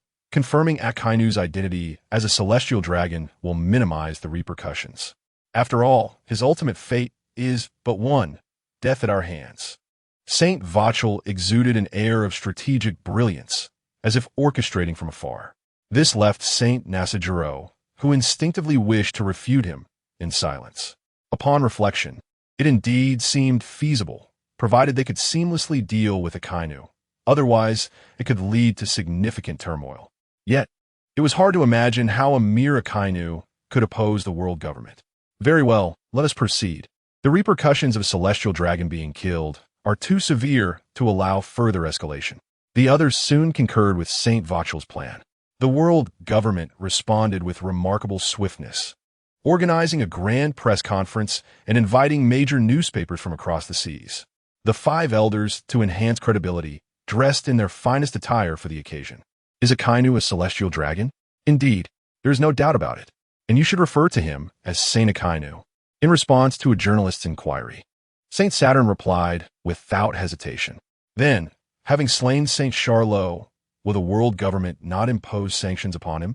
Saint Saturn was quite pleased with this journalist for posing such a pertinent question that aligned perfectly with his intentions. Of course not. Saint Akainu is a direct descendant of the king, of unparalleled status. It is only fitting that Saint Charlot, who dared to provoke him, met his end. While they certainly wished to sanction Akainu, it was clearly not feasible at this juncture. Furthermore, to mitigate the fallout from the killing of a celestial dragon, the most acceptable narrative would be that a higher-tier celestial dragon had slain one of lesser rank. This conclusion was deemed the best by their discussions, as it not only distorted the facts but also concealed the truth that the world government was currently powerless against Akainu. Celestial dragon Akainu? A furious retaliation for the fishmen? Due to a shared infatuation with a stunning mermaid, a dispute arose between Charlos and another party, culminating in the unfortunate and accidental demise of Charlos in a fit of rage. My goodness, even the Gorosei are weaving falsehoods. The yellow monkey, lounging with one leg crossed over the other, glanced at the newspaper in his hands, his aged visage twitching slightly. Sakazuki's identity is indeed ever-changing. One moment he is a Navy officer, and the next he transforms into a pirate, only to then assume the guise of a celestial dragon. Moreover, with the Gorosei personally intervening, the yellow monkey nearly found himself questioning whether Sakazuki could truly be a celestial dragon, given his intimate knowledge of the man. Chapter 33. Naval Mutiny. The highest authority of the world attends together. The naval trader Sakazuki is unexpectedly a member of the noble celestial dragons. Even Morgans harbors doubts about whether Sakazuki is indeed a celestial dragon, though the likelihood seems exceedingly slim. In a moment of contemplation, he considered a certain possibility. This act serves to adorn Akainu with praise, an attempt to mitigate the repercussions of prior events. While the assassination of a celestial dragon by another celestial dragon may be a significant event, it pales in comparison to the ramifications of an ordinary person slaying a celestial dragon. Even the exalted Gorosei have resorted to such tactics, suggesting they're currently at an impasse with Akainu. Perhaps I am destined to witness the rise of the next pirate emperor, Morgans mused. Chief, the Gorosei have sent some gifts, requesting that you refrain from disseminating unfavorable news about the world government. A subordinate cautiously remarked, aware that his superior yearned for sensational headlines. Why should we refuse? Can you not broaden your perspective? Morgans retorted, exasperated. His ultimate aim in crafting grand news is profit. Why would he relinquish such a lucrative opportunity? We do not belong to any particular faction, so we shall publicize what we choose. Akainu has no objections in this regard. However, we might consider minimizing the coverage of news detrimental to the world government. After all, such matters lack substance. What the public truly relishes are the gossip and climactic confrontations among the powerful. What do you mean? I mean our focus should now align closely with Akainu's endeavors. Do you realize that the current buzz surrounding this news has outstripped any previous sensationalism concerning the supernovas by at least 100-fold? Morgan said, growing increasingly animated. For each newspaper represents genuine wealth in berries. Inform those accompanying Akainu to perform their duties diligently. Should they hinder the unfolding of major news, I shall hold them accountable. The chaos beyond the Grand Line has reached a fever pitch. with even his own pirates whispering among themselves. Yet, Sakazuki remains unfazed, diligently honing his haki. The divine maneuvers of the Gorosei Eye, indeed, caught him off guard, yet they possess the capacity to deceive the majority, as the world government's influence remains indisputable. The decision made signifies the world government's lethal resolve towards him. The urgency of expanding their influence is palpable, for otherwise they will soon confront the threat of encirclement. Currently, the Whitebeard pirates draw the fire. Once they are preoccupied, it will be Sakazuki's turn. Sakazuki resolved to undertake certain actions. Has it not been rumored that he aspires to establish a new navy? It seems this notion originated from the loose lips of Garp, and has since morphed into a distorted tale. If that is the case, he shall acquiesce to their desires. He has previously cultivated a number of loyal subordinates, among them the likes of the Spider Demon. While he cannot compel them to betray the navy, if he proposes the formation of a new navy, they shall bear no psychological burden. Sakazuki, driven by inspiration, promptly began to rally his forces. That evening, the recently bonded General Ghost Spider received a call from Sakazuki. They conversed for a considerable time, and eventually, Ghost Spider hung up the phone with a smile. Next was General Mole, who had been promoted by Sakazuki and subsequently became a loyal supporter of his faction. Admiral Akainu, I never expected it would be you. I shall dispense with pleasantries. Are you inclined to join the new navy I am establishing? The new navy? Mole exclaimed. Such events continued to unfold. There was no other choice. Over the years, Sakazuki had not only honed his skills in the navy, but also reveled in factional intrigue, preparing for the future struggle for the position of fleet admiral. Thus, his betrayal sent shockwaves throughout the navy, as no one anticipated that the most powerful admiral, Akainu, would spearhead such treachery. To unite in this endeavor was beyond anyone's expectations, encompassing nearly a third of the Navy's senior officers, most of whom were rear admirals and vice admirals. When the plot was uncovered, Sakazuki merely reached out to trusted subordinates, leaving the rest to them. He was confident in their discretion, ensuring no incriminating evidence would be left behind. Even if the plot were to be exposed, Sengoku could only turn a blind eye, for with a major conflict looming, the absence of these individuals would be detrimental. Sengoku was preoccupied with analyzing the war situation and failed to notice the atmosphere around Marineford becoming increasingly vibrant, with escalating communications among numerous officers. That night, just outside the Marineford waters, two colossal ships, having just completed their missions, swayed closer together, eventually drifting side by side. Is that General Ghost Spider? What a coincidence! It's General Mole. Care for a chat? Haha, just the invitation I was hoping for. The two demonstrated rather poor acting skills, having already conspired several times over the transponder snail. Recently, it seemed that Fleet Admiral Sengoku had let his guard down. After Akainu's betrayal, Sengoku had promptly established a temporary inspection team at headquarters to oversee the officers in Marineford. However, such measures could not endure. Coupled with their lack of activity at the time, the inspection team gradually became a mere formality. Who would have anticipated that Sakazuki would choose this moment to undermine their ranks?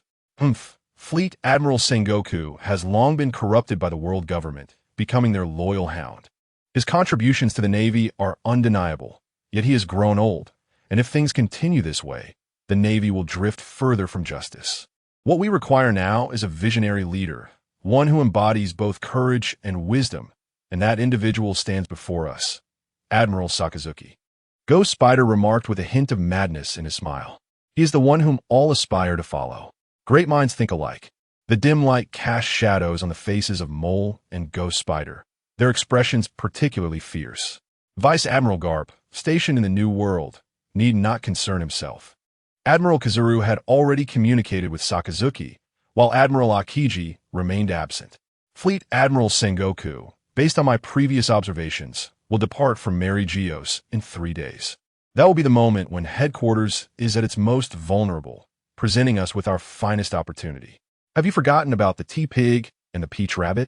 Their prowess far surpasses that of either of us, the Mole remarked with a frown. The Ghost Spider has not mentioned these two formidable candidates, yet they are an unavoidable consideration. He chuckled. No need to worry. Admiral Sakazuki will personally grace Marineford. Ha ha ha. Then it is of no concern. Chapter 34, Undercurrents Crocodile. How are matters progressing? You haven't yet set foot on Sky Island, have you? Aboard a small military vessel, Sakazuki conversed with Crocodile. At that moment, Crocodile appeared quite relaxed, indulging in roasted meat and drink alongside Luffy and his companions. Despite his disdain for the Straw Hat Boy, he found it difficult to resist such delightful food and drink, reluctantly sharing a toast. Nearby, Enel, adorned with sea prism stone, glared at him with a fierce intensity, suggesting a deep-seated animosity between them. Ah, the situation has been resolved. I must admit, the one who consumed the rumble fruit possesses considerable prowess. Had it not been for my mastery of Haki, I might have faced defeat at his hands. Crocodile mockingly observed Enel, who still had the audacity to glare at him. Perhaps he should go hungry for a few more days. Otherwise, the ensuing chaos would surely be quite bothersome. Uncle, is that you? Uncle. Luffy, who had been engrossed in his meal, suddenly realized that Crocodile was speaking to Sakazuki and leaped towards him. Hey, Straw Hat Brat, get away from me. Don't come near. Move your face away. Crocodile desperately attempted to dislodge Luffy, who clung to him like a stubborn gum, refusing to budge. Don't be so stingy. Luffy, unfazed by Crocodile's protests, cheerfully replied. To Crocodile's dismay, others soon crowded around, rendering him unable to move. With exasperation, he exclaimed, Can't you all step aside? I could simply hand you the den mushi. Is this really necessary? And you, insufferable reindeer, don't perch on my head. Chopper awkwardly scratched his head, chuckling, Sorry, but I'm too short to squeeze in anywhere else. This is the most suitable spot. In the end, Crocodile could only fume in frustration, as no one paid him any heed. Luffy, you've made significant progress, even mastering armament Haki, Sakazuki remarked with a smile, lamenting only that he could not personally instruct Luffy. Although he gained valuable insights from Crocodile, it paled in comparison to directly teaching Luffy. Nevertheless, he remained undeterred, knowing he would have ample time to mentor the boy once he reached the New World. Uncle, I'm quite strong now.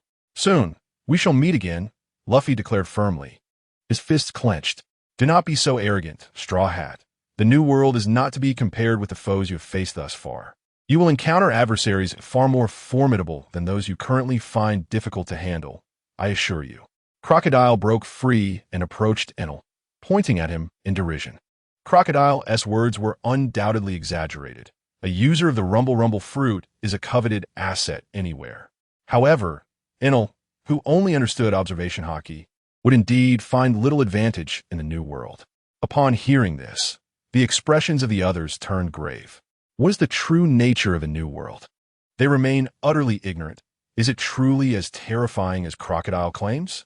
Nevertheless, I am determined to venture into the New World, ha ha ha. Crocodile believed that Luffy was intimidated, but in reality, Luffy was completely unfazed. Such exuberance. This conversation shall suffice. I have pressing matters to attend to.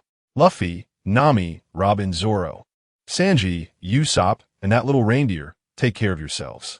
After Sakazuki concluded his instructions, he abruptly ended the call, leaving the Straw Hat crew rather disappointed, as they had hoped for a longer discussion. The old man is always in such a rush. What on earth is he up to? Usopp sighed. Of course. It is about seizing territory, Crocodile remarked nonchalantly. Sakazuki's true adversaries are the emperors of the New World, each one a monstrous figure.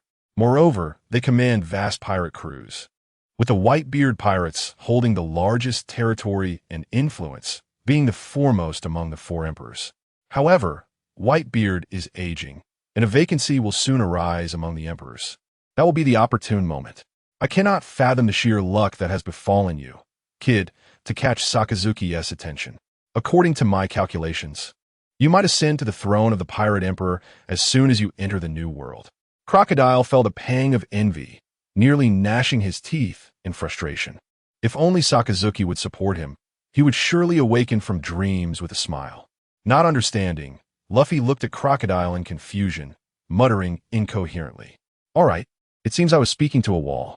Fearing he might be unable to restrain himself from striking Luffy, Crocodile seized Enel by the ears and prepared to leave. Straw Hat Kid, remember this. The captain's position will eventually be mine. he sneered as he glanced back. This fellow certainly possesses a vigorous spirit, Sanji remarked. A curious individual, Zoro responded. However, what exactly are the Emperors of the Sea? I find myself rather intrigued. The Emperors are those great pirates who reign over the latter half of the Grand Line. They occupy vast territories, and even the Navy finds them formidable. Robin quietly elucidated. Then their bounties must be astronomical, Zoro inquired. The highest bounty among the 4 emperors belongs to Whitebeard, known as the strongest man in the world. A legendary pirate who once stood equal to the Pirate King, Roger, with a bounty of 5,460,000,000 berries. What? Are you serious? That's absurd. Even Nami, who typically shows little interest in such matters, perked up her ears to listen intently. 5 billion berries. I doubt even a Mary could hold that much. That's even higher than the old man's bounty. This Whitebeard must be incredibly powerful, Luffy exclaimed excitedly. Crocodile instinctively wanted to downplay it, but recalling his own painful encounters left him momentarily speechless. Chapter 35. Return to Marineford Halt. The warship ahead comes to a standstill for a routine inspection. The vessel is encircled by a patrolling fleet on the open sea, and the eyes of the rear admiral, shaded by the brim of his cap, take on a menacing glint as his hand instinctively grips the hilt of his sword. Yet his voice remains remarkably composed. I am an officer under Admiral Ghost Spider, tasked with delivering a crucial item to Marineford. We are pressed for time, my friend. Could you possibly allow us to pass? Regrettably, orders from Fleet Admiral Sengoku mandate that all vessels en route to Marineford undergo inspection. Observing the patrolling ships, fully armed and on high alert, the rear admiral instinctively glances back at the ship's hold. Just as he prepares to take action, a warship slowly approaches from a distance. What is occurring? It is revealed to be Vice Admiral Jonathan from the G8 branch, standing at the bow, recognized by both sides. Reporting to Vice Admiral Jonathan, we are conducting our customary inspection of this warship. Oh, there is no need for inspection. I've already examined this vessel in the preceding waters. They are subordinates of Admiral Ghost Spider, escorting an important item. But the patrol fleet commander's expression darkens. Yet Jonathan maintains an imposing demeanor, leaving no room for rebuttal. Obeying orders is a soldier's duty. Are you defying a command? Should any issues arise, I shall personally report to Fleet Admiral Sengoku. Understood. Once the patrol fleet departs, as the warship draws near, Jonathan leaps aboard with a decisive step. At this moment, Sakazuki emerges unhurriedly, clad in his long-lost admiral's uniform. The Marines stand tall, their sense of justice billowing behind Sakazuki in the wind. Thank you for your assistance, Jonathan. Such words are unnecessary. Sakazuki, we are friends. Jonathan smiles at his companion. I wondered how a man like you could suddenly turn to piracy. It seems you aspire to reform the Navy. However, I am perplexed as to why you do not pursue internal reform. You are the most likely candidate to become the next fleet admiral. It is time for some smooth talking. He begins to speak with an unwavering heart. The world government controls the Navy's funding. Internal reform is impossible. Moreover, I have stumbled upon a colossal secret, one that could upheave the world. I aim to utilize this grand secret to liberate the Navy from the world government's grasp and uphold true justice. Jonathan furrows his brow. Had it been anyone else, he would have dismissed them outright. But this is Sakazuki. Such a man would not speak falsely. Is there truly a secret powerful enough to change the world? One piece, Sakazuki enunciates, and Jonathan's imagination races to grasp something monumental. So, it appears that the pirate King Roger left behind not merely his lifelong treasures, but also the secrets capable of overturning this world. Do you believe a man like Roger would leave only riches for posterity? Sakazuki cryptically replies. So it seems you seek the power to change the world contained within the great treasure. No wonder you have chosen a mere pirate. It appears he harbors some remarkable secret, Jonathan surmised. Indeed, Luffy is the sole key to unlocking the great treasure, the only one of his kind in existence. Sakazuki, disregarding all else, earnestly babbled in agreement with Jonathan's insinuations. What do you say, Jonathan? Are you interested in a journey to the legendary Raftel? Sakazuki inquired. The final island? Naturally, I am intrigued. Although I'm not a pirate, I possess a spirit for adventure. Jonathan replied with a smile. The two factions converged, and under Jonathan's assertive leadership, they swiftly passed through the final checkpoint, arriving at Marineford. It has been a long time since I returned here, Sakazuki remarked, gazing at the prominent insignia of Marineford's headquarters with a sense of nostalgia. Let the Ghost Spider and his crew commence their operations. I shall take over from here. With the order given, Marineford erupted into action beneath the veil of night. The Ghost Spider and his men, long prepared, initiated operations with their subordinate commanders and elite sailors.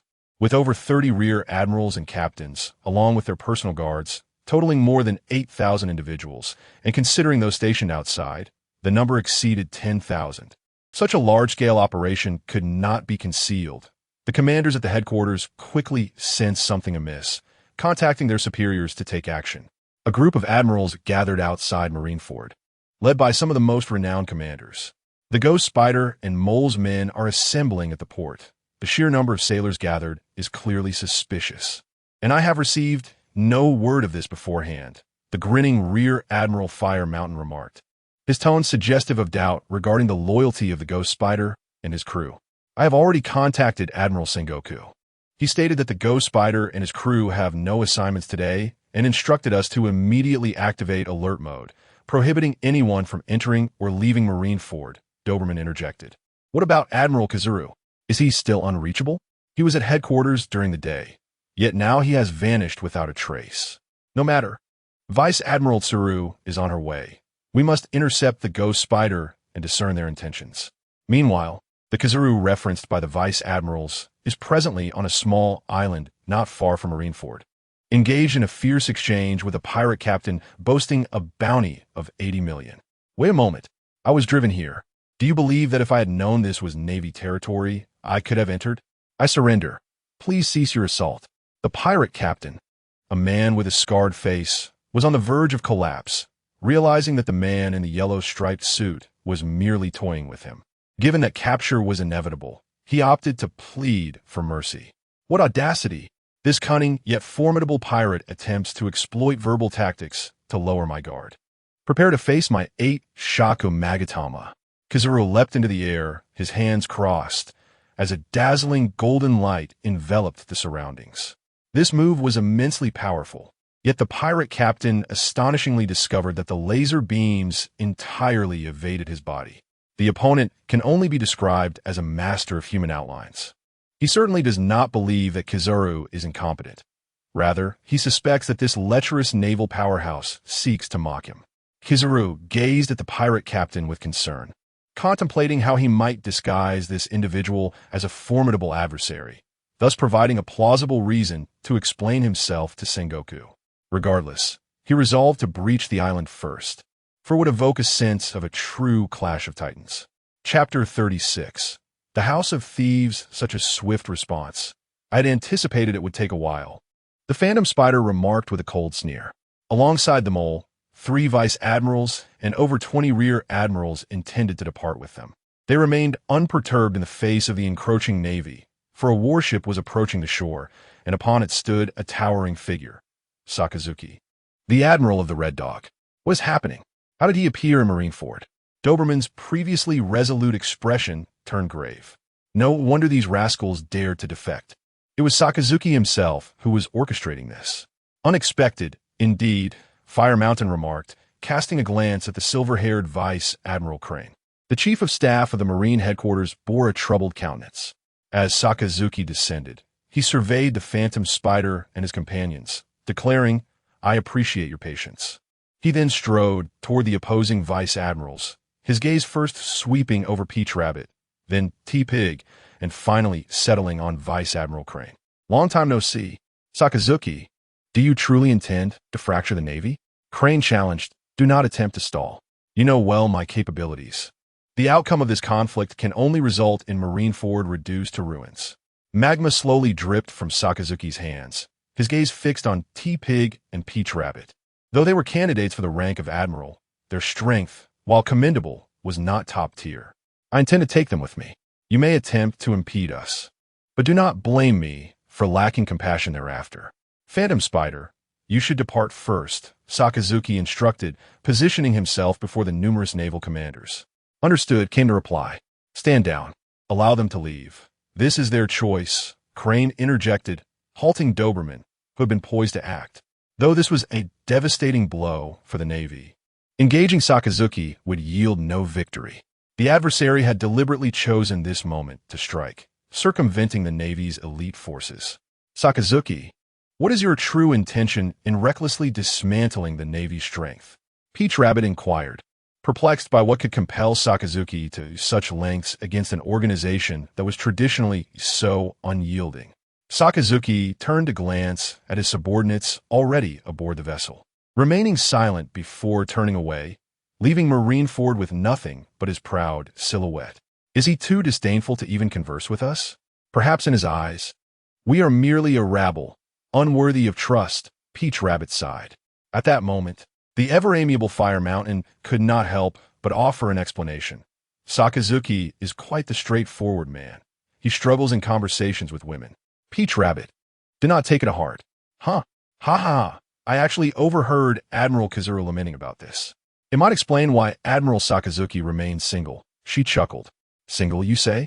Then that makes Sakazuki an eternal boy at heart, Peach Rabbit mused. Achoo! Sakazuki, who had been reminiscing with his former subordinates while feeling the sea breeze, suddenly sneezed. Was the weather too cold? The mole expressed concern, yet he felt a wave of embarrassment as the words left his lips. He had, quite absurdly, inquired whether the magma man, who had consumed the magma fruit, felt cold. Fortunately, no one paid too much attention to his words. I'm immensely grateful for your trust. Sakazuki solemnly addressed the 6 vice admirals. Must you be so sentimental, Admiral? Jested Vice Admiral Longs, whose colossal form almost engulfed half the deck. Ah, Longs, you remain as straightforward as ever. This giant Vice Admiral was notably formidable within the headquarters, adept at identifying the enemy's vulnerabilities. With your inclusion, I am confident in our forthcoming endeavors, Sakazuki declared, waving his hand as his subordinates promptly presented a map. The area encircled in red marked his objective. Whole Cake Island. Truly commendable of you to dare to confront one of the 4 emperors directly. However, should we not reconsider? This is a rather tough nut to crack. Jonathan expressed his concerns. Jonathan, do not overestimate Charlotte Linlin. She is no longer the formidable female monster of yore. I am confident I can eliminate her and subsequently seize the entirety of Whole Cake Island, where we shall establish a new navy, Sakazuki proclaimed with great fervor. Yet, only he would dare to dismiss Charlotte Linlin with such nonchalance. For Jonathan and the others, even in her weakened state, she remained a being capable of easily dispatching them. Do not be overly timid. I support Admiral Akainu's actions. Let us take Whole Cake Island and establish the new navy, proving to our colleagues who is truly correct. Goeju wholeheartedly endorsed the idol's decision, being inherently radical. Let us do it. Since you all are unafraid, what else can I say? As long as we stand united. We're the 4 emperors to us. At that moment, Sengoku returned from Mary Geos to Marineford, but he had arrived too late. Gazing at the now largely empty docks, a sense of despondency washed over him. A betrayal or 2 might be manageable, but so many had turned against the Navy, leading him to question whether the fault lay with him as the fleet admiral. The Navy had not only failed to strengthen under his command, but now faced the threat of disintegration. However, Sengoku had no time to lament. Pressing matters awaited his attention. Should he mishandle this situation, the dissolution of the Navy could become a grim reality, especially with the world government already harboring significant discontent towards them. This incident had further plunged their relationship into a state of deep freeze. Fleet Admiral Sengoku, a call from the Gorosei. Great, with no countermeasures devised, trouble had already arrived. Chapter 37. Blitz of the Nations Admiral Sengoku, after meticulous calculations, found that a total of 13,500 personnel had defected from the Navy, including 6 vice admirals, 28 rear admirals, and 78 brigadier generals. Sengoku exhaled deeply upon hearing this data. He had not anticipated that Sakazuki had garnered such a following within the Navy over the years. This placed him, as an admiral, in a precarious position. What were Sakazuki's intentions? Admiral, Sakazuki is approaching the nations, seemingly with the aim of confronting the Big Mom pirates, reported in aid. Sengoku turned to gaze at the vast maritime chart behind him, locating the Tado Land Kingdom, also known as the Nations, the dominion of the Yonko, Charlotte Linlin, which encompassed 34 islands, home to nearly all the races of the sea. Sakazuki had essentially qualified to challenge the Yonko, and his sights were set on Charlotte Linlin. I can comprehend this. The Nations is indeed the most advantageous choice at present. Among the Yonko, Shanks follows an elite path with formidable members. Whitebeard, although aged, commands the largest pirate crew in the New World, making encounters with him perilous. Kaido's beast pirates are equally formidable. Word up to Sengoku himself. He too would opt for Charlotte Linlin, not due to her weakness. On the contrary, her ability to dominate the seas for years speaks volumes of her strength, but because in comparison to the other Yonko, she is the most manageable. Admiral, General Kizuru has returned. The aide remarked with a peculiar expression. Summon him. Sengoku replied with a furrowed brow. Clang. Kizar here. Admiral Sengoku, you finally returned. I heard Sakazuki launched a surprise attack on Marineford last night. It was quite shocking, Kizuru said, his tone somewhat exaggerated, yet his demeanor remained nonchalant. Borisolino, what were you doing last night? Had you been at Marineford, this incident could have been averted, Sengoku inquired, his clenched fist betraying his displeasure. Oh, I encountered a remarkably powerful pirate lurking near Marineford, and I engaged him in battle. It took me a whole day and night to defeat him, Kizuru replied, unfazed, even taking the time to trim his nails.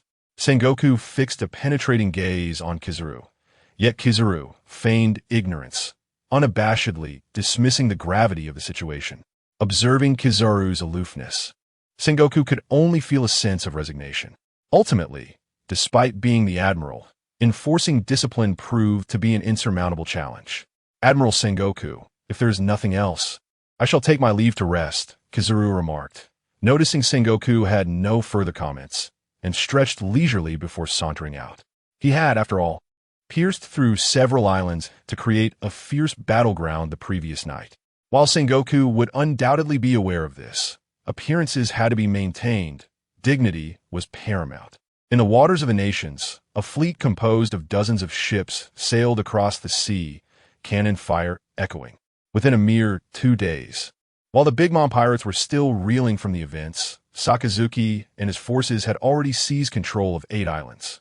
Currently, both parties are engaged in a protracted struggle, fiercely contesting territorial supremacy. Far away on Cake Island, Charlotte Linlin learns that the 8 islands under her command have been seized, and her dismay is palpable. She promptly commands her most trusted subordinate, Katakuri, to take action. Katakuri, I want you to eliminate them all, leaving none alive. Understood, Mother. Although Katakuri instinctively senses something amiss, he nonetheless leads his troops into battle. Let us first assess the situation. There are few who can pose a threat to him on this vast ocean.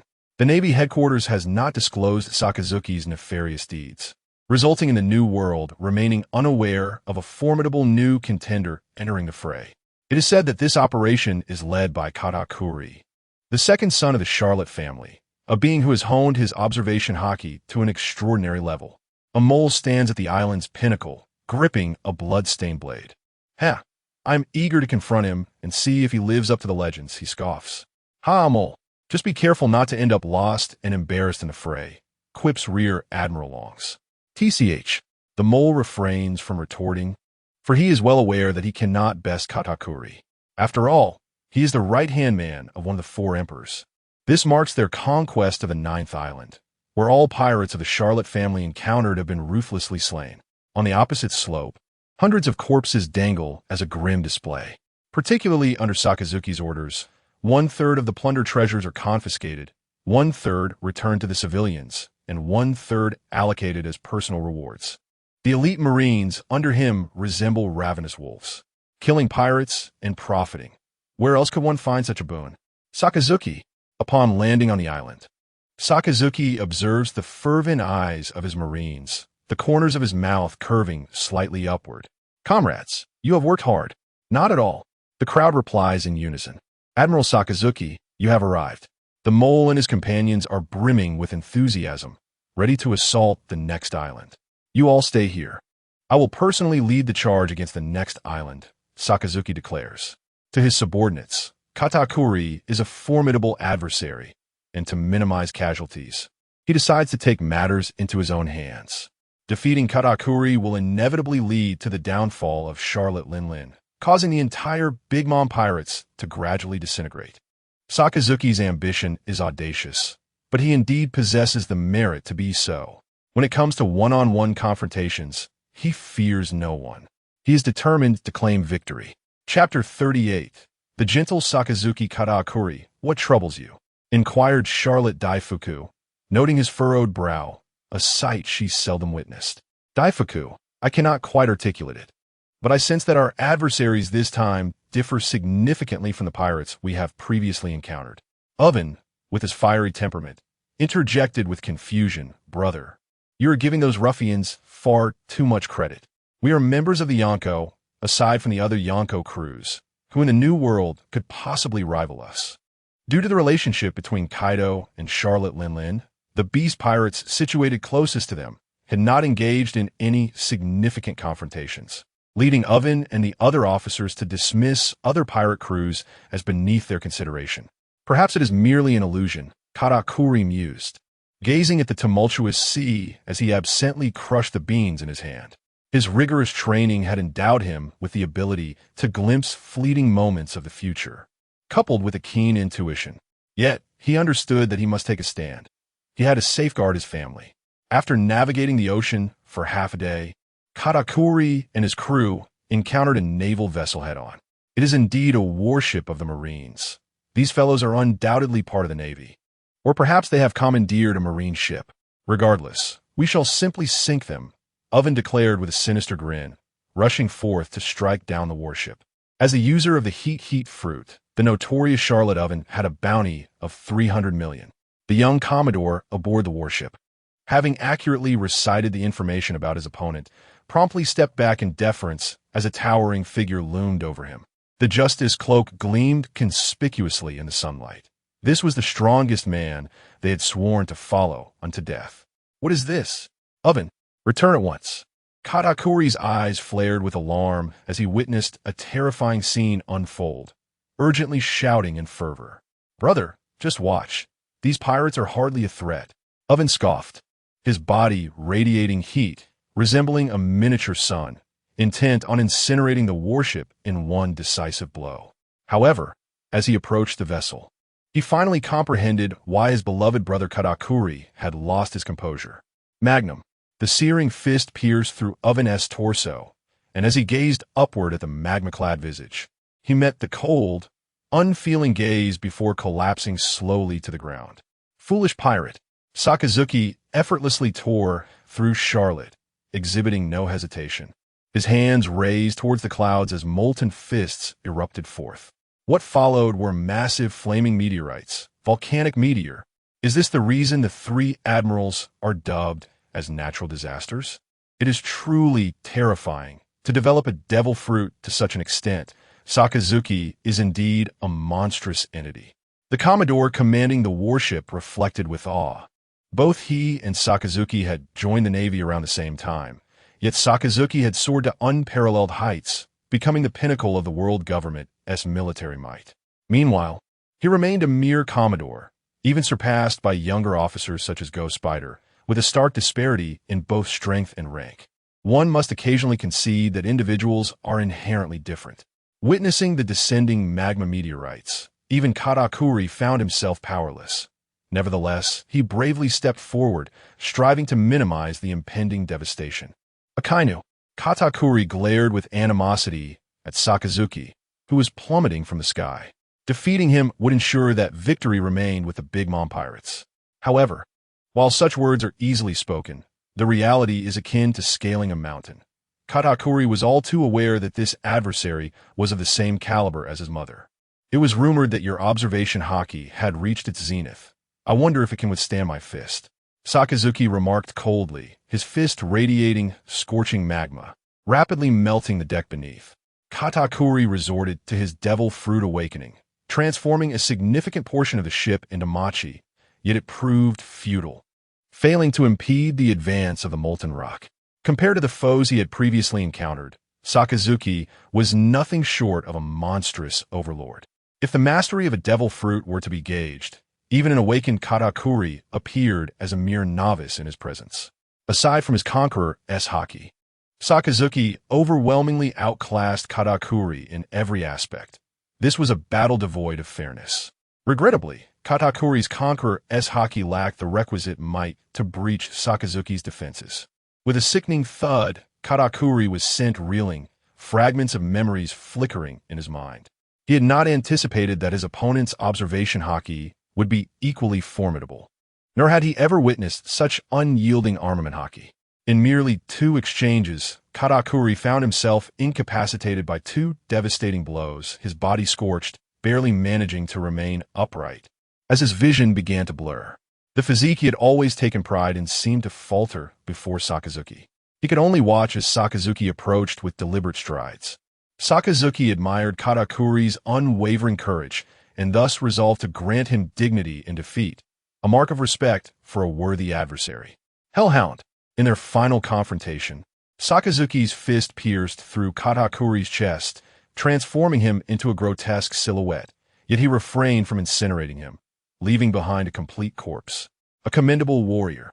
Unfortunate to have chosen the wrong allegiances, Sakazuki lamented before turning his attention to other pirates. Against the remaining pirates, he showed no such mercy, crushing them entirely, leaving no trace behind. Katakuri fell in battle. The initial clash between the new and old powers has revealed a victor. Will Charlotte Linlin be the first of the 4 emperors to be defeated?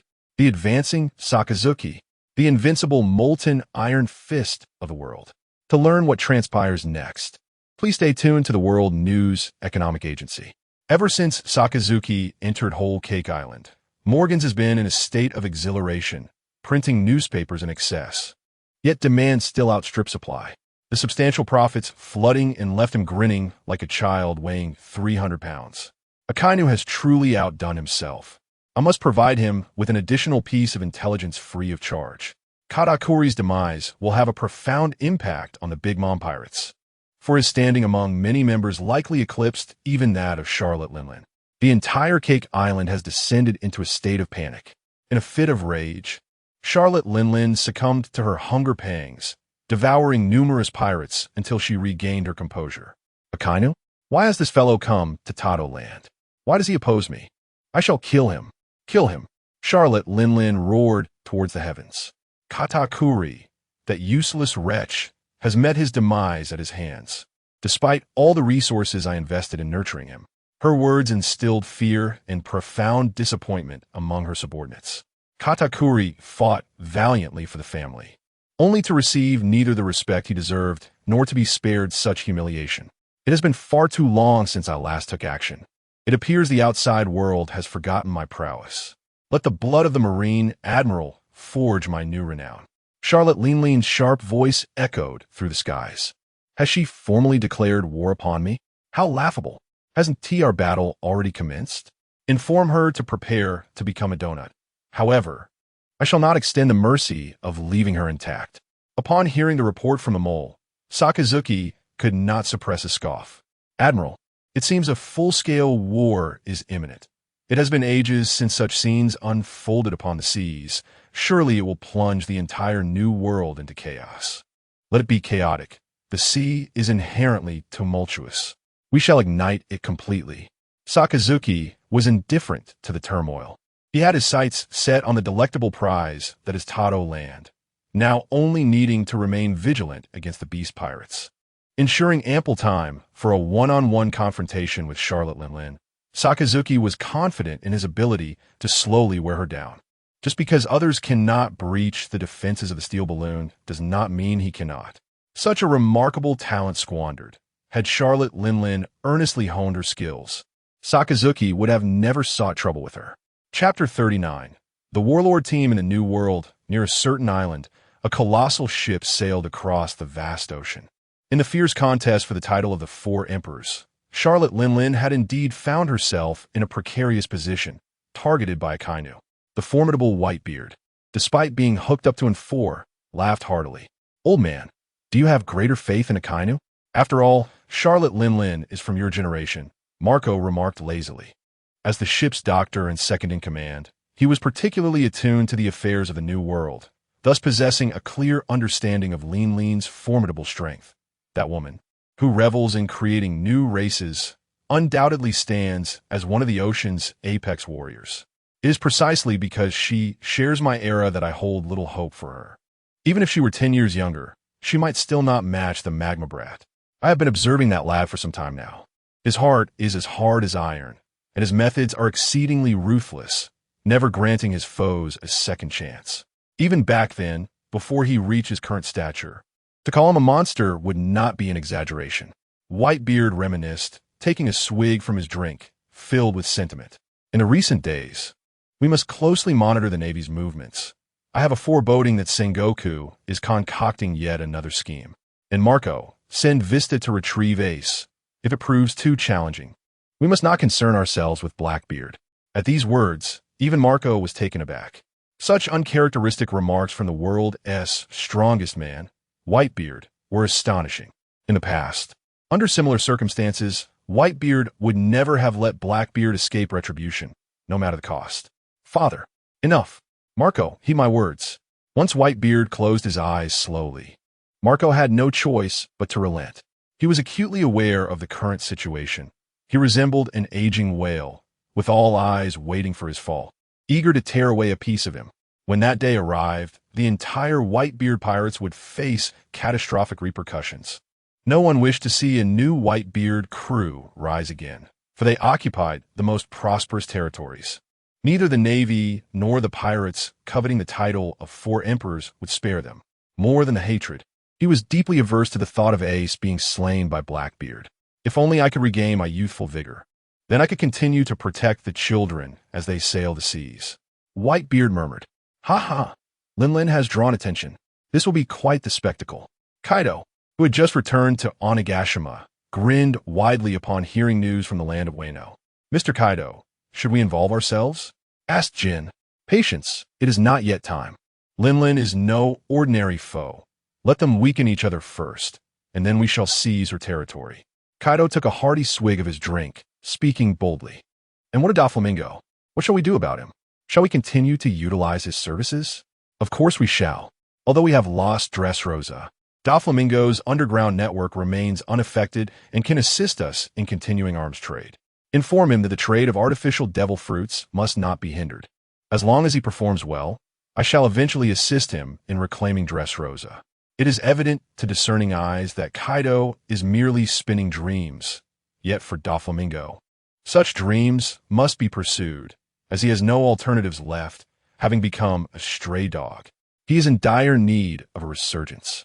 With nearly all his amassed wealth drained by Sakazuki, collaboration with Kaido presents a chance for recovery. Without it, his prospects in the New World become bleak. On a desolate isle, Doflamingo faced the sea, seated in a meditative posture. A surge of black Haki occasionally manifested upon his surface. His expression contorted until he gradually regained composure. "Young master, that scoundrel Kaido claims he will help us reclaim Dressrosa in the future. It seems he intends to deceive us," Torbol remarked. "Ha ha ha. Torbol, do not be so impatient. Was this not anticipated? Kaido is no benevolent figure. How could he possibly assist us unconditionally? If he no longer finds us useful, he may very well be the first to turn against us." After enduring numerous trials, Doflamingo's emotions remained remarkably stable, neither sorrowful nor elated. "Could it be, young master, that you do not wish to reclaim Dressrosa?" Torbol pressed anxiously. "Dressrosa is indeed significant, yet is not the sole objective.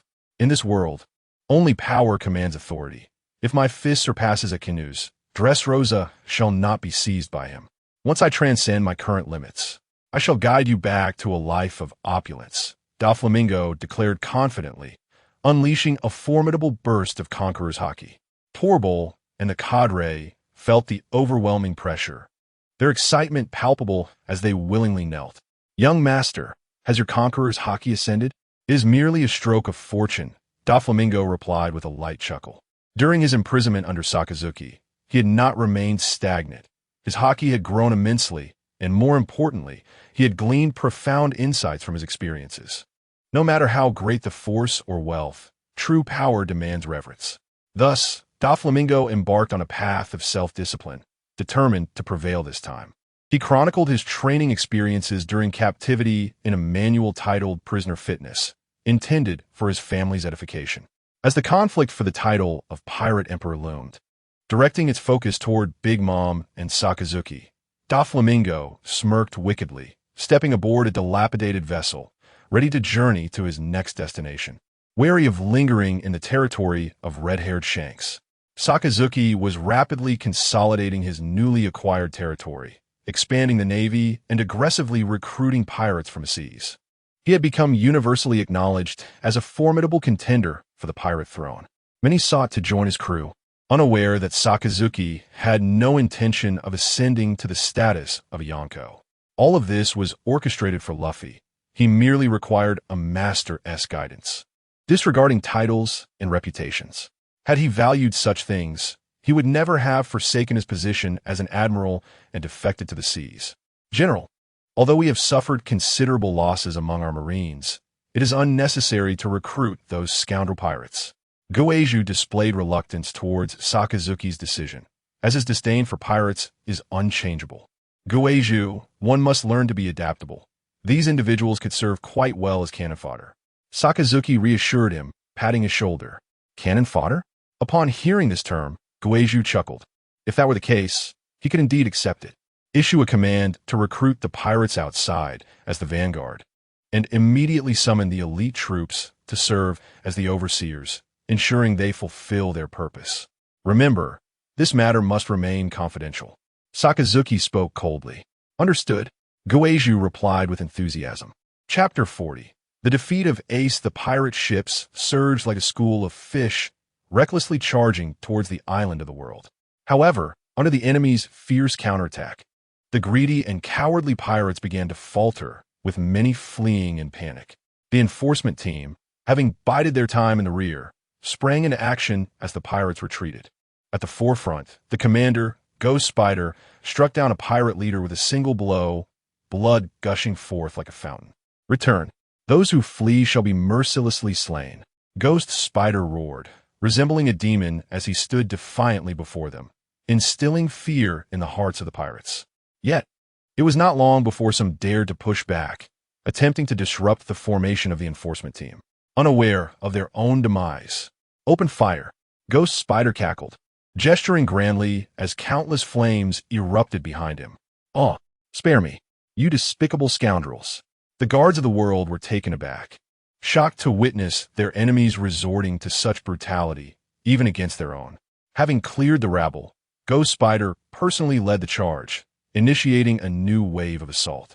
Their combat prowess was incomparable to that of the hastily assembled pirates, delivering a strong blow to the enemy. Coupled with the previous skirmish that had drained the enemy's energy and ammunition, the island was soon overrun. A third of the territory of the world had fallen. Sakazuki, I never anticipated you could amass such a formidable force in such a short span, seizing the territories of the world, Crocodile remarked, his tone tinged with bittersweetness. With so many elite fighters at his disposal, Crocodile was indifferent to their past as Marines. He was solely aware that the detestable straw hat brat had struck gold. It was maddening to think that Crocodile had been tirelessly pursuing the dream of becoming the Pirate King, while that mere boy, fresh from the East Blue and barely stepping into the Grand Line, was on the brink of being hailed as a maritime emperor. Just the title of one of the four emperors had undoubtedly contributed to countless bones littering the seas, yet the Straw Hat Boy seemed to acquire it effortlessly. Truly, luck was on his side. What of Enel?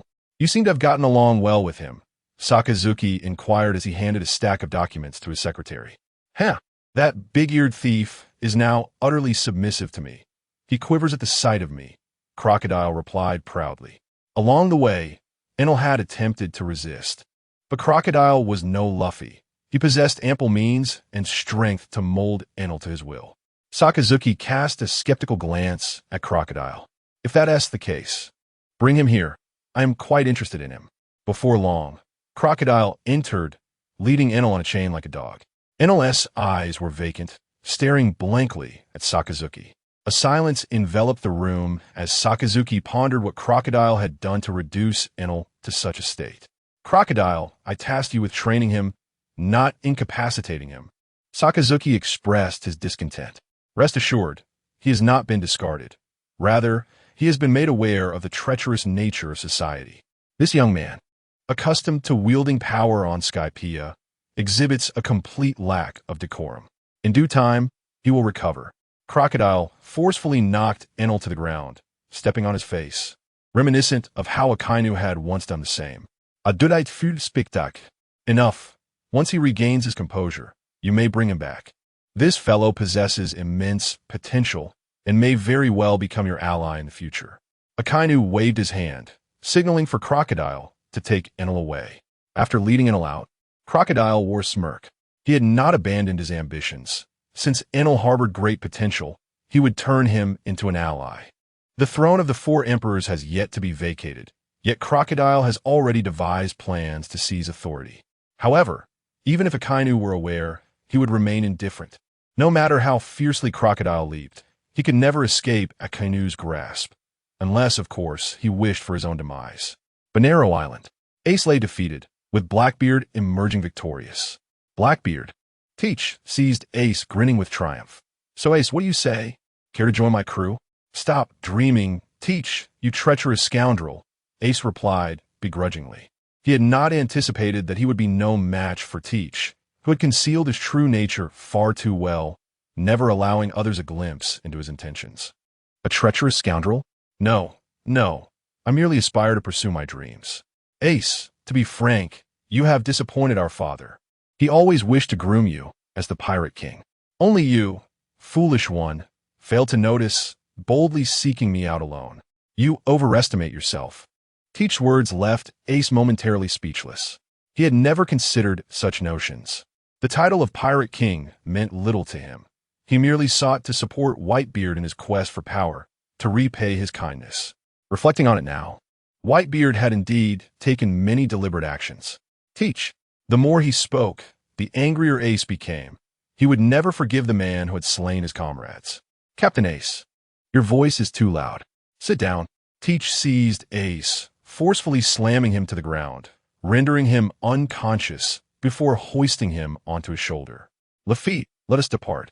The world government will surely appreciate this gift. Teach laughed heartily. Captain, did you not say you were going to capture Straw Hat Luffy? I have learned that they are in Water 7. We could make a detour to strengthen our bargaining position with the world government, Lafitte suggested. Teach, however, dismissed the notion leisurely, stating, there is no need. One Ace is sufficient. After all, his father is a man renowned alongside the greatest pirates of the previous era. Unbeknownst to Teach, his unintended actions would save him. For at that moment, Aokiji happened to be in Water 7, observing Luffy and his crew, seeking to uncover the motivations behind Akainu's departure from a navy. Bored, Aokiji watched as Luffy's group disembarked, reclining in a chair while stifling yawn. After observing for such an extended period, he still has not uncovered any secrets, which is indeed quite vexing. That rascal Sakazuki has actually divided the navy, and it is highly probable that he has commenced with his plans. It would be prudent to ascertain his true intentions. Recently, the phone bug belonging to Aokiji has been incessantly ringing. You need not even guess who is on the other end. However, allowing this situation to linger is not a viable solution. While Kazura may disregard Sengoku's authority, he cannot afford to do the same, as he is a prominent general of Sengoku's faction. It is time to return to the New World. Aokiji hoisted his backpack and leapt directly off the ship. Chapter 41. The clash of Sakazuki and Charlotte Linlin. The most significant conflict in the New World presently lies between Sakazuki and Charlotte Linlin, while the other three emperors remain conspicuously silent. Even Kaido's beast pirates continue their normal operations, yet Sakazuki harbors no illusions that Kaido would remain passive. That cunning individual is likely to strike when he perceives Sakazuki to be at his weakest. Sakazuki expressed, we must maintain our vigilance regarding the movements of the beast pirates and decelerate our strategy toward Whole Cake Island. Our current forces are insufficient to conquer such expansive territory. With over 10,000 AV personnel, the previous battles had claimed thousands of lives. with many more serving as mere cannon fodder. To seize the entirety of Whole Cake Island, the casualties would likely double, resulting in a lack of manpower for management. Even if they were to capture Whole Cake Island, the losses would not justify the gains. 12 islands represent the territory they can presently manage. Once they have digested this land, they can reassess their plans. However, this is merely Sakazuki's wishful thinking, as it is evident that their adversaries are intent on gradually encroaching upon Whole Cake Island. Admiral Sakazuki, pirate ships have appeared off the front coast. It is the Queen Mama's song, reported a subordinate. Oh, has she arrived so swiftly?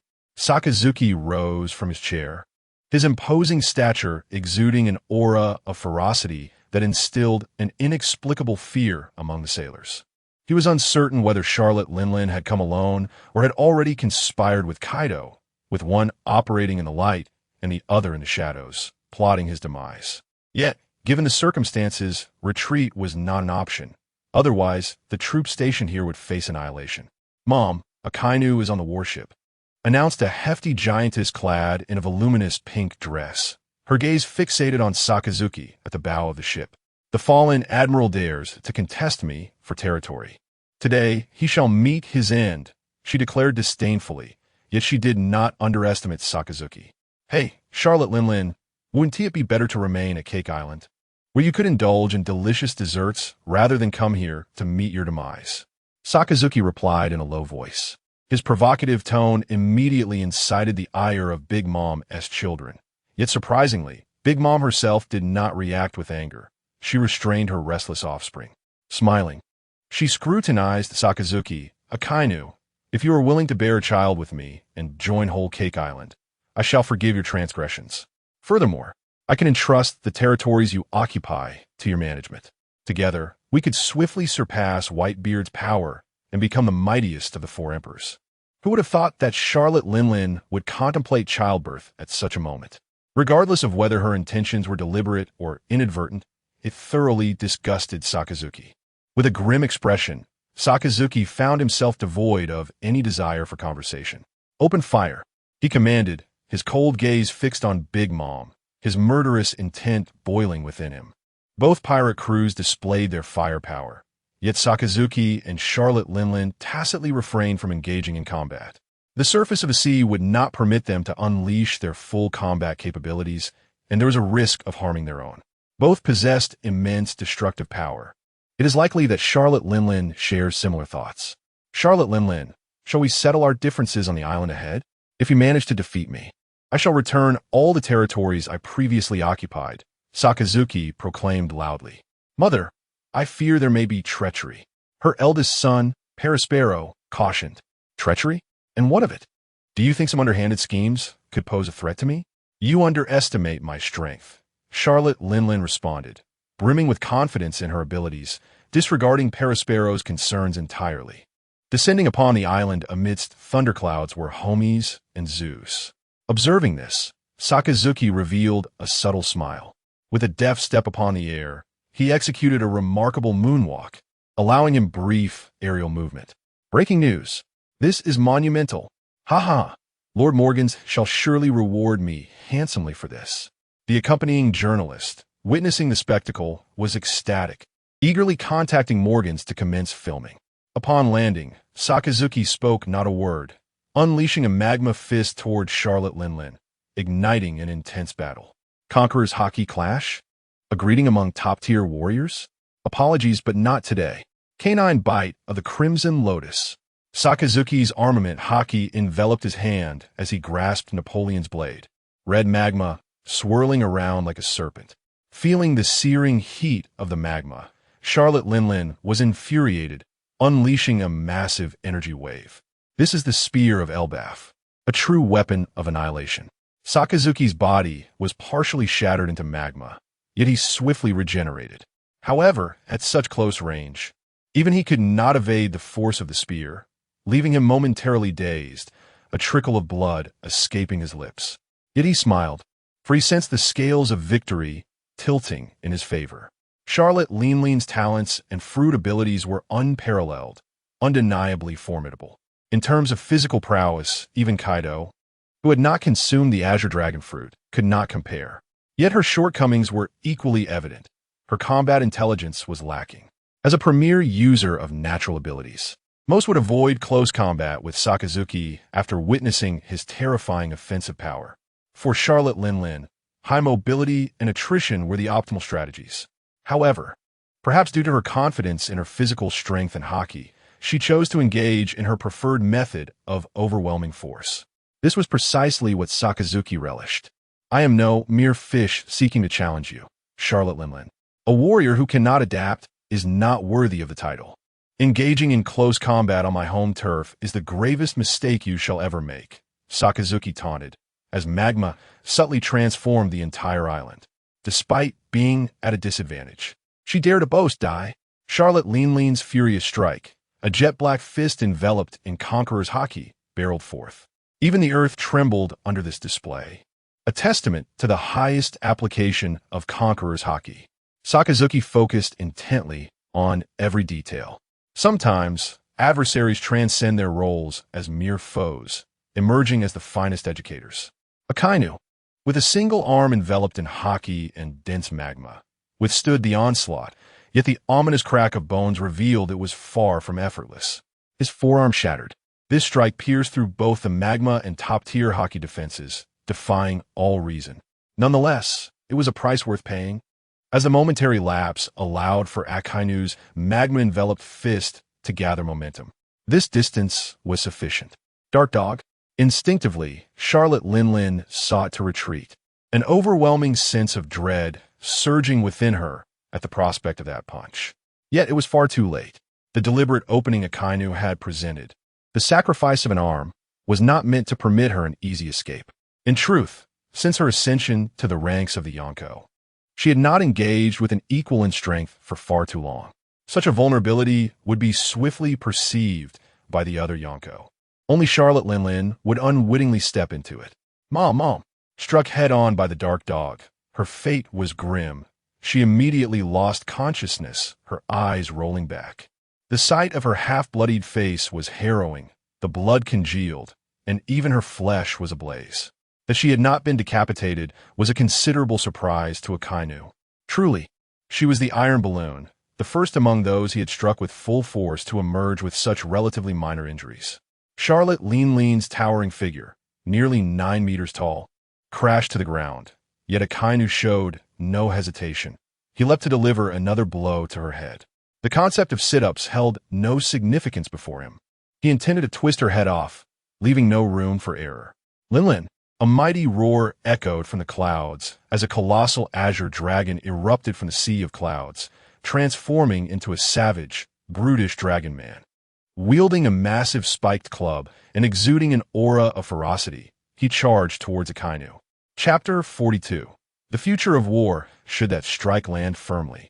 Even Sakazuki would find it unbearable. Thus, he decisively evaded. The formidable Kaido, adorned in a cloak of purple fur, descended beside Charlotte Linlin, stirring the ground into a tempest. With his menacing dragon horns, he resembled a demon emerging from the abyss. Black and crimson lightning crackled intermittently, a savage aura relentlessly bearing down upon Sakazuki. A true monster among monsters had arrived. Kaido, heralded as the strongest creature capable of single-handedly confronting foes across land, sea, and air. Kaido, I thought you would continue to remain a mere spectator, Sakazuki remarked, squeezing his left hand, the pain from his fractured bones inconsequential, hardly affecting his resolve for battle. Scalding magma enveloped his entire being, trickling down his face, concealing his steely gaze. The second war had commenced. Akainu, it is my first time witnessing your full might. I never anticipated even Linlin would fall at your hands. Your magma fruit has reached an astonishing level of development.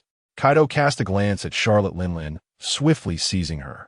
He had observed the previous skirmish in its entirety, including Sakazuki's calculated feint against Linlin. He was taken aback that Charlotte Linlin had been ensnared and astounded by the ferocity of Sakazuki's assault, realizing that even Linlin, with her formidable physique, had been rendered incapable of combat in an instant. Are you planning to flee, Kaido? Sakazuki taunted upon seeing Kaido lift Charlotte Linlin. However, Kaido was no ace. Despite his outwardly mad demeanor, he was astute and would not fall for such provocation. Ha ha ha. Do not fret. I will come for you in due time, Akainu. But now is not the moment for confrontation. Unlike you, who lacks the pride of a true warrior, I suspect you would resort to ambushing Lin if we were to engage here. Sakazuki's expression darkened slightly. The truth in Kaido's words resonated with him. He indeed harbored intentions of eliminating Charlotte Lin to rid himself of this significant threat. Victory was paramount, and he was willing to employ any means necessary. After finishing his remarks, Kaido soared towards Charlotte Lin's pirate ship, transforming into his dragon form to seize it. Sakazuki ultimately chose not to intervene. He had already squandered his prime opportunity. The next time he sought to eliminate Charlotte Lin, it would not be so simple. Even if Lin were to act foolishly, she would not fall for the same trick again. Is that truly Kaido? He resembles the malevolent dragon of myth, nay, even more fearsome.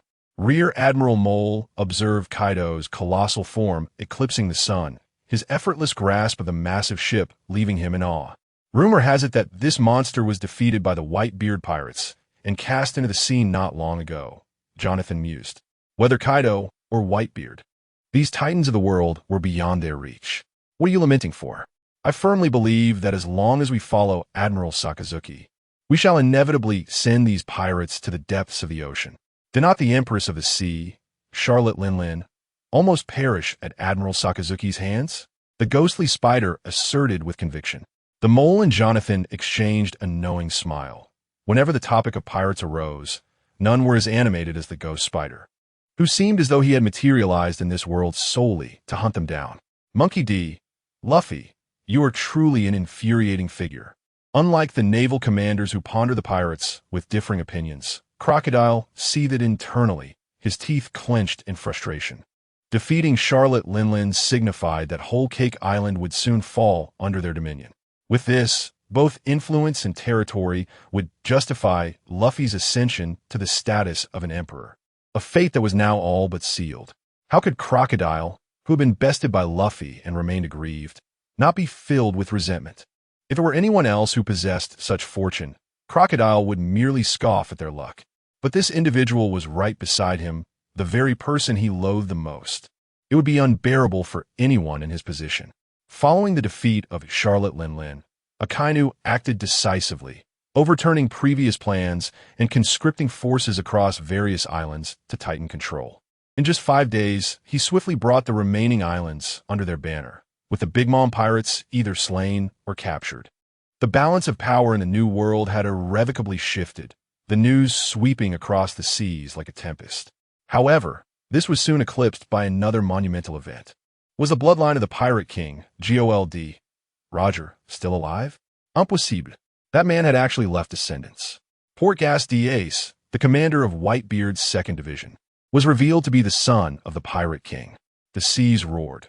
The revelation regarding the Pirate King was far more captivating than the upheaval among the 4 emperors. Even Blackbeard found himself momentarily taken aback. He had merely sought to exchange Ace for a position among the 7 warlords. Yet Ace was a captain of Whitebeard's crew, a core member of great significance. He never anticipated that Ace's father was none other than the Pirate King. How delightful this became. Should the former subordinates of the Pirate King rise to wreak havoc, our plans would be further facilitated. His singular ambition remained steadfast to become the Pirate King. Yet such an aspiration necessitated formidable allies. Thus, Teach's gaze turned towards the infamous underwater prison, Impel Down. It housed the most malevolent of pirates, including legendary figures, perfectly aligning with his intentions. The execution of the Pirate King's descendant at Navy headquarters incited restlessness among the major powers, with the Navy as the principal authority, bustling with activity. Sengoku had long been preparing for retirement, seeking the opportune moment to eliminate the Whitebeard pirates. That moment had arrived, yet it was overwhelmingly monumental, instilling a sense of dread. Not only was the external situation alarming, but even his friend Garp was on the verge of a breakdown, his face flushed with indignation. Yet, the weight of justice stifled his voice. Chapter 43. The Summoning of the 7 Warlords. I intend to visit Impel Down to see Ace. Carp merely expressed his desire to visit, which brought a sigh of relief from Sengoku. It seemed that the old comrade had not yet lost his sanity. Very well. You may go, and while you are there, check for any overlooked matters. I shall arrange everything with Magellan, Sengoku instructed. Carp silently exited the office, his broad shoulders appearing somewhat rigid. The situation regarding Fire Fist Ace had reached a point of no return. Had he merely been the captain of the Whitebeard Pirates, Sengoku might have found a way to spare his life. However, as the son of the Pirate King, he bore the tainted bloodline of sin, and his fate was sealed. Death in Marineford, subjected to the utmost punishment in full view of the world. Sengoku clenched his fists, his gaze growing increasingly cold. Issue the order to convene the meeting of the 7 warlords. In the land of Wano, after occupying the territory of the Big Mom Pirates, the populace showed little resistance to the new rulers, readily accepting their dominion. This was largely due to the stark contrast between Akainu's governance and the oppressive policies enforced by Big Mom. Each island was only required to provide a regular supply of goods to their pirate crew in exchange for protection. Such advantageous circumstances were the dreams of many coastal kingdoms. The meager supplies were trivial in comparison. The spoils seized by pirates far outweighed those supplies, and purchasing peace in these times was indeed a stroke of fortune. Admiral Akainu, the Navy headquarters, summoned the 7 warlords, explicitly mentioning your name. Without needing to consult the mole, Akainu was already aware for that morning. Agents of the world government had paid him a visit, presenting him with a specially designed din mushi for contacting the Gorosei Eye. The Gorosei Eye indicated that previous matters would be overlooked, but they required his assistance in executing a significant event, specifically the execution of Ace. In simpler terms, they desired him to maintain order. However, how could he possibly believe such empty words? Given his actions, the world government would relish the opportunity to see him suffer. But for now, they were powerless against him. Akainu reviewed the recent intelligence he had gathered. These past days he had been preoccupied with battles against the Big Mom Pirates and had not focused on these developments. Ace had been captured. This young fool was truly oblivious to the gravity of his situation, overestimating his own strength.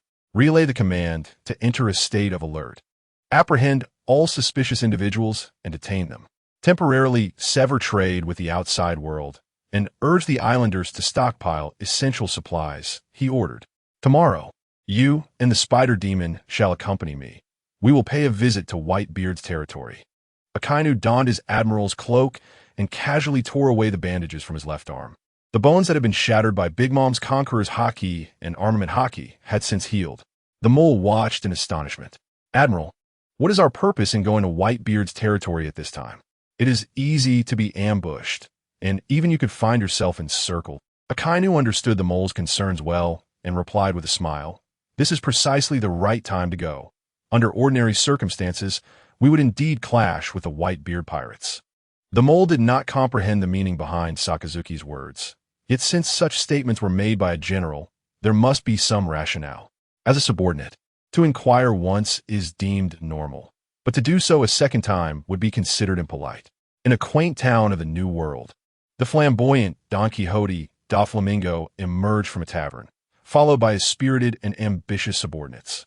Their recent escapades of fleeing had not solely borne negative consequences. They had rekindled the fighting spirit among his subordinates, who had grown complacent in comfort. Indeed, one can only unleash their potential when departing from their comfort zone. Doflamingo mused with a grin. To his astonishment, he learned that Fire Fist Ace was the son of the Pirate King, and the Navy headquarters planned to execute him publicly. The Whitebeard Pirates would undoubtedly react to this development. Your grand scheme must be intertwined with this, right? Toribol proclaimed proudly, believing he had deciphered the intentions of the young master. Truly remarkable, young master, to have foreseen this. He continued, if both Whitebeard and the Navy were to suffer mutual destruction, we could seize the opportunity to claim his territory. Who knows? The young master might even ascend to become the new pirate emperor. The title of Pirate King is not merely a fantasy. Listening to his subordinates, Doflamingo's lips twitched in irritation. Were it not for the current shortage of manpower, he would be reluctant to entrust significant responsibilities to these individuals. In the past, He had not perceived their incompetence, but now they appeared utterly inept. How could he and his entourage of strategists even dream of contending for the throne of the four emperors? Although Doflamingo was undeniably audacious, he had not yet reached such absurdity. His understanding of Fire Fist Ace's identity was superficial. He merely aimed to exploit the chaos for profit, while simultaneously absorbing fresh talent to bolster his forces. To be fair, after enduring the torment inflicted by Sakazuki, Doflamingo had gained clarity regarding many fundamental truths. The first was his own strength, and the second was the nature of his influence. His power was evidently fragile. The organizational structure of his family could hardly keep pace with the impending upheaval of the era. Speaking of talent among his subordinates, aside from a few prominent officers, the rest were hardly worth mentioning. For a resurgence, change was imperative. He wished to remain uninvolved in the conflict between these two colossal entities, and perhaps even more, as he did not believe the other four emperors would remain passive spectators, particularly the currently ascendant Sakazuki. Let us depart. We are soon to enter the territory of Tesalo. I can hardly wait to reminisce with an old friend, Doflamingo remarked with a smile. Tesalo, whom he referred to, held a prestigious status in the underworld, known as the Golden Emperor. The reason was straightforward. This man controlled 20% of the world's berries. In comparison, Doflamingo's wealth seemed trivial. Interestingly, Tesalo's rise to prominence was attributed not only to his own capabilities, but also to the devil fruit he had seized, the gold fruit. However, in the face of mutual interests, the animosity between Doflamingo and Tesalo had long since dissipated, leading to continued business dealings.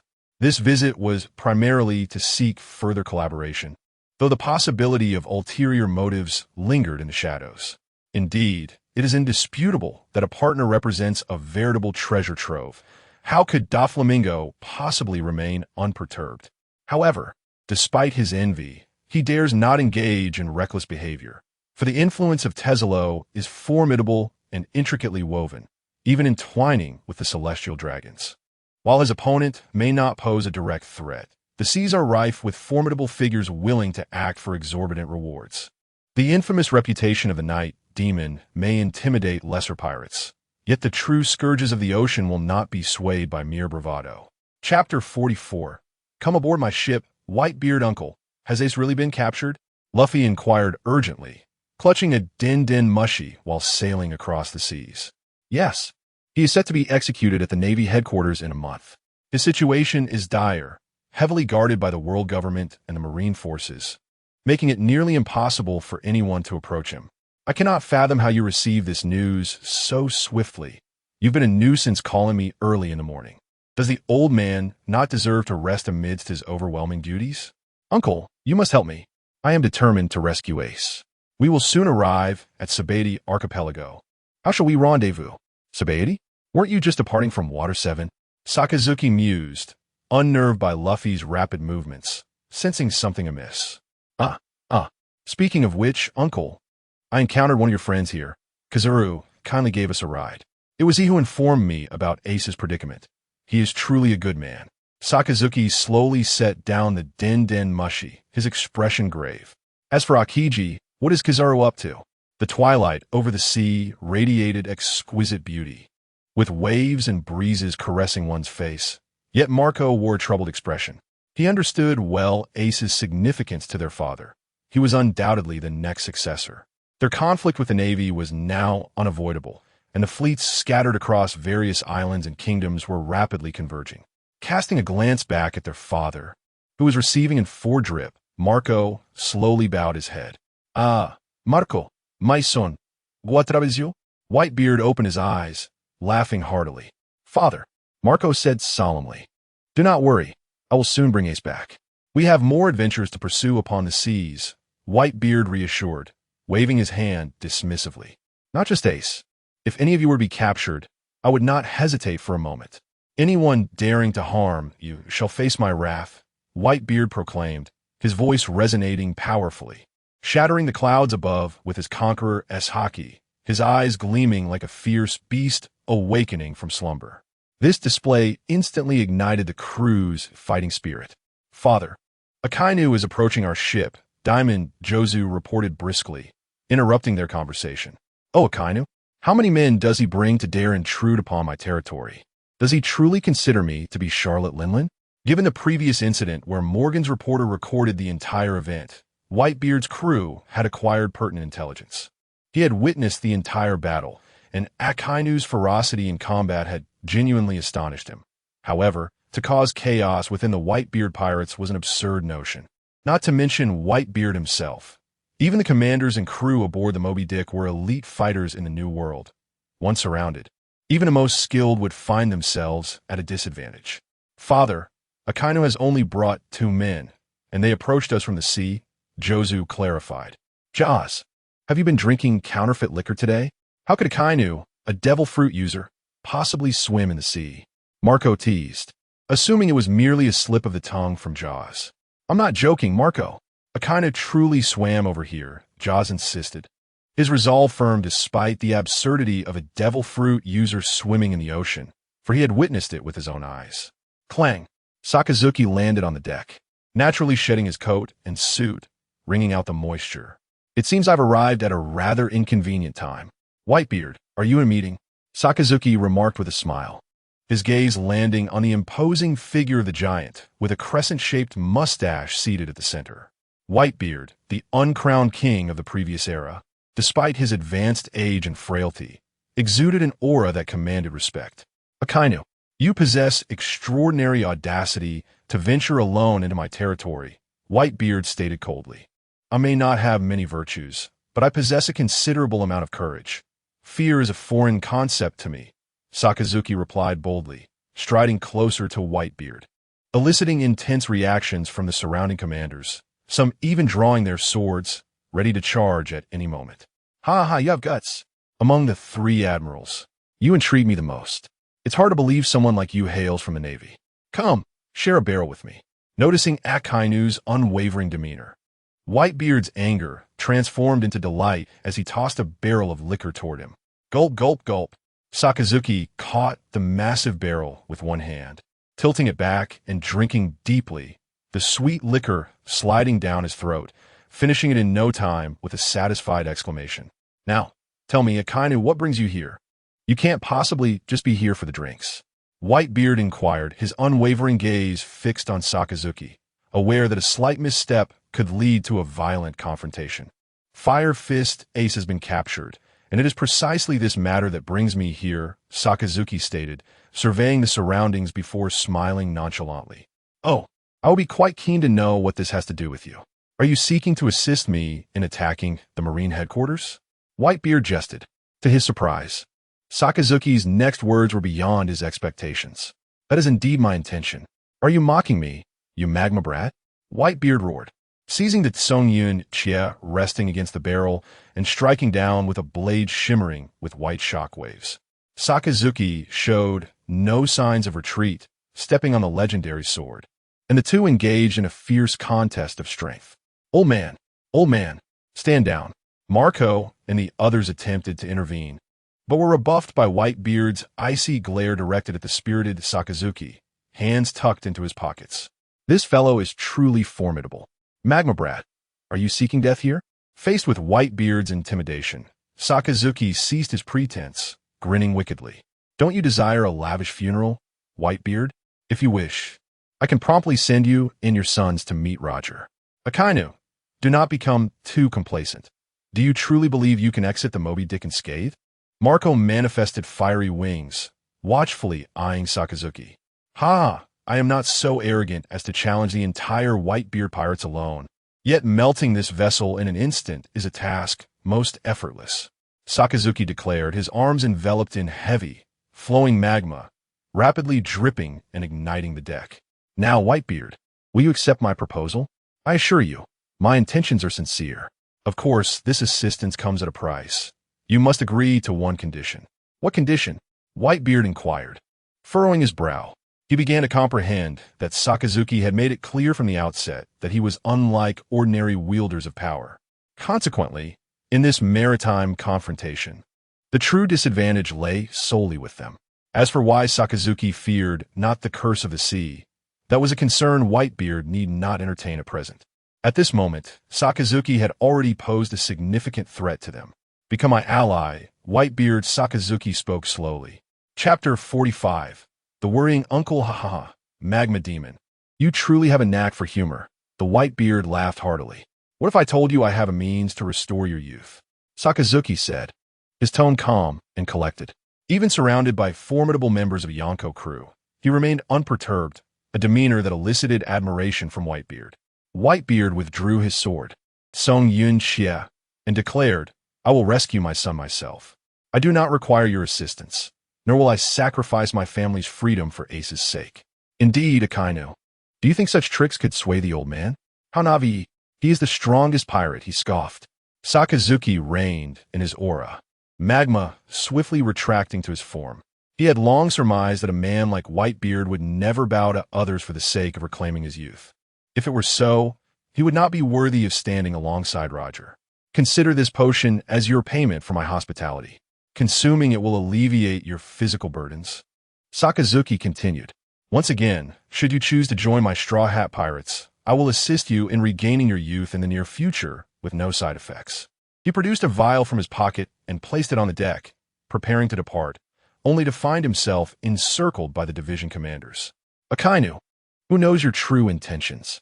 Speak clearly, or you shall not leave, Diamond Jozu warned coldly. What method do you possess to restore the old man? Be thorough in your explanation. Oh, do you think you can stop me? Sakazuki smiled, a grin that seemed to invite underestimation. Stop. Whitebeard's gaze fell upon the green vial on the ground, locking eyes with Sakazuki. Why do you wish to aid me? I do not recall any connection between you and Ace. I am merely acting on behalf of another. My captain does not wish for Ace to perish. That is all. Your captain? Is that the little brat you sought in the East Blue? What was his name again? Monkey D. Luffy. Whitebeard's eyes narrowed. Upon hearing this, Marco's expression shifted, and he leaned closer to Whitebeard, whispering, Father, that brat seems to be Ace's sworn brother. I've heard him mention it. Taken aback, Whitebeard realized the unexpected connection that had eluded his attention. As the pieces fell into place, his attitude shifted considerably. I see. It appears that Luffy must possess some undisclosed secret that compels a person like you to assist him willingly. That is classified. Just know that our objectives align in the matter of rescuing Fire Fist Ace, Sakazuki replied. The division commanders exchanged glances, lowering their weapons as they listened to their conversation. With a powerful ally like Akainu, their chances of rescuing Ace had significantly improved. As they watched Sakazuki depart from the pirate ship, Marco could not help but inquire, Father, do you believe Akainu is trustworthy? Who knows? Regardless of how we rescue Ace, it ultimately relies on our own efforts. We must not place all our hopes in outsiders. Whitebeard's large hand toyed with a small vial. Observing the softly glowing green liquid within, his curiosity toward Sakazuki equally piqued. What an eccentric individual. Yet, who could have anticipated encountering such a fierce storm? The yellow-clad Kizuru flickered through the sky, gazing at the desolate sea below, expressing his helplessness. This tempest had swept the Straw Hat Pirates into uncharted waters, and even Kizuru had yet to locate them. In such moments, he envied Akiji's abilities. Had Akiji been present, he could have simply frozen the surrounding waters. As he gazed into the nearby fog, Kizuru recalled that this area seemed to belong to Gecko Moria. Could they be there? Recalling the reports of vessels mysteriously vanishing near Moria's territory, Kizuru unleashed a laser beam, his form instantly dissolving into luminous particles. Kizuru searched through the mist for quite some time, yet found no trace of them. Even he, a seasoned slacker, could not suppress his growing impatience. The longer this dragged on, the greater the likelihood of trouble for the Straw Hat Pirates, and he would have a difficult time explaining this to Sakazuki. After all, it was he who had intentionally sent the Straw Hats to Sabaody Archipelago. Fortunately, diligence bore fruit as Kizuru discovered an island, or rather, an enormous battleship. Was this Gecko Moria's pirate ship? He paused briefly before decisively entering. Danger was non-existent. Even if he encountered a foe of equal strength, he could easily escape at will. Boom! Upon hearing a piercing sound from within the fog, Kizuru did not look back, casually firing a laser, resulting in a violent explosion restoring tranquility around him. Absalom, who had been observing from the shadows, was startled and immediately crouched behind cover. How terrifying! Who on earth is this person?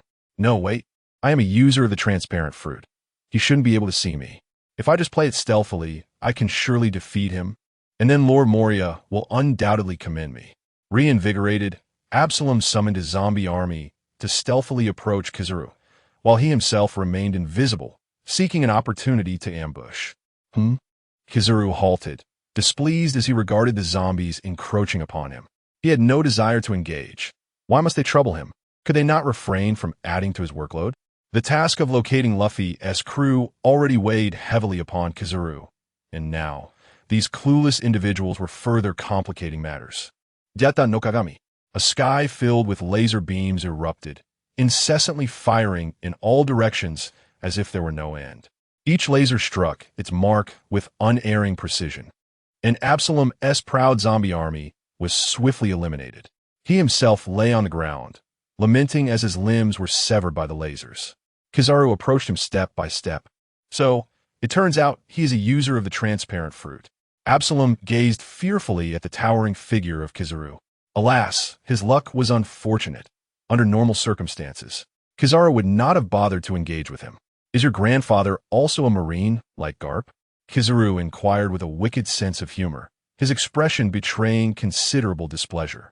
Absalom was perplexed by the implication of Kizaru's words, yet Kizaru showed little inclination to indulge him further. With a flick of his finger, a brilliant light erupted, marking the end of Absalom's nefarious existence. Regrettably, he had forgotten to inquire whether Absalom had encountered Luffy and the others. No matter, I shall seek out Moria directly. He should be able to locate them more swiftly. With a yawn, Kizaru soared into the sky, soon spotting the Bat Castle. Luffy, do you see that light in the sky? Despite the thick fog, Kizaru's dazzling glow was too conspicuous, catching the keen eyes of Zoro. Could it be our old uncle? Sanji speculated. Hey, uncle, is that you? Luffy shouted, and in the next moment, the radiant light descended from the heavens, sending the three of them flying. So, you are here. It truly took me a while to find you, Kizaru teased, but he soon sensed something amiss. The three appeared to cast no shadows. His gaze darkened ominously. Chapter 46. The leader's ascendance within the vast and ominous castle. A towering man adorned with a white, trapezoidal spotted hat and clad in a black coat. Perpetually clutching a book, engaged in conversation with an eccentric figure. This peculiar individual was none other than Moonlight Moria, a human who bore the visage of a demon. Bartholomew Kuma, I never expected you to grace me with your presence. Moonlight Moria chuckled, his high-stemmed glass swaying in hand as he savored the exquisite wine. Kuma, stoic and unyielding, peered at Moria through his rimless glasses. Straw Hat Luffy is currently aboard your ship, is he not? In accordance with the world government's demands. You are obligated to fulfill your duties as a warlord of the sea and eliminate them. Ha ha ha, the world government? I must say, Kuma, it appears you are the only one among the warlords keen to heed their commands. I am no puppet of the world government. On my territory, I shall act as I please. However, I am willing to extend you a favor. I had initially intended to deal with them at a more leisurely pace. Realizing he had misspoken, Moonlight Moria discreetly glanced at Kuma, forcing an awkward smile. It would be best if that were the case, if you cannot even handle them. The world government will revoke your status as a warlord. Bartholomew Kuma remained expressionless, seemingly dismissive of Moonlight Moria, his fellow warlord. Suddenly, Kuma turned his gaze outside, repeatedly confirming a familiar presence. Bang! A laser beam shattered the castle wall, and from the dust emerged a tall, slender figure. Oh, Bartholomew Kuma, you are here too. I wonder what you and Moonlight Moria are discussing. Care to share? The figure, clad in a navy coat with hands in pockets, was Kizaru, accompanied by three small companions. Kizaru, Moonlight Moria exclaimed in astonishment, simultaneously noticing Luffy and his crew. It appeared that the Straw Hat crew had a close relationship with Kizaru. Kizaru, have you allied yourself with the Straw Hats? Or perhaps you have joined forces with Sakazuki? Do not forget your position.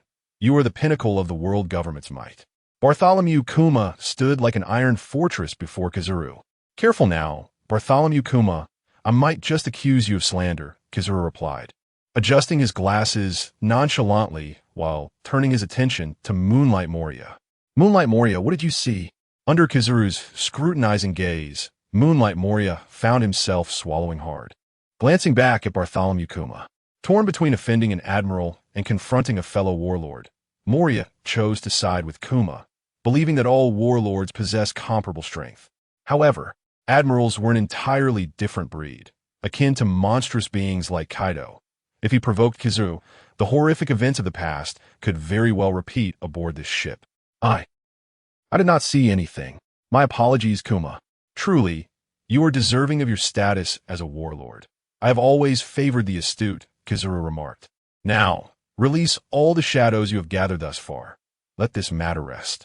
Since Moonlight Moria has shown such deference, Kizuru has no intention of pressing the matter further.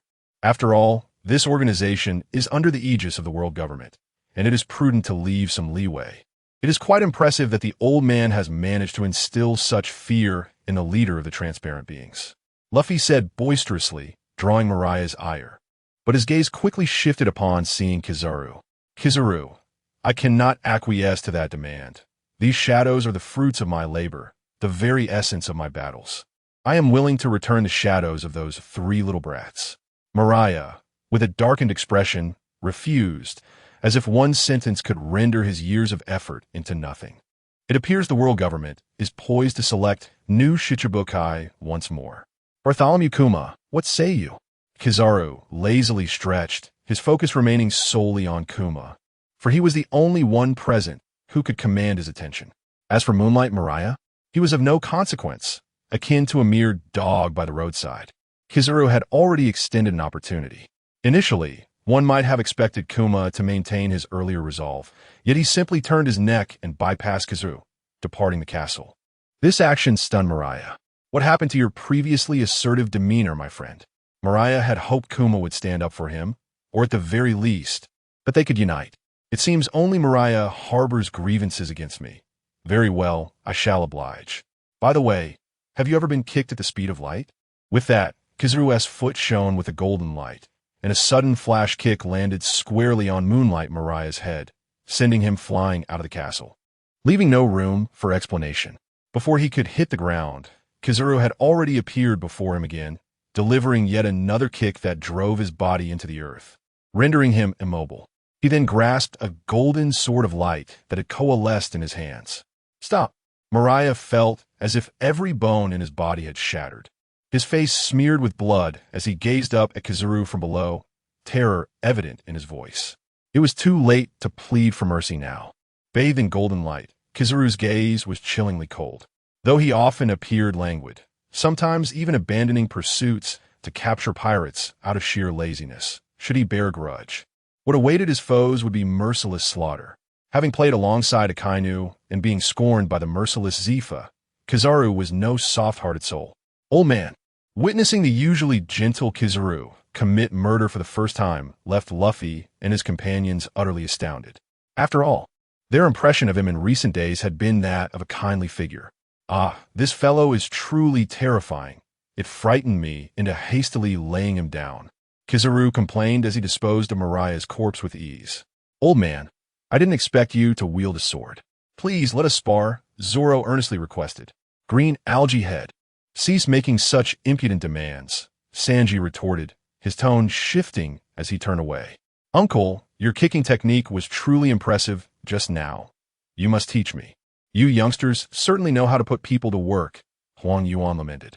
Had he known it would be like this, he would have stayed in the office enjoying his tea instead of exhausting himself outdoors. Chapter 47. Hidden intentions. Moreover, he had taken the life of a warlord, yet eliminating such a being posed no significant burden upon him. The only witness to his actions was Bartholomew Kuma. Would Kuma report to the world government? Kizuru believed not, as they were old acquaintances. Only the foolish Gecko Moria naively assumed that a conflict would ensue. Furthermore, even if he were to be reported, as long as he denied the occurrence, who could easily lay a hand on him, the world government would not quarrel with him over such trifles, especially since he belonged to the highest echelon of military power. As for the Navy, the authority of an admiral is second only to that of a fleet admiral, and the influence he had cultivated over the years was not to be underestimated. After departing from the fog-laden Devil's Triangle, he sailed a considerable distance. Upon confirming that Luffy and his crew could reach Sabeti Archipelago, Kizaru chose to slip away under the cloak of night. He cast a glance at the peacefully slumbering Luffy, covering him with the blanket that had been kicked off, and quietly exited the cabin. As he glided through the clouds, beams of light danced around him. Kizaru's emotions were quite complex. Since Akainu's departure from the Navy, he found it increasingly difficult to confide in a friend. His visit to Straw Hat Luffy was not solely fueled by curiosity regarding Akainu's intentions, akin to Akiji's. More importantly, he felt a profound sense of boredom. Although sitting in the office sipping tea was leisurely, it felt lacking in substance. Who would have thought that I, too, am a sentimental soul? Akainu, you seem to be living freely now, commanding storms in the new world. Achoo! At that moment, Akainu, who was honing his haki, suddenly sneezed. Beside him, a large bonfire blazed brightly, and before him stretched the endless sea, made all the more beautiful under the luminous moonlight. The deep of night, moonlight, the ocean, and the bonfire. This was the epitome of a man's romance. Akainu relished such an environment for training. However, his tranquility was soon disturbed as his aide rushed over with an enormous transponder snail. Bloop bloop. Admiral Akainu, your call. Upon seeing the lewd expression mimicked by the transponder snail, Akainu immediately knew who it was. He answered the call. Borsellino, why are you calling so late at night? My brother, I miss you. Akainu's expression darkened, and he retorted, have you been possessed by Garp? You're acting quite strangely. Oh dear, Akainu, your tone is truly disheartening. How can you, as a magma man, utter such icy words to your best friend? If Vice Admiral Garp knew you spoke of him in such a manner, he would be quite upset, Borsellino teased. Their conversation was remarkably light-hearted. After decades of friendship, they understood each other well. You rascal, Akainu observed that Borsellino's mood seemed off, appearing somewhat melancholic, and could only muster a resigned smile. I encountered Bartholomew Kuma in Moria's territory. It seems the world government is preparing to take action against Luffy and his crew. In a matter of days, Luffy and his companions will arrive at the Sabeti Archipelago, which lies in close proximity to the naval headquarters and the Holy Land Mariewa. The world government may take action. After all, you are well aware of the omnipresence of the world government's intelligence network. As an admiral of the Navy, I cannot afford to become entangled in such matters. So I can only divulge this much to you, Akainu, the yellow ape remarked. So soon will we reach the Sabeti Archipelago? Polyusolino, I appreciate your care for them. I shall personally make the journey from here on. Akainu tore a piece of Sea King meat from a grill and bit down forcefully. By the way, I accidentally dealt with Gecko Moria. You shall bear the brunt of it, as the government has long harbored deep-seated disdain for you. A scoundrel, so it matters not. The yellow ape mused as a thought occurred to him. I never realized you possessed such a knack for creating disturbances. Polyusolino, do not blame me. I merely toyed with him, believing he would hold his ground. Who could have anticipated his frailty? As a fellow warlord of the sea, he falls far short compared to others. I cannot fathom why the world government ever chose him, the yellow ape lamented. Akainu held little interest in Gecko Moria, a washed-up pirate defeated by Kaido. After all these years, his strength has waned rather than grown. For a pirate like Moria, lacking both wealth and power, Akainu could hardly summon the motivation. Yet, the night jester piqued his interest. Speaking of Don Quixote da Flamingo, Akainu realized he had not heard news of him lately. One wonders where that fellow is amassing his fortune. I must take the time to check in on him. Prepare a ship, and also inform Crocodile and Enel to come by. The islands require adept management. The ghost spiders are overwhelmed, and only the mole is available. I might as well invite the ever-idle Crocodile to accompany me. Furthermore, I wish to assess how well Enel has been trained. It would be a shame to squander such a promising talent. Soon, a whirlwind of sand and thunder approached the shoreline. As the dust settled, the figure, proudly puffing on a cigar, could only be Crocodile. Beside him, Enel wielded a golden staff, with 4 surrounding drum-like devices at his back, exuding an air of languid loyalty. It remains a mystery how Crocodile has managed to train him, Yet Akainu had no concern for Crocodile's subtle machinations. Forming factions is inevitable. Even the ghost spiders have spontaneously organized into a group. As long as they do not cause me trouble, I shall turn a blind eye, Akainu thought. Crocodile teased, Akainu. You finally remembered me. I thought I had been forgotten. This was, in essence, a veiled expression of his discontent. During this time of contention over the territories of the world, he had been relegated to a peripheral role, gaining nothing of benefit. You will soon have plenty of tasks assigned to you. Now, accompany me to the Sabaody archipelago. Sakazuki remained silent as he approached the warship. Crocodile cast a glance at his retreating figure, shrugged, and followed suit. Enel, with an expression of curiosity, shifted his gaze between the two. It appeared he had stumbled upon something intriguing. The ruthless crocodile seemed to harbor a sense of trepidation towards this man. It was evident that anyone capable of instilling fear in the fierce crocodile possessed superior strength. The principle of the survival of the fittest was not confined to the Sky Island. Although Enel had compromised and willingly aligned himself with Crocodile, the thought of betrayal lingered in his mind. For now, he recognized that he was not yet a match for Crocodile and chose to bide his time.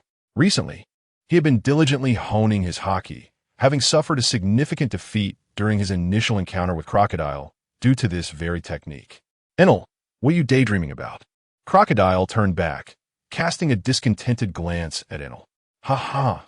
I shall be there momentarily, Lord Crocodile, Enel replied respectfully, though once Crocodile turned away. His expression morphed into one of danger. Unbeknownst to him, Crocodile, with his back turned, wore a hint of disdain at the corner of his mouth. Chapter 48. The choice of the Great Bear Admiral Sakazuki. Everything is ready. With a nod towards the mole, Sakazuki ascended to the deck. The mole observed Crocodile and Enel, who followed closely behind, instinctively furrowing his brow, yet chose to disregard it, reflecting on the current situation. Pirates are just pirates.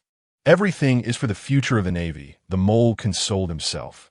At the Navy headquarters, Marineford, the yellow monkey, having descended directly from the sky into headquarters, returned to his office as if nothing were amiss, reclining on his familiar leather sofa. Comfort. This place is truly relaxing. The yellow monkey casually picked up a book nearby and began his routine of idleness. The only thing that irked him was that shortly after his return, Sengoku had sent someone to fetch him. Upon reaching the Admiral's office, the yellow monkey finally understood why Sengoku sought him out. A Warlords of the Sea meeting? Borsellino. The headquarters is about to execute Fire Fist Ace, and the summons for the Warlords to participate in the escort duty is a directive from the world government. During this period, the public order issues will be entrusted to you. I do not wish to have any potential threats in the vicinity, particularly in Sabaody Archipelago, where the heinous incidents have yet to be fully resolved. What heinous incidents? Did not the five elders state that it was a conflict among the celestial dragons? Sakazuki is a celestial dragon. Has not the government acknowledged this? The yellow monkey shamelessly remarked, nearly inciting Sengoku's ire. He was not so ignorant of the truth. Deceiving the common folk with such trivialities was one thing. But who would have thought the yellow monkey would brazenly fabricate lies to evade responsibility?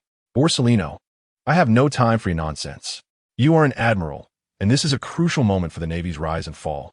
I hope you can step forward and set an example. Currently, there are only 2 admirals at headquarters. You must bear a little more pressure. Being petty is not the demeanor of an admiral, Sengoku stated solemnly. The yellow monkey discerned Sengoku's intent, but being coerced into overtime felt no different from being forced. Occasionally dealing with pirates was manageable. However, the thought of laboring diligently like the former Sakazuki, tirelessly building the Navy, was a notion he dared not entertain. Faced with such an unreasonable demand, the yellow monkey remained silent. He adhered to his own principles of work, rendering all pleas ineffective.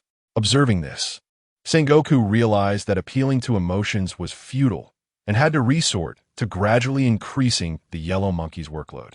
Recently, the Sabaody Archipelago has seen a gathering of many New Age pirate supernovas, individuals who are inherently disruptive.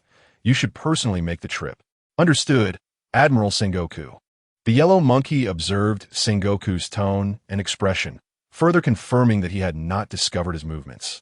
Just as he exited the office, he quickly encountered Bartholomew Kuma, who held a book in his hands.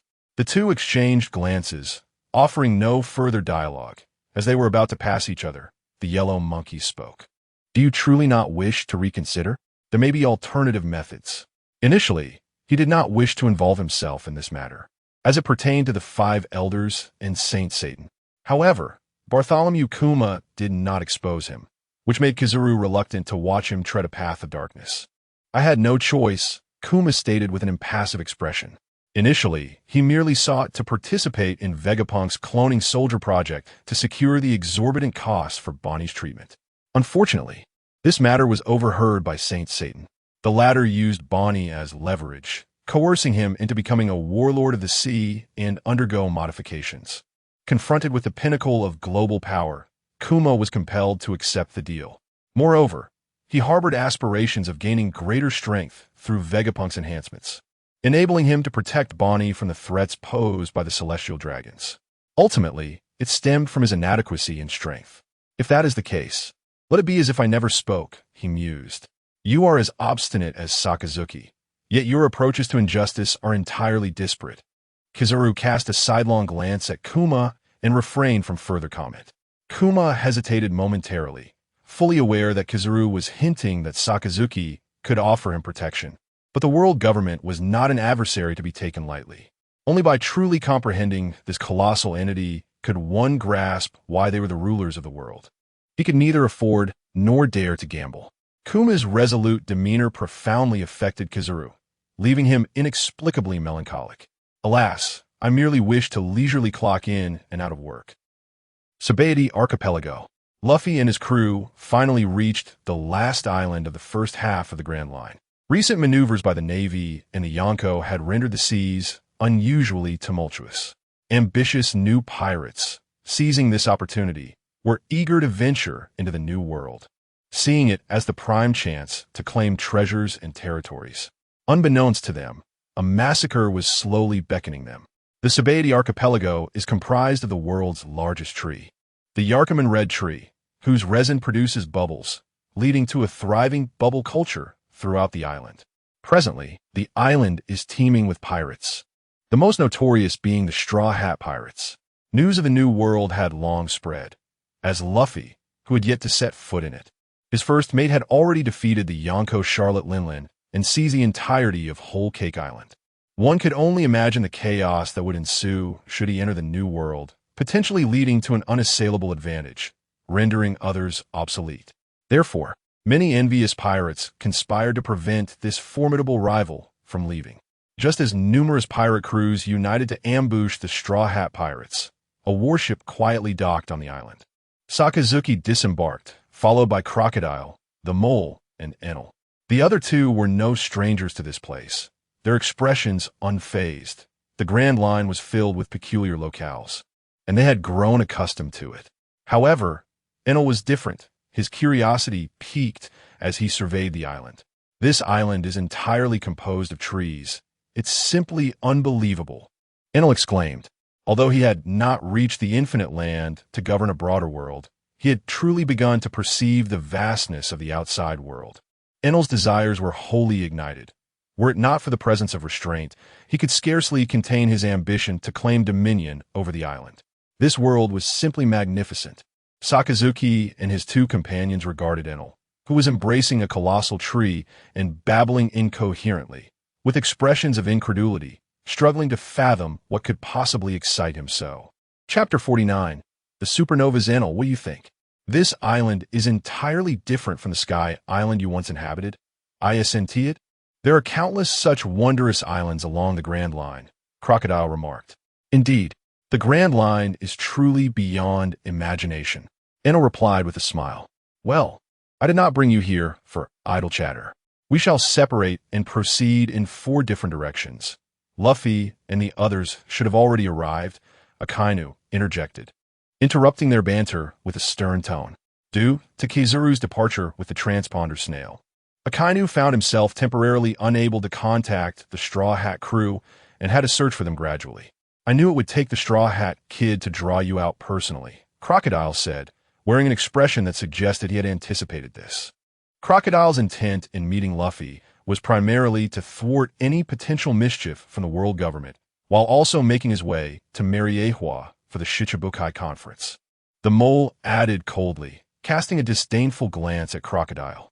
He harbored considerable dissatisfaction towards Crocodile's penchant for forming alliances, believing that Akainu's decision not to eliminate such filth from the seas was already an immense act of mercy, rather than express gratitude towards the admiral. Crocodile dared to play tricks. Rear Admiral Mole, do refrain from regarding me with such disdain. We are currently on the same vessel. Or do you wish to engage in a spar? But do bear in mind, should you accidentally sustain an injury, Akainu would certainly seek retribution from me. Crocodile remained unfazed by Mole's hostility. On the contrary, he relished the opportunity to provoke the Marine Headquarters Rear Admiral. You.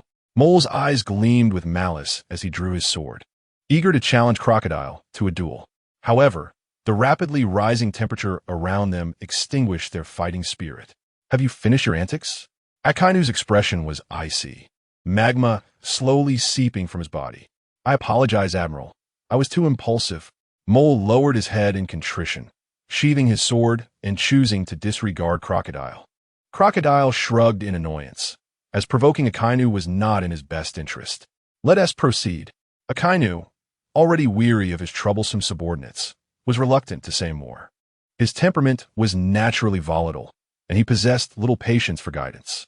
Had it been Akiji, he might have approached the matter with a more composed demeanor, employing reason to persuade.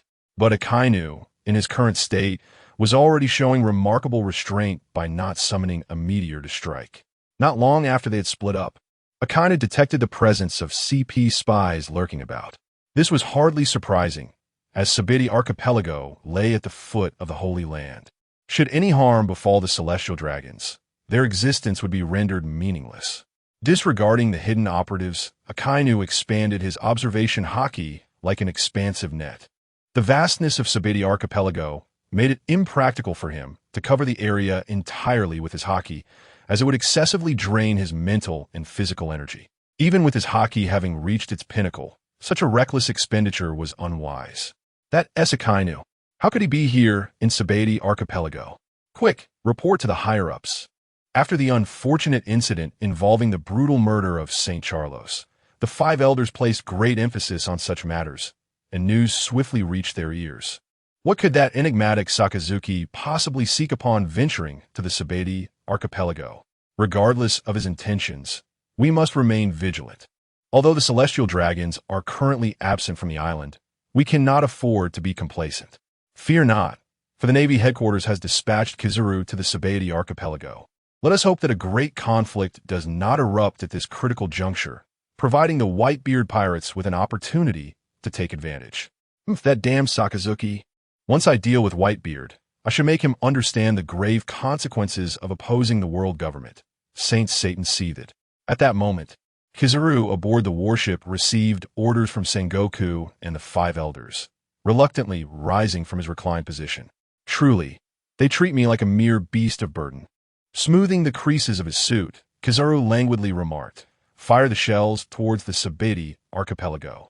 With a resounding boom, the shells were launched at a speed nearly imperceptible to the naked eye, as Kizaru lightly stepped onto the deck, his form instantaneously appearing atop one of the shells. With his hands in his pockets, he astonishingly soared through the air, standing atop the projectile, observing the Marines' nonchalant expressions. It was evident that this was not their first encounter with such unconventional means of transportation.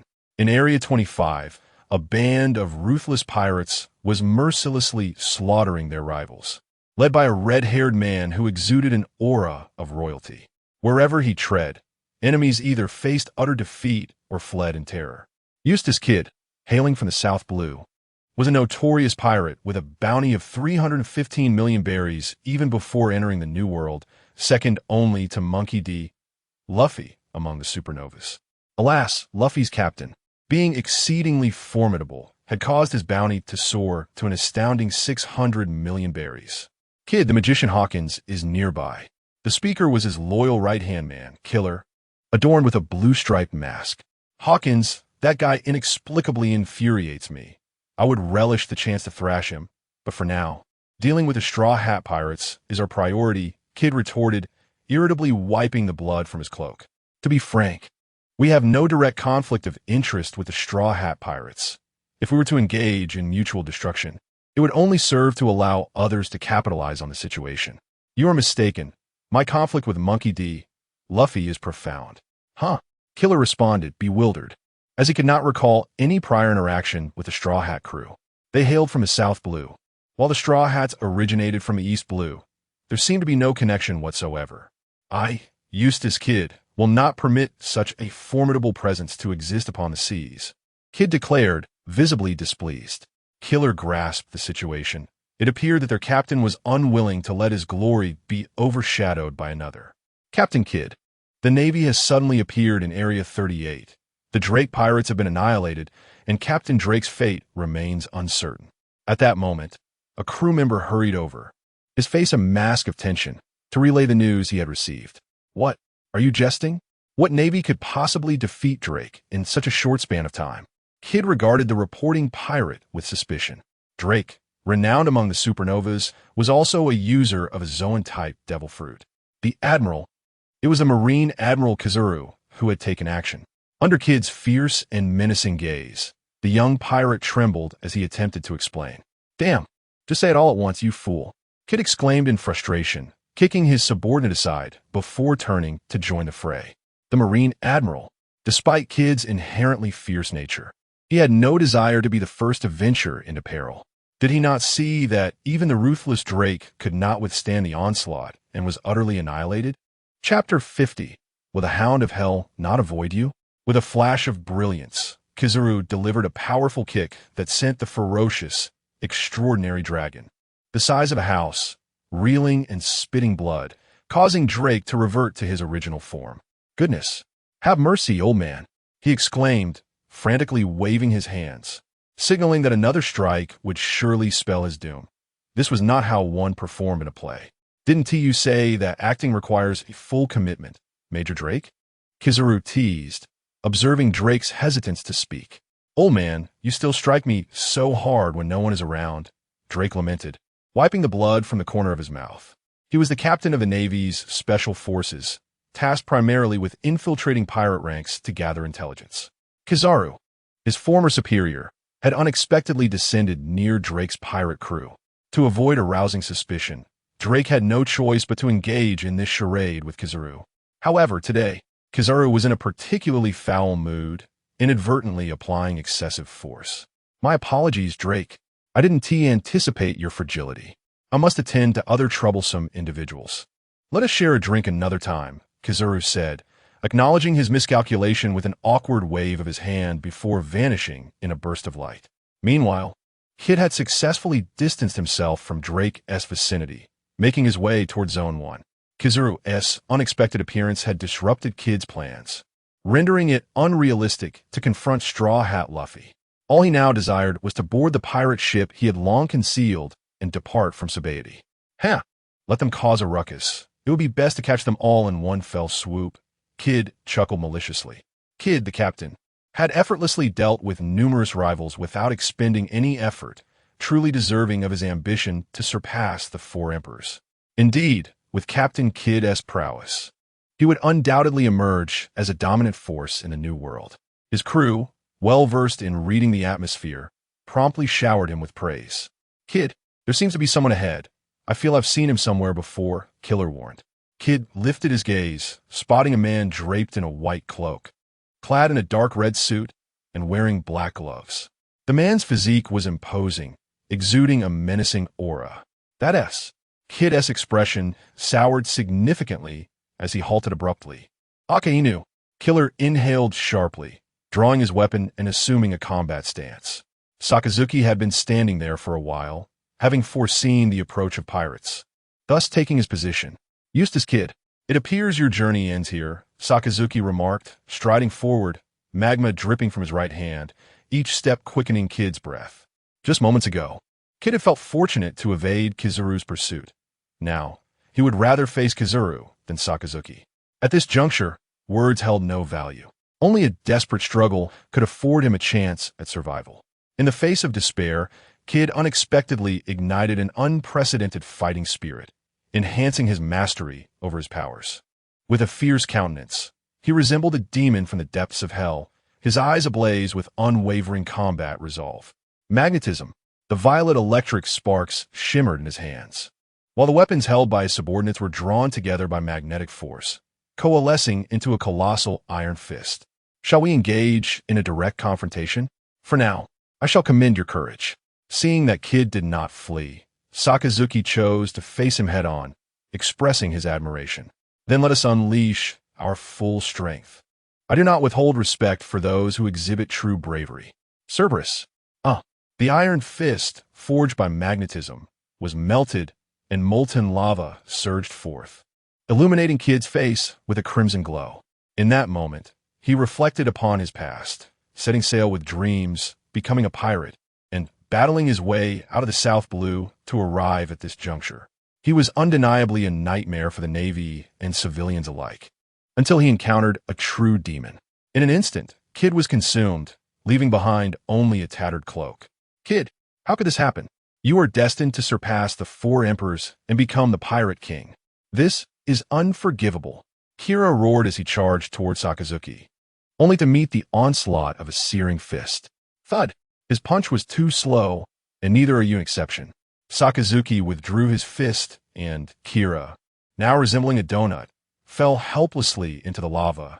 With his dying gaze, he beheld the torn remnants of the red cloak on the ground, and realized that everything had come to an end. Kid's dream of becoming the Pirate King was halted here. Kid. Shortly thereafter, Sakazuki annihilated the Kid pirates, leaving behind only a sea of flames. Anyone who dared to contest Luffy for the title of Pirate King would be systematically eradicated by him. Having found his target after dispatching Kid, Sakazuki located Zoro in Area 3, wandering about in search of directions. It was evident that he had lost his way again. Excuse me, have you seen a young man wearing a straw hat with a scar on his face, and a blonde chef who perpetually chews on a cigarette? After inquiring with numerous passersby and receiving no useful information, Zoro sighed. Where could everyone have gone? I know where they are. Oh, that voice. Zoro's expression turned to one of shock, but when he turned around, he could not contain himself. Uncle, what are you doing here? Sakazuki patted Zoro's shoulder and replied with a smile. I am, of course, here to escort you all. You've changed quite a bit. Throughout the numerous battles, much of Zoro's youthful naivety had faded, replaced by a sense of pride and determination. His once slender frame had become notably sturdier, indicating that his rigorous training had continued unabated. Did you not master observation Haki? How could you still be lost? Sakazuki asked, perplexed. During the last encounter in Moria's territory, both he and Luffy had exhibited mastery of observation Haki, yet they were still ambushed. It appeared that they had merely grasped the basics. To wield it with finesse, further refinement was necessary. A hint of embarrassment crossed Zoro's face. Never mind, just follow me. I have pinpointed the location of Luffy and the others. They are currently in Area 5. Area 5? Uncle, can your formidable presence truly span such a great distance? Zoro exclaimed in astonishment. The last individual he encountered with such an extensive range of observation Haki was Enel. It's barely sufficient, Akainu replied, refraining from flaunting his own observation Haki, which was merely at an elite level, nothing to boast about. He would not disclose to Zoro that his true mastery lay in armament Haki. The strength of Enel's observation Haki was primarily attributed to the rumble fruit. This devil fruit was exceptionally extraordinary, not only enhancing and expanding his perceptual range, but also granting the ability to read minds. Were it not for the difficulty in locating the elusive devil fruit, Akainu would have been unable to suppress the desire to eliminate Enel. Chapter 51. A reunion after long separation. What a formidable adversary has been discovered.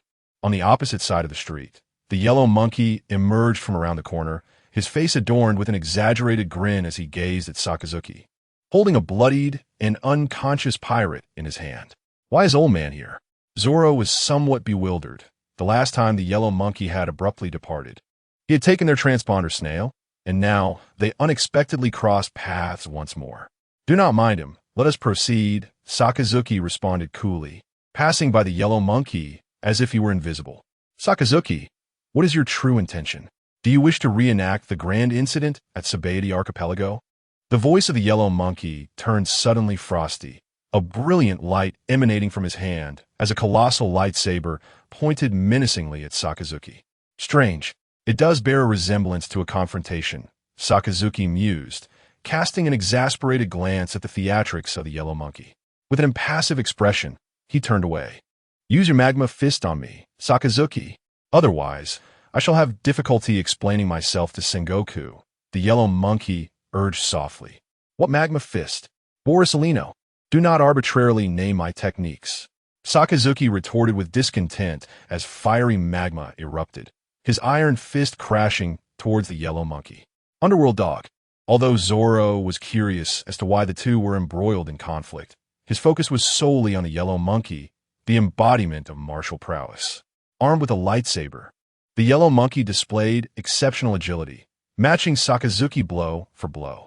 Magma splattered like a ravenous beast, yet failed to ensnare the elusive yellow monkey. Yellow weasel. Sakazuki cursed under his breath. Fighting the yellow monkey was one of his rare, frustrating battles, as the man was akin to an eel, slippery and infuriatingly evasive. Too formidable. Zoro observed the yellow monkey's graceful movements and sharp swordsmanship, utterly captivated. If he could have the old man as his mentor, his swordsmanship would surely reach new heights.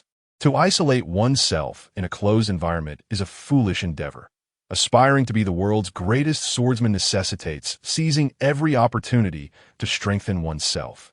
Zoro understood well the value of guidance from a top-tier warrior. Sakazuki, I did not expect you to become even tougher. It appears I'm no match for you, the yellow monkey declared, patting his pristine suit as he feigned a sigh, before vanishing in a flash of golden light. Huh? Wait, old man, Zoro exclaimed, unable to contain himself as he watched the yellow monkey depart without a word. He subsequently pounded the ground in frustration. Damn it! The already distant yellow monkey bore a smug smile. He had no desire to engage with the troublesome young one. Clearly, Zoro was but a bothersome child in his eyes. Now he could return to report. Oh no! It seemed he had forgotten to apprehend the fallen supernova. The yellow monkey recalled something, glancing back momentarily, but it was merely a fleeting look. Forget it! Forget it! It is nap time now. I shall return to replenish my sleep. The rest can be left to Momonosuke. The yellow monkey yawned, refusing to linger for even a moment. What? You say that Borsalino has departed from the Sabaody Archipelago? Far away in Marineford. Sengoku wore a discontented expression. He had clearly issued orders to eliminate the restless supernovas on the island and to monitor Akainu's every move. Yet this fellow had the audacity to leave prematurely. Ha ha ha, Sengoku. It's quite remarkable that Borsalino has accomplished this much. At least it's a commendable beginning. Who knows? He might become a paragon of diligence for the Navy in the future. Carp teased with a mischievous grin while enjoying a donut. A paragon of diligence? Sengoku could hardly associate that term with the yellow monkey. He would be grateful if Borsalino could step up when it truly mattered. Never mind that, though. There are no celestial dragons on Sabaody right now, so Akainu likely won't stir up any significant trouble. Carp, what do you think is Akainu's motive behind willingly accepting the summons of the warlords? Snap. Of course. It's to join forces with the Navy to take down Whitebeard, thereby allowing them to divide his territory, Carp answered absently. In truth, he could probably guess Akainu's intentions, for he knew how much Akainu favored his grandson. Is that so? Sengoku regarded Carp with a meaningful look, making him feel inexplicably uneasy. What do I care?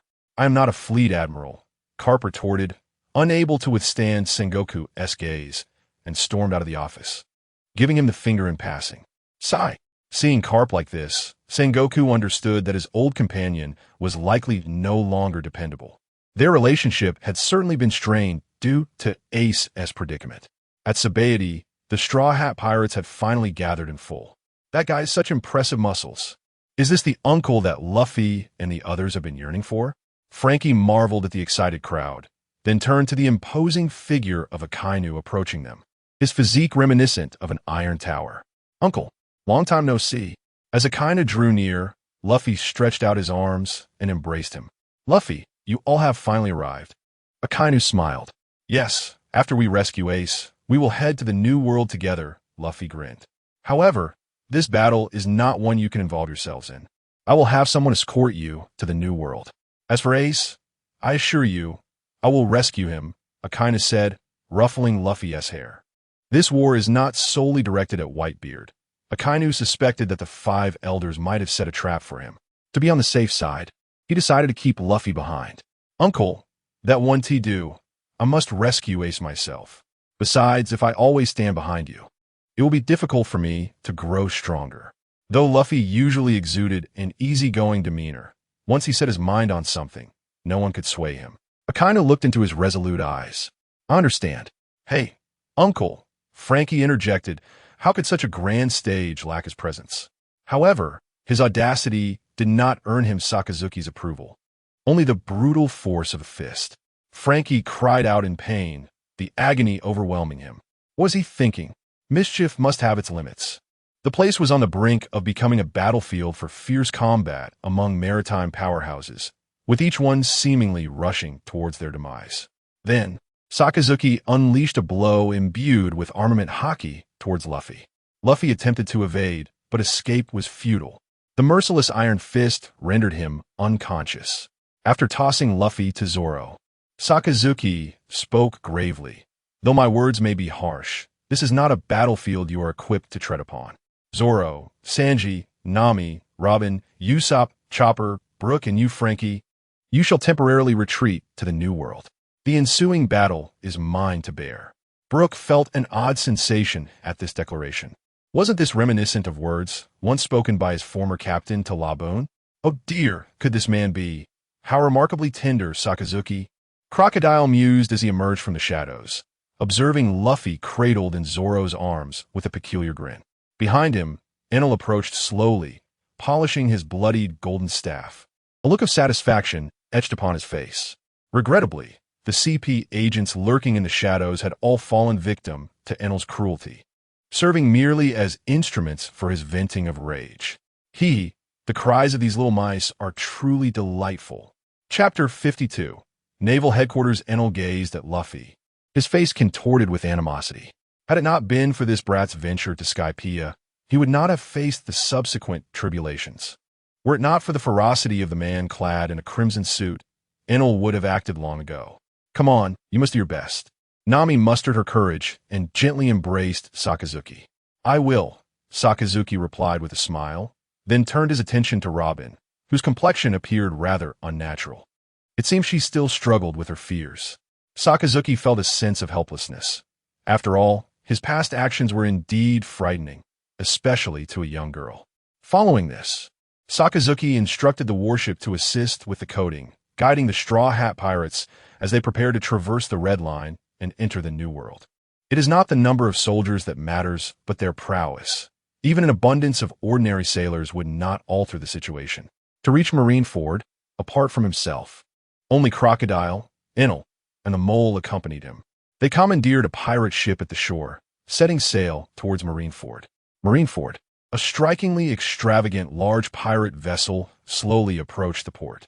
The naval personnel tasked with docking the ships recoiled in astonishment upon seeing that the ship was being pulled by 2 enormous sea serpents. It was Boa Hancock. Young sailors, do not gaze upon her. Beware of being turned to stone, warned Fire Fist Ace, who was on shore to receive the warlords. His own gaze noticeably lowered.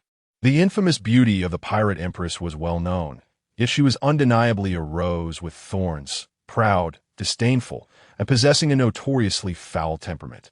Any man lacking resolve would find himself at her feet, reduced to a statue. As a user of the superhuman sweet fruit, this formidable pirate naturally possessed the Conqueror's Haki. Marrying her would grant one dominion over a kingdom. Alas, Boa Hancock was notoriously averse to men. Doflamingo, adorned in a flamboyant pink feather coat, strode towards the port with an air of indifference, pondering aloud. Doflamingo, I didn't expect you to be here as well. Ace remarked, Vice Admiral Tsuru frequently mentions you. Doflamingo replied, his expression shifting slightly at the mention of the old woman's name, his tone growing markedly colder. If he were to name his greatest fear, it would undoubtedly be Akainu.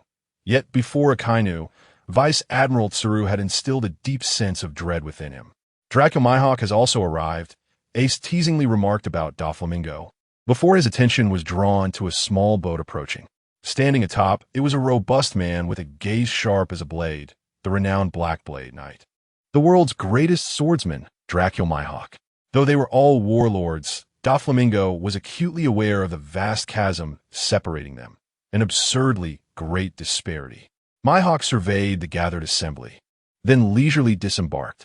None among them evoked any emotional response from him. Wait, someone is coming. Hawkeye's gaze sharpened as he turned to look. A pirate ship surged through the waves, and the man standing at the bow, arms crossed, captivated everyone's attention. His iconic attire, with the justice cloak billowing in the air, commanded respect. Despite Sakazuki's betrayal of the Navy, the soldiers stationed at the port could not help but shiver in reverence, saluting him. Even Boa Hancock, who typically looked down on others and hesitated to disembark from the pirate ship, stood up, her beautiful eyes fixed on that imposing figure, lost in thought. Could this truly be the man who dared to slay even the celestial dragons? As for Sakazuki's connection to them, anyone with discernment could easily see through this smokescreen concocted by the world government.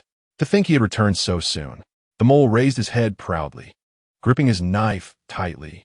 The Navy headquarters, indeed, was quite impressive. Crocodile gazed at the magnificent, iconic structures of Marineford, chuckling softly. Marvelous, truly marvelous, he exclaimed with an exuberance akin to that of a delinquent who had indulged in drink. Sakazuki's gaze swiftly fell upon a dark figure at the shore. Hawkeye. Their eyes intertwined in the air, and Sakazuki's arm erupted with magma flames as he clenched his fist, brimming with fighting spirit. Hawkeye's lips curled into a smile as he drew forth his ornate black blade embedded with precious gems. However, this battle was destined not to unfold in Marineford, for Sengoku had arrived. What? Do you wish to engage in a grand battle here at Marineford? Sakazuki inquired. Admiral Sengoku, it has been a while. You appear to have aged considerably, he remarked with a light laugh, dispersing his devil fruit powers. An opportunity to spar with Hawkeye was indeed rare. Yet the moment was clearly not opportune. Sengoku ignored Sakazuki, fully aware that the latter bore a significant share of the blame for his weary appearance. The fact that Sakazuki maintained an air of innocence only served to infuriate him further. Noticing Sengoku's prickliness, Sakazuki chose to disregard him and began wandering around Marineford, a place he knew intimately. Upon reaching a colossal building, a figure soon emerged from the shadows. Akiji leaned lazily against the wall, arms crossed, with a stern expression that seemed to tell countless stories, clearly having waited for some time. Ha ha, Admiral Akiji, as melancholic as ever. No wonder they say you are the most emotional man among the three admirals, the mole remarked, attempting to lighten the mood amidst the awkward atmosphere. Akiji enjoyed considerable popularity at Navy headquarters. Despite being part of Sakazuki's faction, the mole held him in high regard. His amiable nature and respect for others made him a beloved leader wherever he went. However, Sakazuki found this comment quite displeasing. As a paragon of masculinity, possessing both strength and charisma, he saw no reason to be compared unfavorably to Akiji. You certainly have a lot to say today, Mole. The mole, bewildered, gazed at the stern-faced Sakazuki, unsure of how he had offended this formidable figure. Chapter 53. Strategic deployment. Are you really going to let that old man run amok? Frankie expressed his dissatisfaction. Then why didn't you speak up at the time? Zoro rolled his eyes. Frankie cast a glance at the still unconscious Luffy and swallowed hard. Admittedly, he too lacked the courage to voice his concerns. Let's not dwell on it.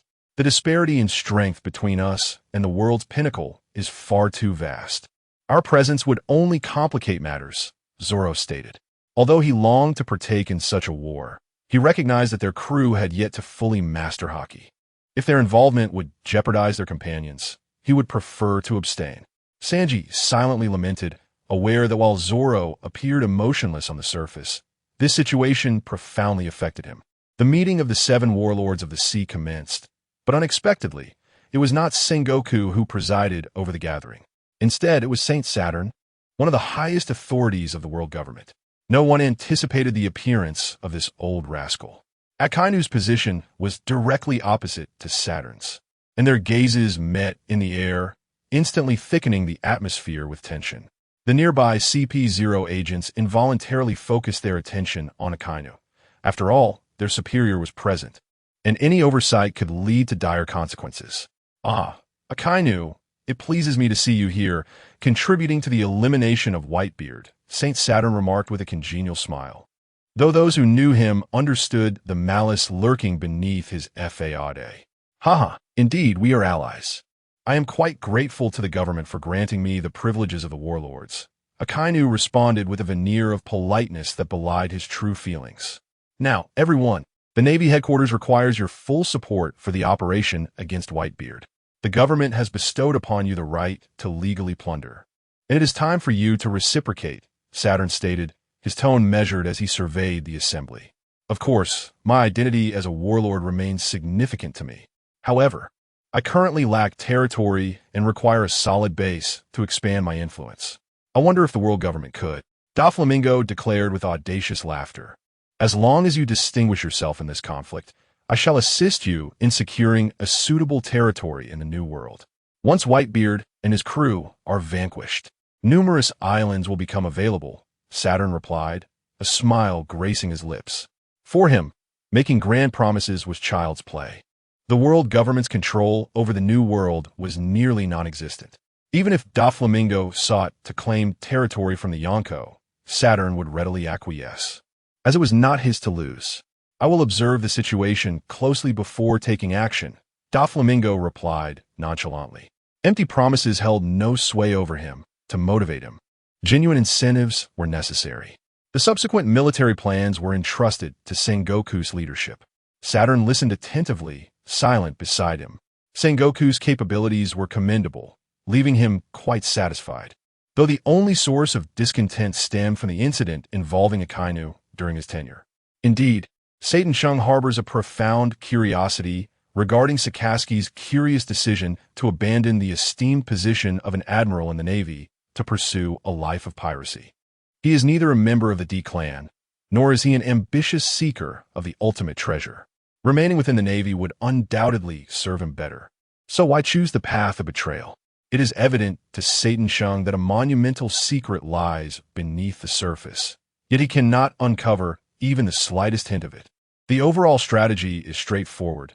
By confining the Whitebeard pirates in Marineford, they could be captured in one fell swoop. Not a single member of the Whitebeard pirates must escape. Sengoku's rough voice reverberated through the conference hall, yet scarcely any of the Shichibukai present absorbed his words. Sengoku had anticipated this. He never expected these individuals to exert themselves fervently. Merely detaining a fraction of the Whitebeard pirates' key figures would suffice to meet his expectations. To obliterate Whitebeard's influence, the true strength must derive from their navy. Should anyone have suggestions, feel free to voice them. If a proposal proves genuinely beneficial, I shall promptly amend the operational plan. Sengoku's gaze traversed the room, resting first on Mihawk, then on Bartholomew Kuma, Boa Hancock, Don Quixote Doflamingo, and finally landing on the serious-faced Sakazuki, who sat with his legs crossed. Sakazuki, do you have any valuable suggestions? While Sengoku's plan was indeed comprehensive, it still contained a notable oversight. The captains of Whitebeard's divisions are among the most formidable fighters. Should they manage to break free and reach the execution platform, it would undoubtedly sway the morale of the Navy. And, as the admiral, you cannot act recklessly. Therefore, I propose to oversee the execution platform myself, ensuring that everything proceeds flawlessly. Sakazuki's analysis was astute, yet Sengoku regarded him with skepticism rather than trust. I have entrusted the oversight of the execution platform to Vice Admiral Garp, so you need not concern yourself with that. You should remain on the front line with the others. Ah, Vice Admiral Garp, is it? It seems, Admiral, that you harbor no fundamental trust in me, despite my long journey to bolster the Navy. Sakazuki retorted with a sardonic edge. You must understand that I have claimed territory in the New World, surpassing even Charlotte Limlin. I am more motivated than you to eliminate Whitebeard, for it would yield greater territory and allow me to recruit more members. Sakazuki, do you presume to speak to me of trust? Sengoku replied, his ire palpable. Had it not been for that wretched scoundrel abducting so many, would he have needed to go to such lengths? Numerous locations had required the mobilization of branch officers and soldiers due to the insufficient number of elite Navy personnel. Ahem. Well, the meeting is effectively concluded. Satan Shung interjected, concerned that a confrontation might ensue between the two, which would only complicate matters further. As the chief overseer of this significant incident, any failure would weigh heavily upon him. Chapter 54. Luffy's escaped. Sakazuki stood atop a high vantage point, surveying the bustling scene of Marineford below, where countless Marines scurried about. Regrettably, amidst such a grand conflict, their roles were relegated to mere cannon fodder. The Marines stationed at Marineford were predominantly elite individuals, meticulously selected from various branches to serve at headquarters. Yet, in the New World, prodigious talents emerged in droves, with only a select few capable of reaching the pinnacle of power. To describe such individuals as one in a million would be an understatement. At that moment, a frantic mole approached Sakazuki, whispering urgently, "Admiral, there's trouble with the warship. Monkey D. Luffy has defeated Rear Admiral Kenny, and his entire crew has escaped. Preliminary estimates suggest they are heading towards Impel Down." Rear Admiral Kenny, a commanding officer at headquarters, was not only proficient in Haki, but also skilled in swordsmanship, his strength comparable to that of a vice admiral. Sakazuki acknowledged that he had underestimated this young man, who was maturing at an astonishing pace. Impel Down, you say? This clever little rascal knows how to choose his battleground. My plans are now thrown into disarray. Very well, I shall take matters into my own hands. With that, Sakazuki turned and descended the tower. Navigating the familiar corridors, he reached the Fleet Admiral's office, where Sengoku had set aside his pen to greet him. Even before he entered, Sengoku recognized who it was. "Sakazuki, what brings you here? Do you believe there is still camaraderie between us? Your actions have left the Navy in utter disarray." "You are mistaken, Fleet Admiral Sengoku," Sakazuki replied bluntly. "As the saying goes, no destruction, no creation. You may perceive the Navy as thriving, yet many principled commanders and young Marines harbor doubts about its justice.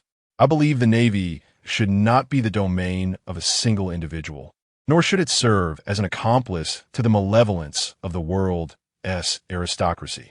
Sakazuki unapologetically moved a chair aside and seated himself. "Do you think you can sway me to join you in resisting the world government? Do not forget, without the world government, the Navy would cease to exist. If the world government were to collapse, the seas would descend into chaos. Do you comprehend the death toll that would ensue?" Sengoku bellowed, as if to release the pent-up frustration of recent days. Sakazuki displayed a peculiar smile. Indeed, the once steadfast Sengoku had changed, appearing weakened. Yet, he could understand, after all. He was a remnant of a bygone era. The actions of the world government over the years were all too clear to both of them. Their oppressive rule could hardly be considered peace, which had given rise to the flourishing of revolutionary forces. Was it not the very misdeeds of the world government that fostered the growth of the revolutionary army? Sengoku found himself at a loss for a rebuttal. He had witnessed the brutal actions of the world government time and again over the years. Its nature was all too familiar to him. If the world government were truly benevolent and the people's choice, there would have been no opportunity for revolutionary forces to emerge. They would have been relegated to the status of mere vermin in the sewers. The justice of the Navy? Unbeknownst to him, he had strayed from his original intentions. Even Zephyr, who once firmly believed in justice, had entered a state of semi-retirement. Carp repeatedly declined the promotion to admiral, disliking the demeanor of the world's aristocrats. Yet, evasion alone does not honor the justice they bear upon their shoulders. It is merely a refusal to acknowledge the truth. For to deny the Navy is to negate the efforts they have made thus far. Fleet Admiral, I hope you can understand me, for I have never forgotten my conviction. Sakazuki, the emotions reflected in Sengoku's weary gaze were exceedingly complex. Fleet Admiral, I do not expect to persuade you. I am here primarily to seek permission to visit Impel Down. I wish to see Port Gas d'Ace, as I have several inquiries to make of him. Sakazuki stated with a sense of entitlement. Port Gas d'Ace? Faced with Sengoku's scrutinizing gaze, Sakazuki remained utterly unperturbed, his demeanor neither subservient nor arrogant. Ha ha! Do you truly think I would wreak havoc and impel down? Do not jest. Do you still doubt Magellan's abilities? That man's combat prowess within impel down is nothing short of terrifying. I firmly believe no pirate would wish to engage in battle with a poison user upon high seas. I know not what your intentions are, but I concede to your request, Sengoku acknowledged, fully aware of Magellan's capabilities. Were it not for the fact that he spends most of his time in the restroom, the world government would not allow him to remain in a place like Impel Down, wasting his talents. Even someone as formidable as Sakazuki, Sengoku doubted, could slay Magellan within the confines of Impel Down. Should he become ensnared, he would face the onslaught of the entire Marine headquarters. He believed Sakazuki would not be so irrational. Furthermore, Sengoku harbored a faint hope that Sakazuki could ameliorate the dire situation, though he was reluctant to admit it. As Fleet Admiral, his stance could not waver in the slightest. Admiral, Fleet Admiral Sengoku has indeed granted your request to visit Impel Down. The mole felt unfamiliar with Sengoku's order, for in his eyes, the Fleet Admiral would never take such a risk. Allowing someone as dangerous as Sakazuki into the depths of Impel Down, the stronghold of the most vicious criminals of the sea. Who knows what thoughts were occupying Sengoku's mind? Sakazuki chuckled lightly, surprised that Sengoku still exhibited hesitation. However, he understood. After all, Ace, though the blood of the Pirate King, was also the beloved grandson raised by his best friend for many years. Human nature is inherently selfish, a truth that cannot be avoided. Come, mole, I shall take you to witness the depths of Impel Down, where many heinous pirates are confined. He himself had only ventured into the 6th level of Impel Down, Infinite Hell, once. At that time, he personally escorted the defeated pirate inside, allowing him to languish in the pitch-black prison for over a decade. What a pity that fellow squandered precious time in prison, missing the most rapid growth phase, and had long since ceased to be regarded by Sakazuki. Luffy and his companions navigated their pirate ship swiftly across the ocean, pursued relentlessly by a massive warship. Hey, stop chasing us. Why won't you listen? Luffy shouted towards the pursuing vessel. The middle-aged Major Kenny, with a grim expression, retorted, Captain Luffy, if I do not bring you back, I will face disciplinary action. I cannot comply with your request. You can't defeat me anyway, Uncle, so you won't be blamed. Luffy attempted to reason, yet his approach only spurred the ship's speed further. Major Kenny, get Colonel Mole on the line, commanded a senior officer as he stepped onto the deck, handing a din-din mushi to Kenny. Upon receiving the din-din mushi, Kenny listened intently before shouting into the intercom. Captain Luffy, stop immediately. Admiral Sakazuki has agreed to take you all back. Ha. As expected, opportunities must be seized, Luffy declared proudly. Zoro, with a resigned tone, replied, Luffy, you should really think about how to explain this to Uncle. All right. Luffy broke into a cold sweat, panicking, for Uncle's fist was as formidable as his grandfather's, capable of bringing him to tears. Given Sakazuki's temperament, it was well understood among the crew that Luffy was destined for a beating. Moreover, it was highly likely that only Luffy would suffer, as he was the rubber man with impressive recovery abilities. Nami and Usopp would likely escape unscathed, receiving nothing more than a few harsh words. Thus, it was clear that while the group engaged in mischief, the ones to take the brunt of the punishment would be Luffy, Zoro, and Sanji. Luffy, Major Kenny ascended the deck, holding a din-din mushi, and upon witnessing the menacing expression of the creature, Luffy's face turned pale with fear. Chapter 55. The Poisonous Magellan, the Captain, along with the subordinate pirate crews of the Whitebeard Pirates, had all vanished into the New World, leaving only a few lackeys to guard their territory. Haha, the world is on the brink of chaos, and my opportunity has finally arrived. This will lay the foundation for my ascension as the Pirate King, laughed the colossal Blackbeard, whose proportions were strikingly disproportionate. Let us set sail for the underwater prison. Relying solely on your strength will not suffice if we are to vie for the throne of the Pirate King. We require more formidable allies, he declared with ambitious fervor. No wonder you skipped the Shichibukai meeting, Captain. It seems you had it all calculated. Buggy grinned widely. Ha, indeed. Let the Navy and the Whitebeard Pirates clash. We shall simply reap the benefits. He exhibited remarkable patience, refraining from launching an assault on the Whitebeard pirates. No one could rival him in this regard. For the sake of an uncertain prize, he could remain concealed among the Whitebeard pirates for decades, meticulously hiding his true intentions. Those who appear unambitious often harbor the greatest greed. There can only be one king of the future seas, and that is I, Marshal D. Teach. Let's depart. With that, Buggy set sail, and their rudimentary vessel, bound with 4 massive wooden wheels, swiftly traversed the ocean. Various details illustrated the current predicament of the Blackbeard pirates. They were impoverished so much so that even Blackbeard's clothing bore a patch rather than a new garment. In such tense times, Blackbeard wished to avoid attracting attention, abstaining even from piracy and remaining hidden on a remote island. Everything was for the sake of executing the plan. Outside Impel Down, a warship approached Justice Gate with great speed. Upon seeing Sakazuki, the personnel on duty stood at attention, saluting without suspicion, allowing passage. Meanwhile, Luffy and the others remained concealed within the ship's cabin. We cannot all enter at once. That would expose us. We could take only one person, while the others stay aboard the warship to provide support, the mole suggested. Let me go, everyone. I want to rescue Ace myself, Luffy earnestly expressed to his companions. You go ahead. Unleash the results of your training for the old man to see, Usopp said boldly. Sanji and Zoro exchanged knowing smiles, their intentions unspoken. All right, when the time comes, you'll hide under Crocodile's cloak and slip in unnoticed. With keen hearing, Crocodile overheard the mole's plan from outside and frowned, feeling quite displeased. Why should that brat stick to me? Heh, it seems Crocodile, you too have an aversion to that rubber idiot, Enel teased. Yet, one could not deny that Crocodile's cloak was ample enough to conceal someone. Before long, Luffy emerged, a broad smile on his face.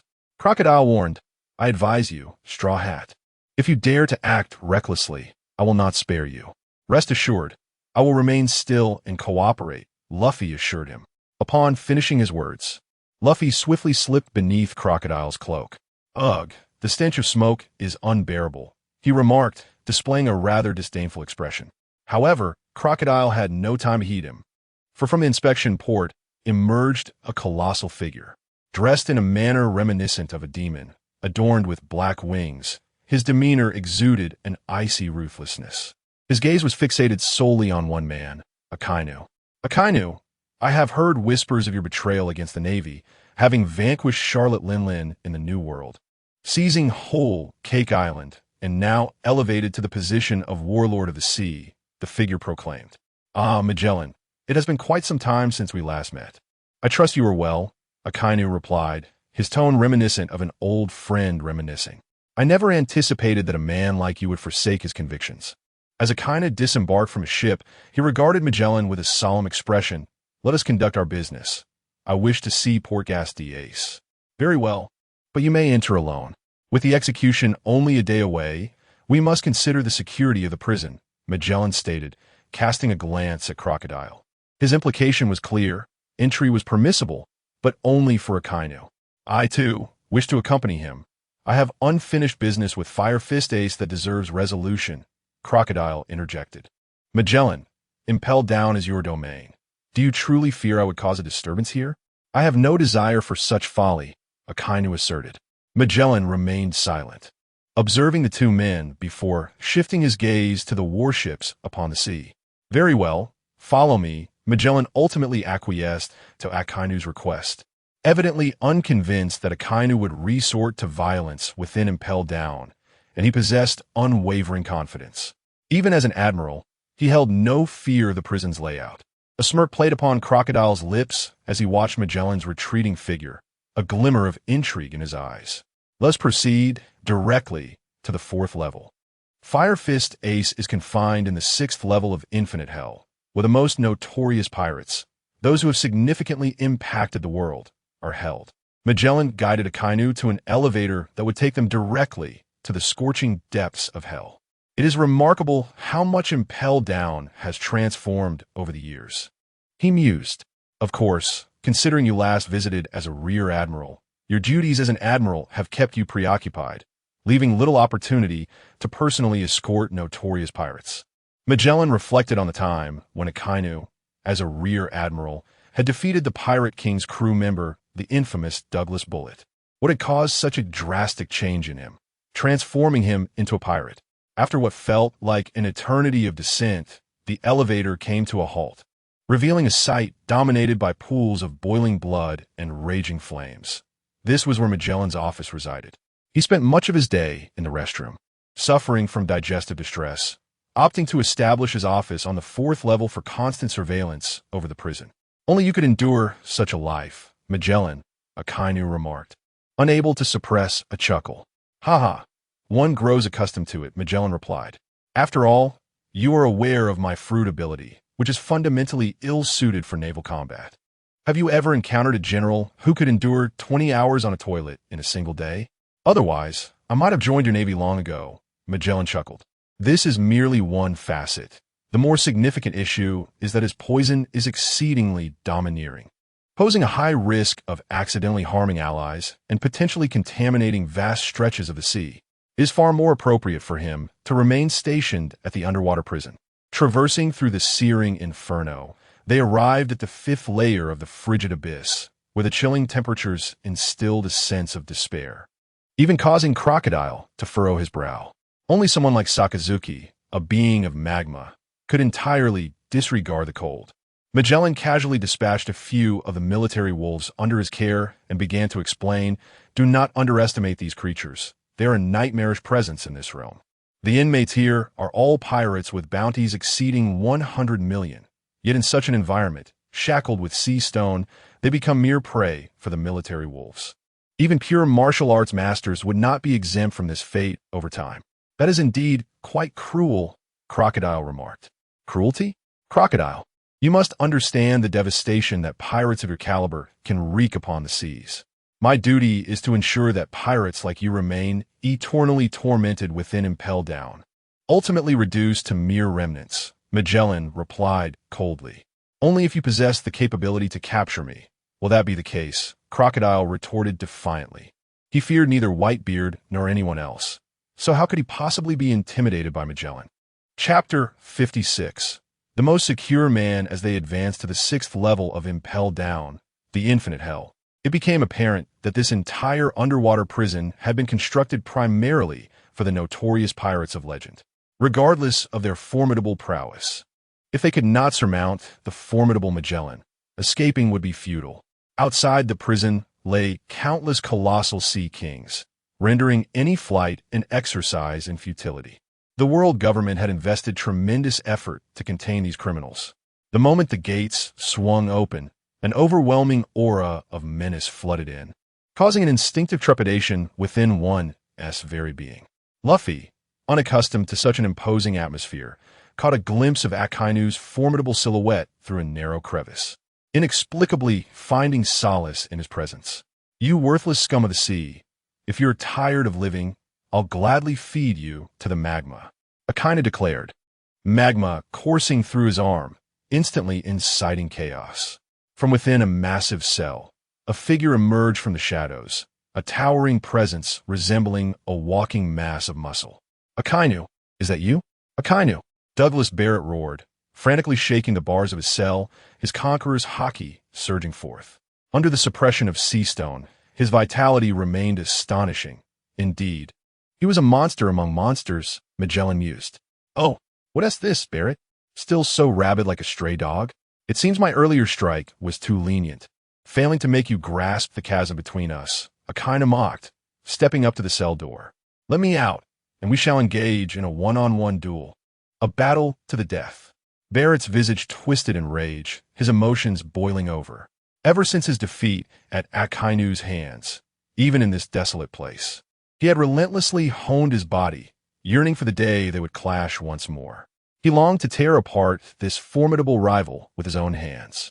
Suddenly, Akainu extended his hand, seizing Barrett by the neck and yanking him outward, the armament Haki tearing through flesh, blood gushing forth. Magellan, alarmed, rushed to intervene. Should anything happen to the inmates of the 6th level, he would bear the consequences. "Akainu, do not act impulsively. They still possess some value," he cautioned.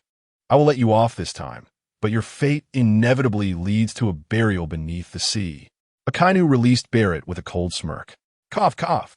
Barrett gasped for air, yet his gaze remained unwaveringly fixed on Akainu. Ha ha ha. Barrett, your spirit is undeniably tenacious, even encumbered by sea stone. You dare to provoke your foes, Akainu jeered. Akainu, I've heard of you. Your attire signifies the rank of a marine admiral, doesn't it? I never expected the Navy's mightiest to grace this place. It seems that the newcomer indeed possesses a remarkable background. Last time, it was Carp. From an adjacent cell, an elderly man with a somewhat hesitant gaze spoke, his attire and demeanor reminiscent of an elegant nobleman. Who could have imagined that he once stood shoulder to shoulder with the likes of Whitebeard and the Roger pirates in a bygone era? A natural-born wielder of observation Haki, he could effortlessly read the thoughts of others and had once bested the former fleet admiral, Steelbone Kong. Among the pirates of the 6th level, he was undoubtedly the strongest. The solitary crimson figure, unexpectedly, it is you. Sakazuki gazed at him with keen interest. The solitary crimson's expression was equally grave. He found himself unable to decipher the thoughts of this man. You are remarkably strong, young one, far surpassing Douglas. And indeed, even me in my current state, murmured the Red Count. Upon hearing this, Barrett's countenance shifted, yet he could not dispute the assertion, for it bore an air of undeniable authority. He was acutely aware that as the years progressed, the man who had once bested him would only continue to ascend. How infuriating! Barrett felt a deep-seated resentment. Was he truly destined to wither away in this abyss of darkness? His talents, his brilliance of... Sakazuki paid little heed to the Red Count and instead approached the central cell, where a despondent, freckled youth sat in the shadows. Fire Fist Ace, what troubles you? Even the son of the Pirate King finds himself in a state of confusion. Ultimately, he was merely a callow youth, incapable of making a significant impact. It was a pity for Whitebeard, who, in his advanced age, still had to force his way into the heavily fortified Navy headquarters, Sakazuki chastised. At the mention of Whitebeard's name, Ace's face brightened. He turned to Sakazuki, anxious. What did you say? You mean Dad is attempting to breach the Navy headquarters? The son of the Pirate King? No wonder the Navy is so concerned, but it seems he affectionately refers to Whitebeard as Dad. Ace's terminology left the Red Count and others bewildered. The bloodline of the Pirate King. Dear Ace, you have kept this secret from me for far too long. In the adjacent prison cell, the fishman pirate Jinbei was being held. During the initial conference against Whitebeard, he had protested the war and was subsequently bound and sent to Impel Down, rendering him oblivious to external events. Carp often visited Impel Down, spending most of his time silently staring at Ace, never mentioning Roger, leaving Ace in the dark. Brother Jinbei, I apologize. I simply do not wish to speak of that person, Ace expressed with regret. This was not a secret he had chosen to keep, but rather a request from Whitebeard to refrain from informing the crew, to avoid unnecessary complications. Among the crew, there were those with grievances against Roger-esque crew, and Whitebeard wished to shield Ace from such influences. How absurd, Ace! If you have come here solely to mock me, congratulations, your purpose has been fulfilled. You may leave, Ace said bitterly. Foolish boy, since you address me as uncle like Luffy does, how could I allow you to remain here indefinitely? Luffy has always held you in his thoughts. Indeed, Ace, your uncle is the most reassuring man in the world. A youthful voice suddenly emerged from Crocodile's position, and Magellan finally discerned Sakazuki's intentions. How audacious, Sakazuki! You truly dare to act within Impel Down. Today, I intend to take Ace away from here, Magellan. Make way, Sakazuki declared. Confronted by the noxious fumes of Magellan, Sakazuki unleashed a torrent of magma without restraint, instantly transforming into a being of molten rock. The searing lava consumed the toxic gases in an all-encompassing embrace. Chapter 57. The poisonous colossus, the superhuman poison fruit, allows its bearer to generate a deep purple venom from any part of the body, be it through breath or sweat. This toxin is dreadfully potent, capable of affecting the nervous system and inflicting immense suffering and torment. Unless one obtains the specially formulated antidote from Magellan, those afflicted with this poison have no means of escaping the underwater prison. The inmates, trapped in the 6th level of this endless hell, have endured relentless torment, leaving their strength and endurance far from their peak. It takes but a moment for one to collapse in agony. What a farcical ability this fellow possesses. Crocodile, observing his foot nearly corroded by the venom, cursed under his breath, having long since lost his initial composure. He could not fathom why such a formidable individual would willingly remain in a place like this underwater prison. Is the world government truly so foolish as to squander talent? Or have they amassed a foundation so profound that it is utterly appalling? As if sensing Crocodile's thoughts, Magellan, cloaked in purple toxins, chuckled, "It is indeed unfortunate. In this place, you have nowhere to flee. The only regret is that this formidable power causes incessant diarrhea. Alas, one must sacrifice to gain. Sakazuki, I want you to regret making the wrong decision in my presence." Poison Dragon. Wrong decision? Magellan, what leads you to believe you possess the capability to threaten me? Sakazuki replied, a cold smirk gracing his lips, his resolute visage twisting into a grimace. The magma roared, and the toxic gas that had once held its ground was swiftly consumed. Sakazuki's fists were enveloped in a layer of pitch-black Haki, resembling a demon of flames incarnate. Canine biting crimson lotus. The magma transformed into a ferocious hound, entwining itself around Magellan's form. Rather than retreating, he pressed forward, the purple poison dragon biting back, while another head lunged directly at Sakazuki. Poison Dragon. Underworld Canine. In the midst of the magma, Sakazuki fluidly transitioned between elementalization and his natural state, nearly teleporting as he rapidly closed the distance to Magellan. Although he wielded a superhuman fruit, Magellan had adeptly manipulated it to resemble a natural type, particularly in such an environment. While Sakazuki appeared fearless, the reality was that Magellan posed a genuine threat to him, for even he held a profound apprehension towards this lethal poison.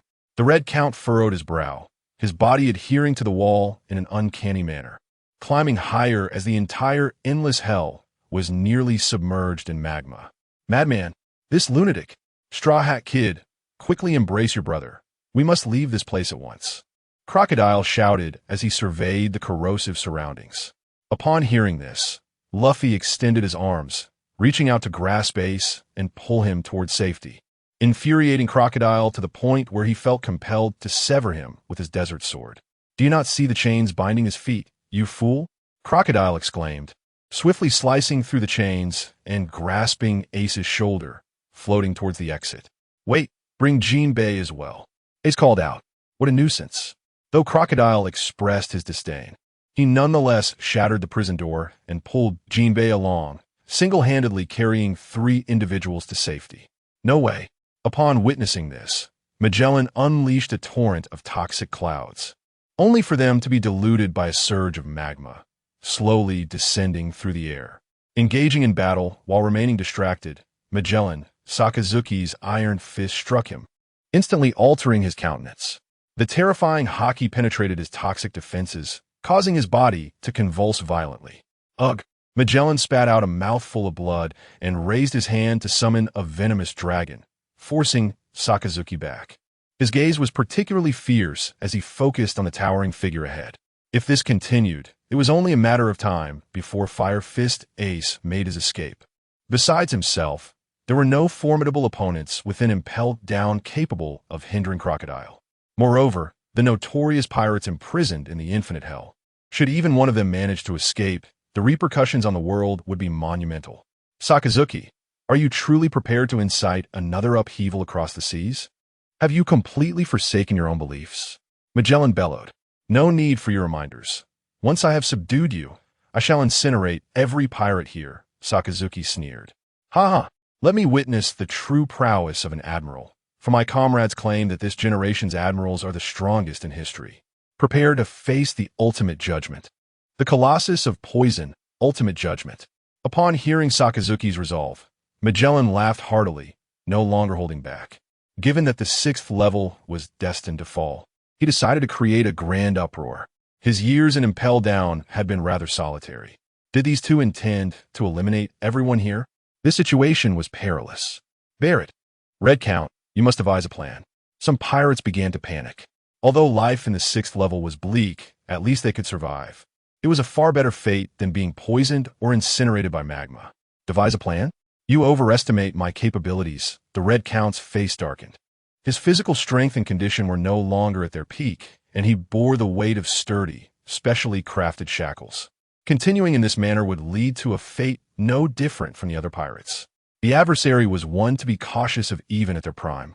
And in such dire circumstances, even he, a legendary pirate, found himself without a viable strategy.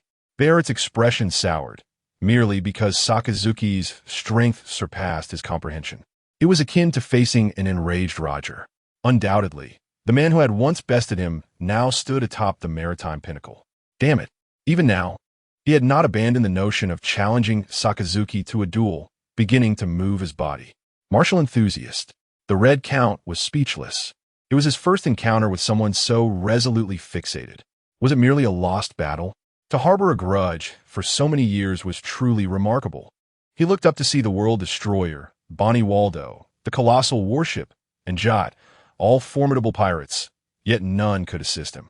Wait, this is the scheme of the Red Count, who awaits the moment when Sakazuki and Magellan exhaust their considerable energy, at which point he will strike, ideally using these pirates as mere cannon fodder. The crimson skeletal giant soldiers penetrate several layers of defense in succession, bringing decay to all they encounter. Chapter 58. The benevolence of old Shah Sakazuki's left hand was tainted by a layer of toxic gas. Fortunately, he managed to elementalize just in time. Magellan cast a grim gaze upon Sakazuki, realizing that none of his attacks had successfully inflicted harm upon him thus far. A troublesome foe, indeed, one of the natural type.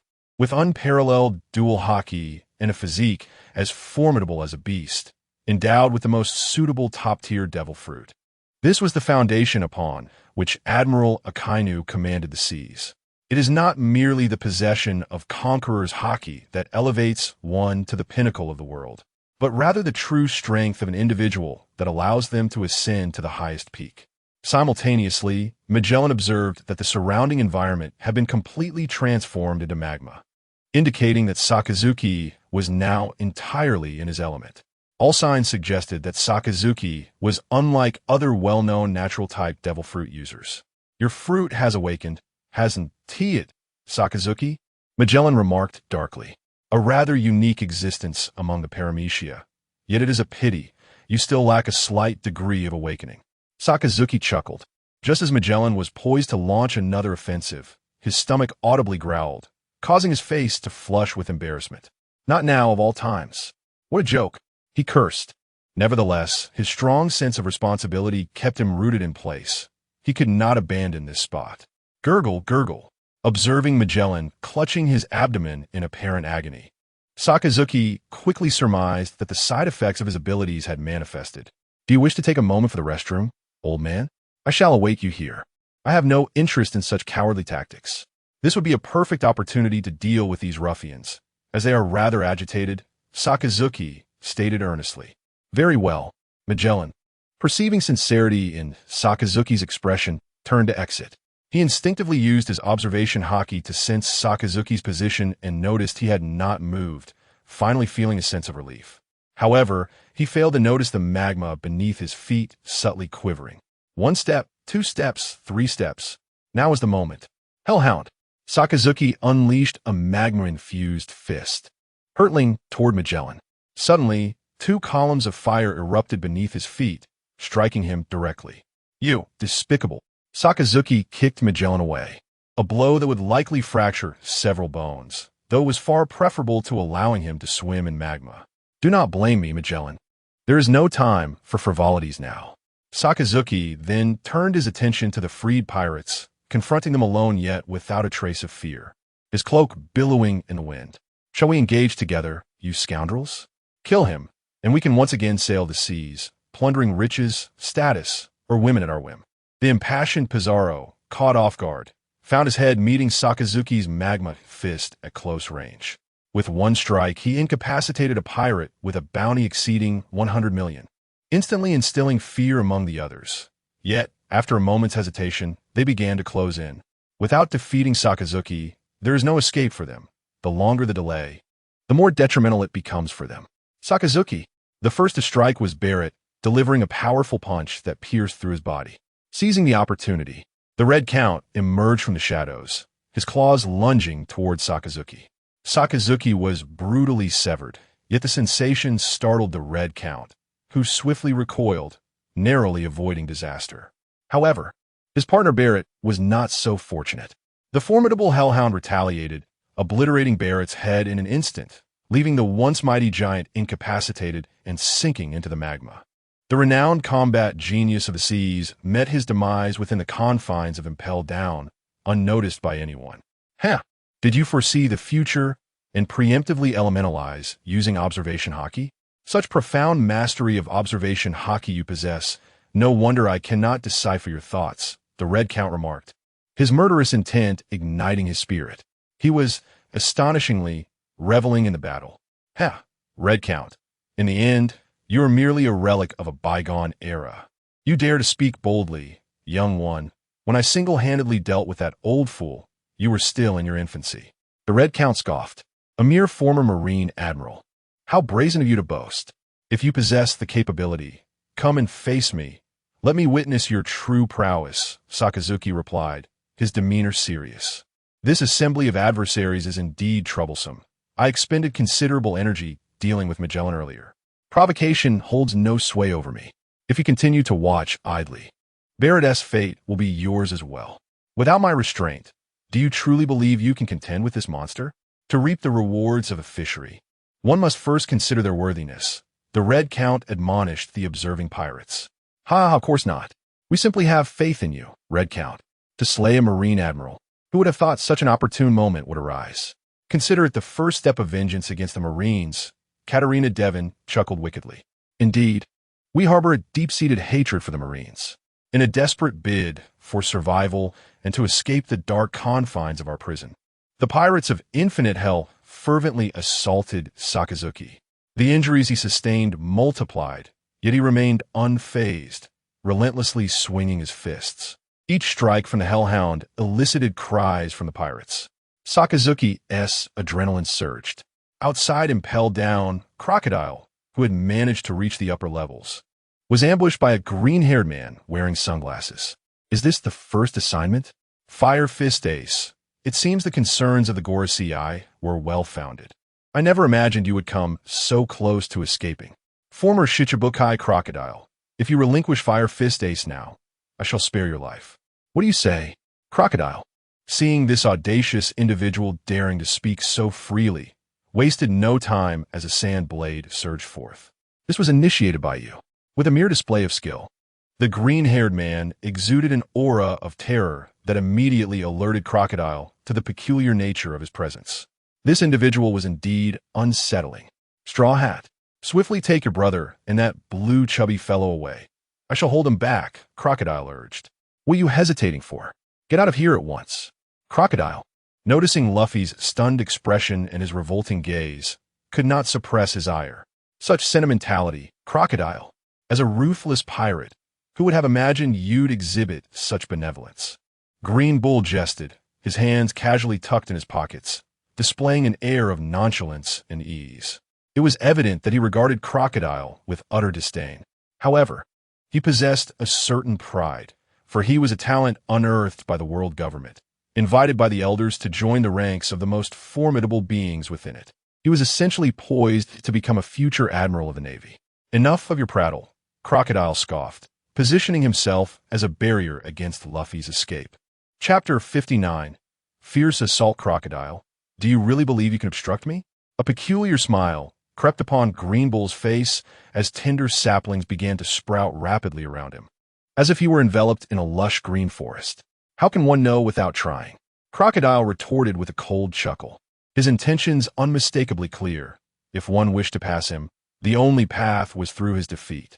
Then let us proceed with your annihilation, you ungrateful fool. However, I must inform you that this will not allow Fire Fist Ace to escape. A terrifying monster awaits them outside, Green Bull remarked. Oh, is that so? But what concern is it of mine? My sole task is to keep you occupied, Crocodile replied nonchalantly. Can you truly manage that? Green Bull scoffed, belittling the mere warlord before him. Devour the cycle. Crocodile remained silent, unleashing his most potent technique. He understood that this green-haired grotesque was likely the user of the forest fruit, as mentioned by Sakazuki, a formidable foe worthy of being an admiral. Let us engage in a deadly duel, for I seek to unravel the highest truths of fruit awakening. Acknowledging his disadvantage, retreat was not an option. He was no longer the crocodile of Alabasta. He was the sand alligator, a creature who once dared to challenge even Whitebeard. He was destined to become the pirate king. An aura of silent dominance suddenly surged forth, eclipsing even Green Bull as presence. The surrounding sands began to recede, firmly establishing a boundary around the forest. In that moment, Crocodile appeared reborn from the flames. His breakthrough in mindset not only granted him the final step towards awakening his Logia fruit, but also awakened the spirit of a king within him. Conqueror's Haki? Fruit awakening? What manner of freak are you? The nonchalance on Green Bull's face dissipated, replaced by a hint of wariness. Ha ha! This is the tyranny that belongs to me, Crocodile. I have never felt so invigorated. Let us determine our victor, Green Bull. I shall defeat you and demonstrate my worth to Sakazuki, Crocodile proclaimed, surrounded by swirling yellow sands. Ascending to the highest tier of Impelled Down, Luffy raced alongside Ace and Jinbei, finally glimpsing the light of hope. Yet, a silent voice sent chills down his spine. For a bald, blind man had appeared by his side unbeknownst to him. Straw Hat Kid, I am aware of your exploits. You are a most intriguing pirate. Yet Fire Fist Ace cannot be allowed to leave with you, Fujitora said with a slight smile. Sir, I must take Ace and the big guy with me today. Kindly step aside, or I shall not hold back, Luffy stated earnestly. Ace was his Achilles heel. No one could intervene. I am truly sorry, but I have an agreement with the world government. Hell's Journey. With a quiet command from Fujitora, a terrifying gravity suddenly bore down upon Luffy. A force so overwhelming that he could not resist, causing him to collapse to the ground along with Ace and Jinbei. The expressions on the three faces twisted in agony. However, Fujitora refrained from inflicting harm, merely seizing Ace and turning away. Ace! Luffy bellowed, his eyes wide as he watched Ace being taken away. He struggled against the overwhelming pressure binding him, yet he was unable to break free. The strength of Fujitora was far beyond his capacity to resist. At that moment, Jinbei, straining against his constraints, managed to extend one hand beyond the gravitational field, pulling himself forward with great force. He grasped Luffy and yanked him outward. The gravitational field had carved a massive pit into the ground, sending shivers of fear through Jinbei. Gazing at the nearby black wall, he began to relentlessly hammer his handcuffs against it, even as his arms became bloodied and raw without a single utterance of pain. This sight left Luffy utterly astonished. He could not comprehend why this blue fishman was fighting so desperately. Blue Fatty, why are you? The handcuffs shattered, making it considerably easier to break the leg shackles. Jinbei freed himself from his bonds and, looking at Luffy, a faint smile appeared on his weary face. Ace is not just your brother. He is my friend as well. Also, my name is Jinbei, not Blue Fatty. Oh, let us go pursue him. The two raced towards the direction Fujitora had departed, only to find him at the summit, though Ace was conspicuously absent. Hey, where have you hidden Ace? Luffy shouted in fury. Feeling the salty sea breeze, Fujitora remarked, the clouds above are moving. What a splendid day for fishing. Fire Fist Ace has already been dispatched by CP agents. These individuals are indeed swift in their actions. Now, will you comply peacefully, or shall I take matters into my own hands? He drew the supreme great knife, his expression impassive. Jinbei positioned himself in front of Luffy, clutching a fragment of sea stone he had broken from the shackles. Luffy, you should go ahead. I will hold him off. But there are no buts. Aren't you determined to rescue Ace? Then hurry, Jinbei shouted. His condition was dire, uncertain how long he could withstand such a formidable foe. Yet he still wished to repay the kindness Whitebeard had shown to Fishman Island. Benevolence? I never expected to find such nobility among pirates. I suppose your escape from Green Bull was due to the same principles, Fujitora acknowledged with rare appreciation. All right. Luffy ceased his hesitance and dashed towards the exit. Fujitora did not impede him. for Jinbei had already launched his attack. Deep within the confines of impelled down in the shadows, a towering figure drenched in blood emerged under dim light. Sakazuki bore countless wounds, yet his battle record was formidable. He had ruthlessly vanquished every pirate, including Red Count. With his own hands, gazing at the ceiling, he exerted force through his legs and propelled himself upward with brutal strength.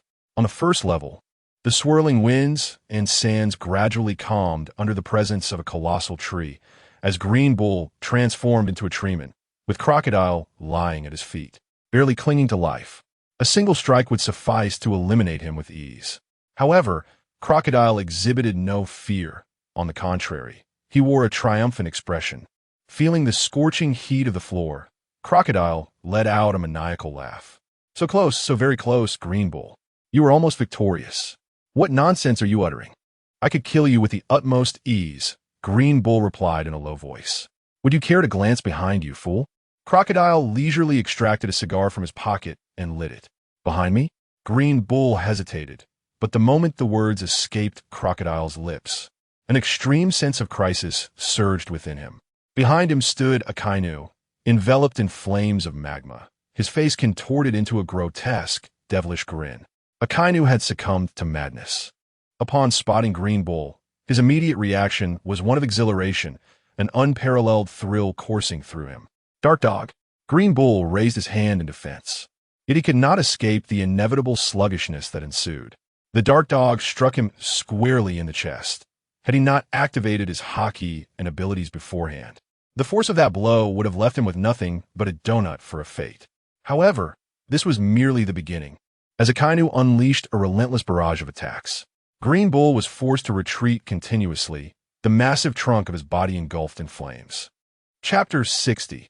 The embarrassing Green Bull. What is the matter, Green Bull? Have you succumbed to fear? Sakazuki held the upper hand, mercilessly striking and breaking Green Bull's left hand. Faced with the lethal magma fists, Green Bull found himself at a loss for words. This man had once been his idol, yet he had unexpectedly become his most formidable adversary. His strength was unparalleled, truly deserving of the title of the mightiest among the three admirals. What on earth is Fujitora doing? With his keen observation, he should have sensed the commotion here and come to assist. Green Bull had long harbored thoughts of retreat. He had no desire to engage in combat with Sakazuki. In fact, the very notion of confronting a top-tier powerhouse filled him with trepidation. He had admired Sakazuki for his audacity and fearlessness in confronting any formidable foe. Do you not champion the justice of risking it all? Why is your fist so weak? Sakazuki mocked him without restraint. He was gathering his strength for a decisive blow. His stamina had been excessively depleted, and he could not afford to waste time here. As for his magma form, he was reluctant to employ it just yet, as doing so would be a waste in this situation. He could not afford to lose his peak combat capability, for that would severely impact the entire team. Green Bull's expression darkened. He glanced behind him, a glimmer of determination flashing in his eyes, and broke through the wall, attempting to flee outside. However, his intention was not to escape, but rather to wait for Fujitora and Sakazuki to engage in battle, hoping that the two would join forces to overwhelm him. Think you can run? It won't be so simple, Sakazuki scoffed, his large hand reaching out and penetrating the dense forest, seizing Green Bull's chin. Both of them were exceptional masters, Fujitora and Green Bull, both having been earmarked for the position of admiral by the elders. Their abilities were unquestionable. Yet disparities existed even among top-tier powerhouses. Sakazuki exposed his face to Green Bull, his blatant attack aimed at exchanging injuries. But Green Bull was unwilling to confront him head-on. He was acutely aware of the extremity of Sakazuki's offensive power. One hand grasped Sakazuki's wrist, while the other transformed into vines, entangling his charged fist. Not a chance. The two remained locked in a stalemate. Seems you cannot extricate yourself. Crocodile slowly rose from the ground, grinning while the golden hook in his hand glimmered ominously. He was not one to be magnanimous. Green Bull had thoroughly humiliated him earlier. Even with his awakened fruit, the gap between him and Green Bull was still monumental, leaving Crocodile feeling quite frustrated. What do you intend to do? Green Bull glared at Crocodile as he charged forth. What do you think? I intend to give you a taste of your own medicine. You were quite arrogant just now, Crocodile swung his golden hook, and Green Bull manipulated the vines to thwart him. Yet, Sakazuki would not allow him to succeed. Magma gushed forth, and fiery hounds lunged at the vines, incinerating them completely. Crocodile successfully closed the distance to Green Bull, his venomous hook piercing through. Seeing Green Bull's resistance weaken, Sakazuki withdrew his hand and delivered a powerful punch to his head. Fujitora, you scoundrel. Green Bull roared to the heavens as a formidable gravitational slash finally struck, nearly slaying Crocodile. Sakazuki was also forced to retreat repeatedly. Yet, Green Bull was grievously wounded, having achieved his purpose. Apologies for my tardiness. I spent some time dealing with that fishman, Fujitora expressed with regret. Had it not been for Jinbei's desperate efforts to hold him back, and his reluctance to take the life of such a noble warrior, he would have arrived much sooner. Admiral Akainu, I urge you to withdraw, unless you wish to engage in a sparring match with me, Fujitora declared, standing resolutely behind the injured Green Bull, whose pallor betrayed his discomfort as he glared at Sakazuki. He never anticipated that this man could overpower him, and the horrific injuries he bore suggested that he had already clashed with Magellan deep within impelled down. The severe wounding of Green Bull did not satisfy Sakazuki. His initial intention was to eliminate this adversary outright. This man was a staunch supporter of the world government and the celestial dragons, holding the belief that anyone not affiliated with the world government was beneath contempt, recognizing that they would inevitably become adversaries. He saw the opportunity to eliminate Green Bull as a means to sever a powerful limb of the world government. Fujitora, a person like you should not remain loyal to the world government. The aristocracy has long since rotted. You must know their true nature. What say you? Would you join my ranks? I plan to establish a new navy in the New World, shattering the established order and reshuffling the seas, Sakazuki proposed. Compared to Green Bull, Fujitora's character and demeanor were commendable, and should he gain his allegiance, his influence would expand significantly. The benefits of having a top-tier powerhouse were beyond imagination. Even as a mere strategic deterrent, it could make those lurking with ulterior motives reconsider their ambitions. It is indeed an enticing proposition. I have heard whispers of your exploits. They say your pirate crew never disturbs the innocent, and that you liberated Dressrosa, a kingdom terrorized by Doflamingo. However, the justice I seek must be pursued independently. So I must respectfully decline, Admiral Akainu, Fujitora replied with a smile. Observing the growing camaraderie between the two, Green Bull could no longer contain himself. Fujitora, stop chatting and restrain him. His stamina is nearly depleted, and the world government will soon receive word. The highest combat forces of the Navy will be upon us shortly. Enough, Green Bull. My mission is to ensure that Fire Fist Ace is not captured. I have no interest in fighting, especially with someone of such integrity, Fujitora retorted. Integrity? Green Bull was taken aback, incredulous that Fujitora would label Akainu as such. The man had made his entrance with a sneak attack and employed various tactics to severely injure him, subsequently allying with Crocodile. Was this truly what integrity entailed? Green Bull, you pale in comparison to Fujitora.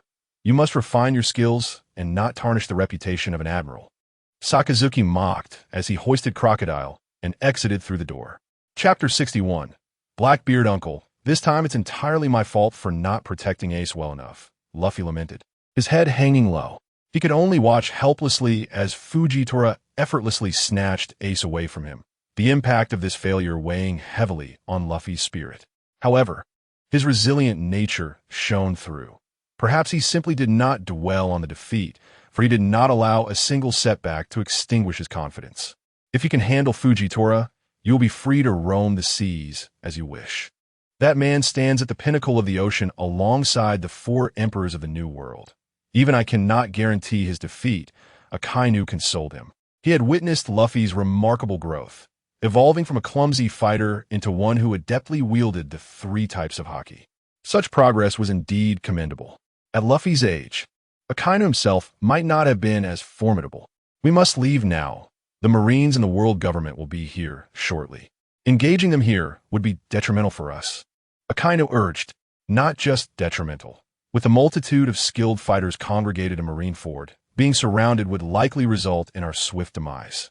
Let us go, Akainu said, grasping Luffy and leaping down. As they touched the surface of the sea, his toes barely skimmed the water, employing a masterful moonwalk that allowed him to glide across the waves as if running. Jinbe and Crocodile were tightly bound by Luffy's hands, still unconscious. One had sought to hinder Green Bull, the other to impede Fujitora. Without their intervention, Luffy might not have awaited Akainu's timely rescue. Coughing, Crocodile awoke after drinking some water aboard the ship. His body was matted with dried blood and sweat, emanating an unpleasant odor, yet Luffy showed no sign of disdain. He diligently washed him with a wooden bucket and brush. "What are you doing, Straw Hat? If you think you owe me thanks, there is no need. I merely wish to fight that green-haired fellow, and it has nothing to do with you," Crocodile retorted, his tone haughty. I understand," Luffy replied dismissively, continuing his meticulous cleaning of Crocodile's wounds. Observing this, Crocodile scoffed but chose to remain silent, refraining from uttering further harsh words. "Ha ha ha, wrapped in bandages. You are truly your brother Ace's sibling. You both share a striking resemblance." Jinbe boomed with laughter. He reminisced about Ace's playful antics, feeling a wave of nostalgia. As Ace's mentor, he had battled fiercely for 3 days and nights to win him over, and with Ace's generous spirit, their bond had quickly deepened. A friendship that was undeniable. "I genuinely wish to rescue Ace, both as a repayment for Whitebeard's kindness and for our friendship," he declared. "Admiral Akainu, a pirate ship has appeared ahead. Their target seems to be impelled down," the lookout shouted. Akainu strode to the deck. Gazing into the distance where a massive 4-masted sailing ship approached, its design remarkably rudimentary, resembling a hastily assembled pirate vessel. The pirate flag was particularly striking, with 3 skulls fluttering defiantly in the sea breeze. At the bow of the ship sat a man with a rugged visage, missing 2 teeth. Yet his face radiated a hearty smile. "Captain, there is a warship ahead," Lafitte remarked. "Isaite. Who would have thought a warship would come knocking at our door? We shall use it to infiltrate and impel down," Blackbeard grinned, a plume of dark smoke swirling from his hand. The death of Thatch had drastically altered the course of his life. While there was nothing amiss in the Whitebeard pirates, the emergence of that devil fruit disrupted Blackbeard's grand design. His ambition was to become the Pirate King, and the first step was to devour Whitebeard, the man he once idolized. Alas, even such a formidable king could succumb to the ravages of time. "Captain, I believe it will be prudent for us to retreat." The figure on the deck appears somewhat familiar. Lafitte suddenly blanched, fear etched across his face. "Who is it?" As the warship and pirate vessel drew closer, Blackbeard squinted, discerning a man clad in a red suit standing at the helm, emanating an aura of menace even from a distance. "Admiral, Akainu, Buggy, you fool. Why are you still rowing faster? Change course immediately." Blackbeard seethed, witnessing Buggy hastily paddling the ship. Were it not for Buggy's loyalty, Blackbeard would have relished the opportunity to slap him away. "Captain, are we not here to seize the warship? The Admiral is on board." Approaching now would be akin to walking into a trap. "But Captain, Haven you declared yourself the strongest pirate on the seas. Did you not say that Akainu is no match for you?" Buggy inquired, perplexed. When Dressrosa fell to Sakazuki, he had shown this newspaper to his captain, who had confidently dismissed Akainu as merely an insignificant opponent he could defeat at will. Blackbeard's expression darkened at Buggy's comments. He had merely been boasting in front of his subordinate to bolster his reputation, yet Buggy, in his navette, had taken it to heart. "I'm not at my best today. Buggy, enough chatter. Change the helm now," Blackbeard commanded, observing Sakazuki preparing to strike as he conjured a black vortex with one hand, swiftly engulfing the approaching magma boulders. Blackbeard, Marshal D. Teach, was once a member of the Whitebeard Pirates, but he had slain Thatch, the captain of the 4th Division, and seized a devil fruit known as the most malevolent in history, capable of nullifying the powers of any fruit it touches. His arrival at Impel Down likely aimed to recruit the most ruthless pirates. "Luffy, this man will most likely become your greatest rival in the future. You must remain vigilant regarding his movements," Sakazuki explained, revealing Blackbeard's identity to Luffy. The adversaries were at a considerable distance, and due to the powers of the dark fruit, Sakazuki's long-range magma attacks posed no threat to them. For the moment, He had no intention of engaging. I understand, uncle. That fellow is indeed the one who delivered Ace to the world government, and I shall eventually teach him a lesson myself, Luffy vowed. He was exceedingly displeased with the architect of Ace's capture, for this utterly senseless grand war was instigated because of that individual. It is good that you comprehend. Sakazuki descended from the deck, commanding the warship to proceed at full speed. Chapter 62. The Isolated Tyrant. As for Blackbeard and his companions, despite increasing their distance, their situation was far from favorable. They had approached Impel Down, yet it seemed to deviate from their expectations. The entire underwater prison was in chaos. Fujidora had sent Green Bull for treatment, and presently, Impel Down lacked any formidable combat strength, allowing Blackbeard to infiltrate with ease. However, upon reaching the 6th level, he was met with a gruesome spectacle. Lava and blood splattered everywhere, and a chilling sweat broke out on his brow, quickly replaced by fury. He had not anticipated Akainu's brutality to such an extent, ruthlessly annihilating every pirate within the depths of hell. This severely undermined his plans, as he intended to establish his own pirate crew here. Without a territory, he had no resources and could not recruit more subordinates, leaving him uncertain of how long it would take to make a name for himself. What a jest! Akainu, how dare you thwart my ambitions? Blackbeard bellowed, seizing Byers by the neck and slamming him into the ground. After a prolonged moment, Blackbeard finally regained his composure. Hey, you seem quite enraged, latecomer. From the shadows emerged a man clad in a black military uniform, a cap atop his head, leisurely puffing on a cigar. He regarded Blackbeard with keen interest. Are you a swordsman? Blackbeard mused, sensing the sharp aura emanating from Rain D. Shiryu, unable to suppress a grin. Would you care to join my crew? I aspire to become the Pirate King. Ha ha, such audacity. However, I happen to be rather bored. Pray tell, can I do as I please aboard your ship? I was imprisoned for excessive slaughter. After all, Rain D. Shiryu replied with a sinister grin. As you wish, do as you desire. There is no need for loyalty. As long as our interests align, Blackbeard laughed heartily, pleasantly surprised by this unexpected turn of events. Finally, his visit had not been in vain. Yet, plans must be altered. He resolved to fulfill the duties of a warlord of the sea and personally assist at Marineford. Since he could not recruit powerful allies, he would settle for acquiring the strongest paramecia fruit, which he had long coveted. At Marine headquarters, Sengoku was flushed with anger. Even Carp's presence failed to capture his attention. If Sakazuki were before him, Sengoku would undoubtedly engage in a fierce battle. That scoundrel had exploited his trust to scheme against Impel Down, and what a Magellan. How could he not halt Sakazuki? Sengoku, do not be disheartened. Sakazuki is too cunning. You have known him for quite some time. Ace's rescue is done and dusted. Eventually, I shall assist you in teaching him a lesson. Sengoku looked at the chuckling Carp and felt an inexplicable urge to smile. Very well. Ace's rescue is a trivial matter. It spares Carp from further trouble. Report. Fleet Admiral Sengoku, Impel Down has fallen. But the world government agents have successfully brought Fire Fist Ace back to Marine headquarters. A Marine entered, his face alight with excitement. The notorious member of the Whitebeard Pirates was not seized, much to the delight of the Marine officer present, who remained blissfully unaware of the imposing figure of Sengoku beside him. Even his act of indulging in donuts had come to a halt. His expression darkened with an ominous severity. You may leave. Sengoku gestured helplessly, wishing to prevent further provocation of Garp. Continuously riling up his old comrade could result in unforeseen consequences, and Sengoku was uncertain how to manage the fallout should Garp truly become enraged. Ace! Garp suddenly sprang to his feet, striding towards the exit. Alas, the return of Ace posed a dilemma.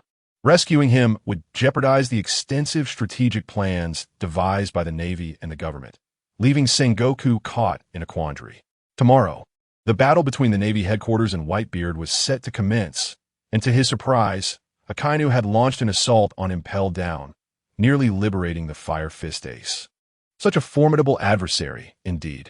Doflamingo lounged at the round conference table, a deck of playing cards in hand. Mihawk, care for a game?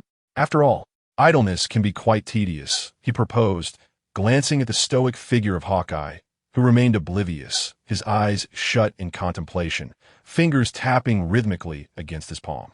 Doflamingo surveyed the others present, only to find them equally indifferent to his invitation. Their collective aloofness left him feeling rather disenchanted. Night Demon, do you have no companions for a game? Allow me to entertain you, a boisterous voice boomed from the entrance as Blackbeard strode into the meeting room. With 2 pistols slung at his waist and a disheveled appearance that exuded an air of poverty, Doflamingo regarded him with disdain. I apologize, but I have no interest in playing cards with someone of your financial standing. Blackbeard's smile faltered abruptly. His attempt to lighten the atmosphere and forge new friendships had backfired spectacularly, igniting his fury. The more he observed Doflamingo, the more repugnant he appeared. Yawning, Doflamingo cast a fleeting glance at Blackbeard before strutting out with an exaggerated gait. Blackbeard's expression darkened. Had it not been for the setting of Marine headquarters, where creating enemies was ill-advised, he would have happily eliminated Doflamingo.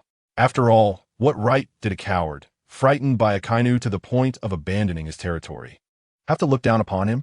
You are nothing but a shameless traitor to the Whitebeard pirates. Marshal Teach, your appearance is repulsive, tainting the very air around you. And it displeases me greatly, Hancock remarked, her beautiful eyes casting a cold glare at Blackbeard as she elegantly departed. Following her was Kuma, lacking any particular interest, silently passed by Blackbeard, an action Blackbeard interpreted as a sign of contempt. Ultimately, Hawkeye remained the sole occupant of the conference room. Initially, Blackbeard presumed that Hawkeye would also vacate the premises, but to his astonishment, Hawkeye drew his sword in silence, striking Blackbeard with a swift motion. Hawkeye, what are you doing? Are you not afraid of being hunted by the world government? Blackbeard yelled in pain. Observing Blackbeard's distress, Hawkeye incredulously remarked, Have you truly managed to wound a man from the red-haired crew? I was merely testing the waters, yet I did not anticipate your evasion. After uttering these words, Hawkeye departed, uninterested in further discourse. Madman, this group of lunatics. Blackbeard suppressed his inner savagery, compelling himself to regain composure. He had no desire to engage in conflict with anyone here, as he wished to remain unnoticed, fully aware of the adage that wealth is best acquired in silence. His prowess was not yet at its zenith. Should he incite the apprehension of others, how could he hope to benefit? Hawkeye, one day, I shall make you pay for this. You would do well to avoid giving me an opportunity. Blackbeard gazed at Hawkeye's defiant silhouette, his eyes ablaze with murderous intent.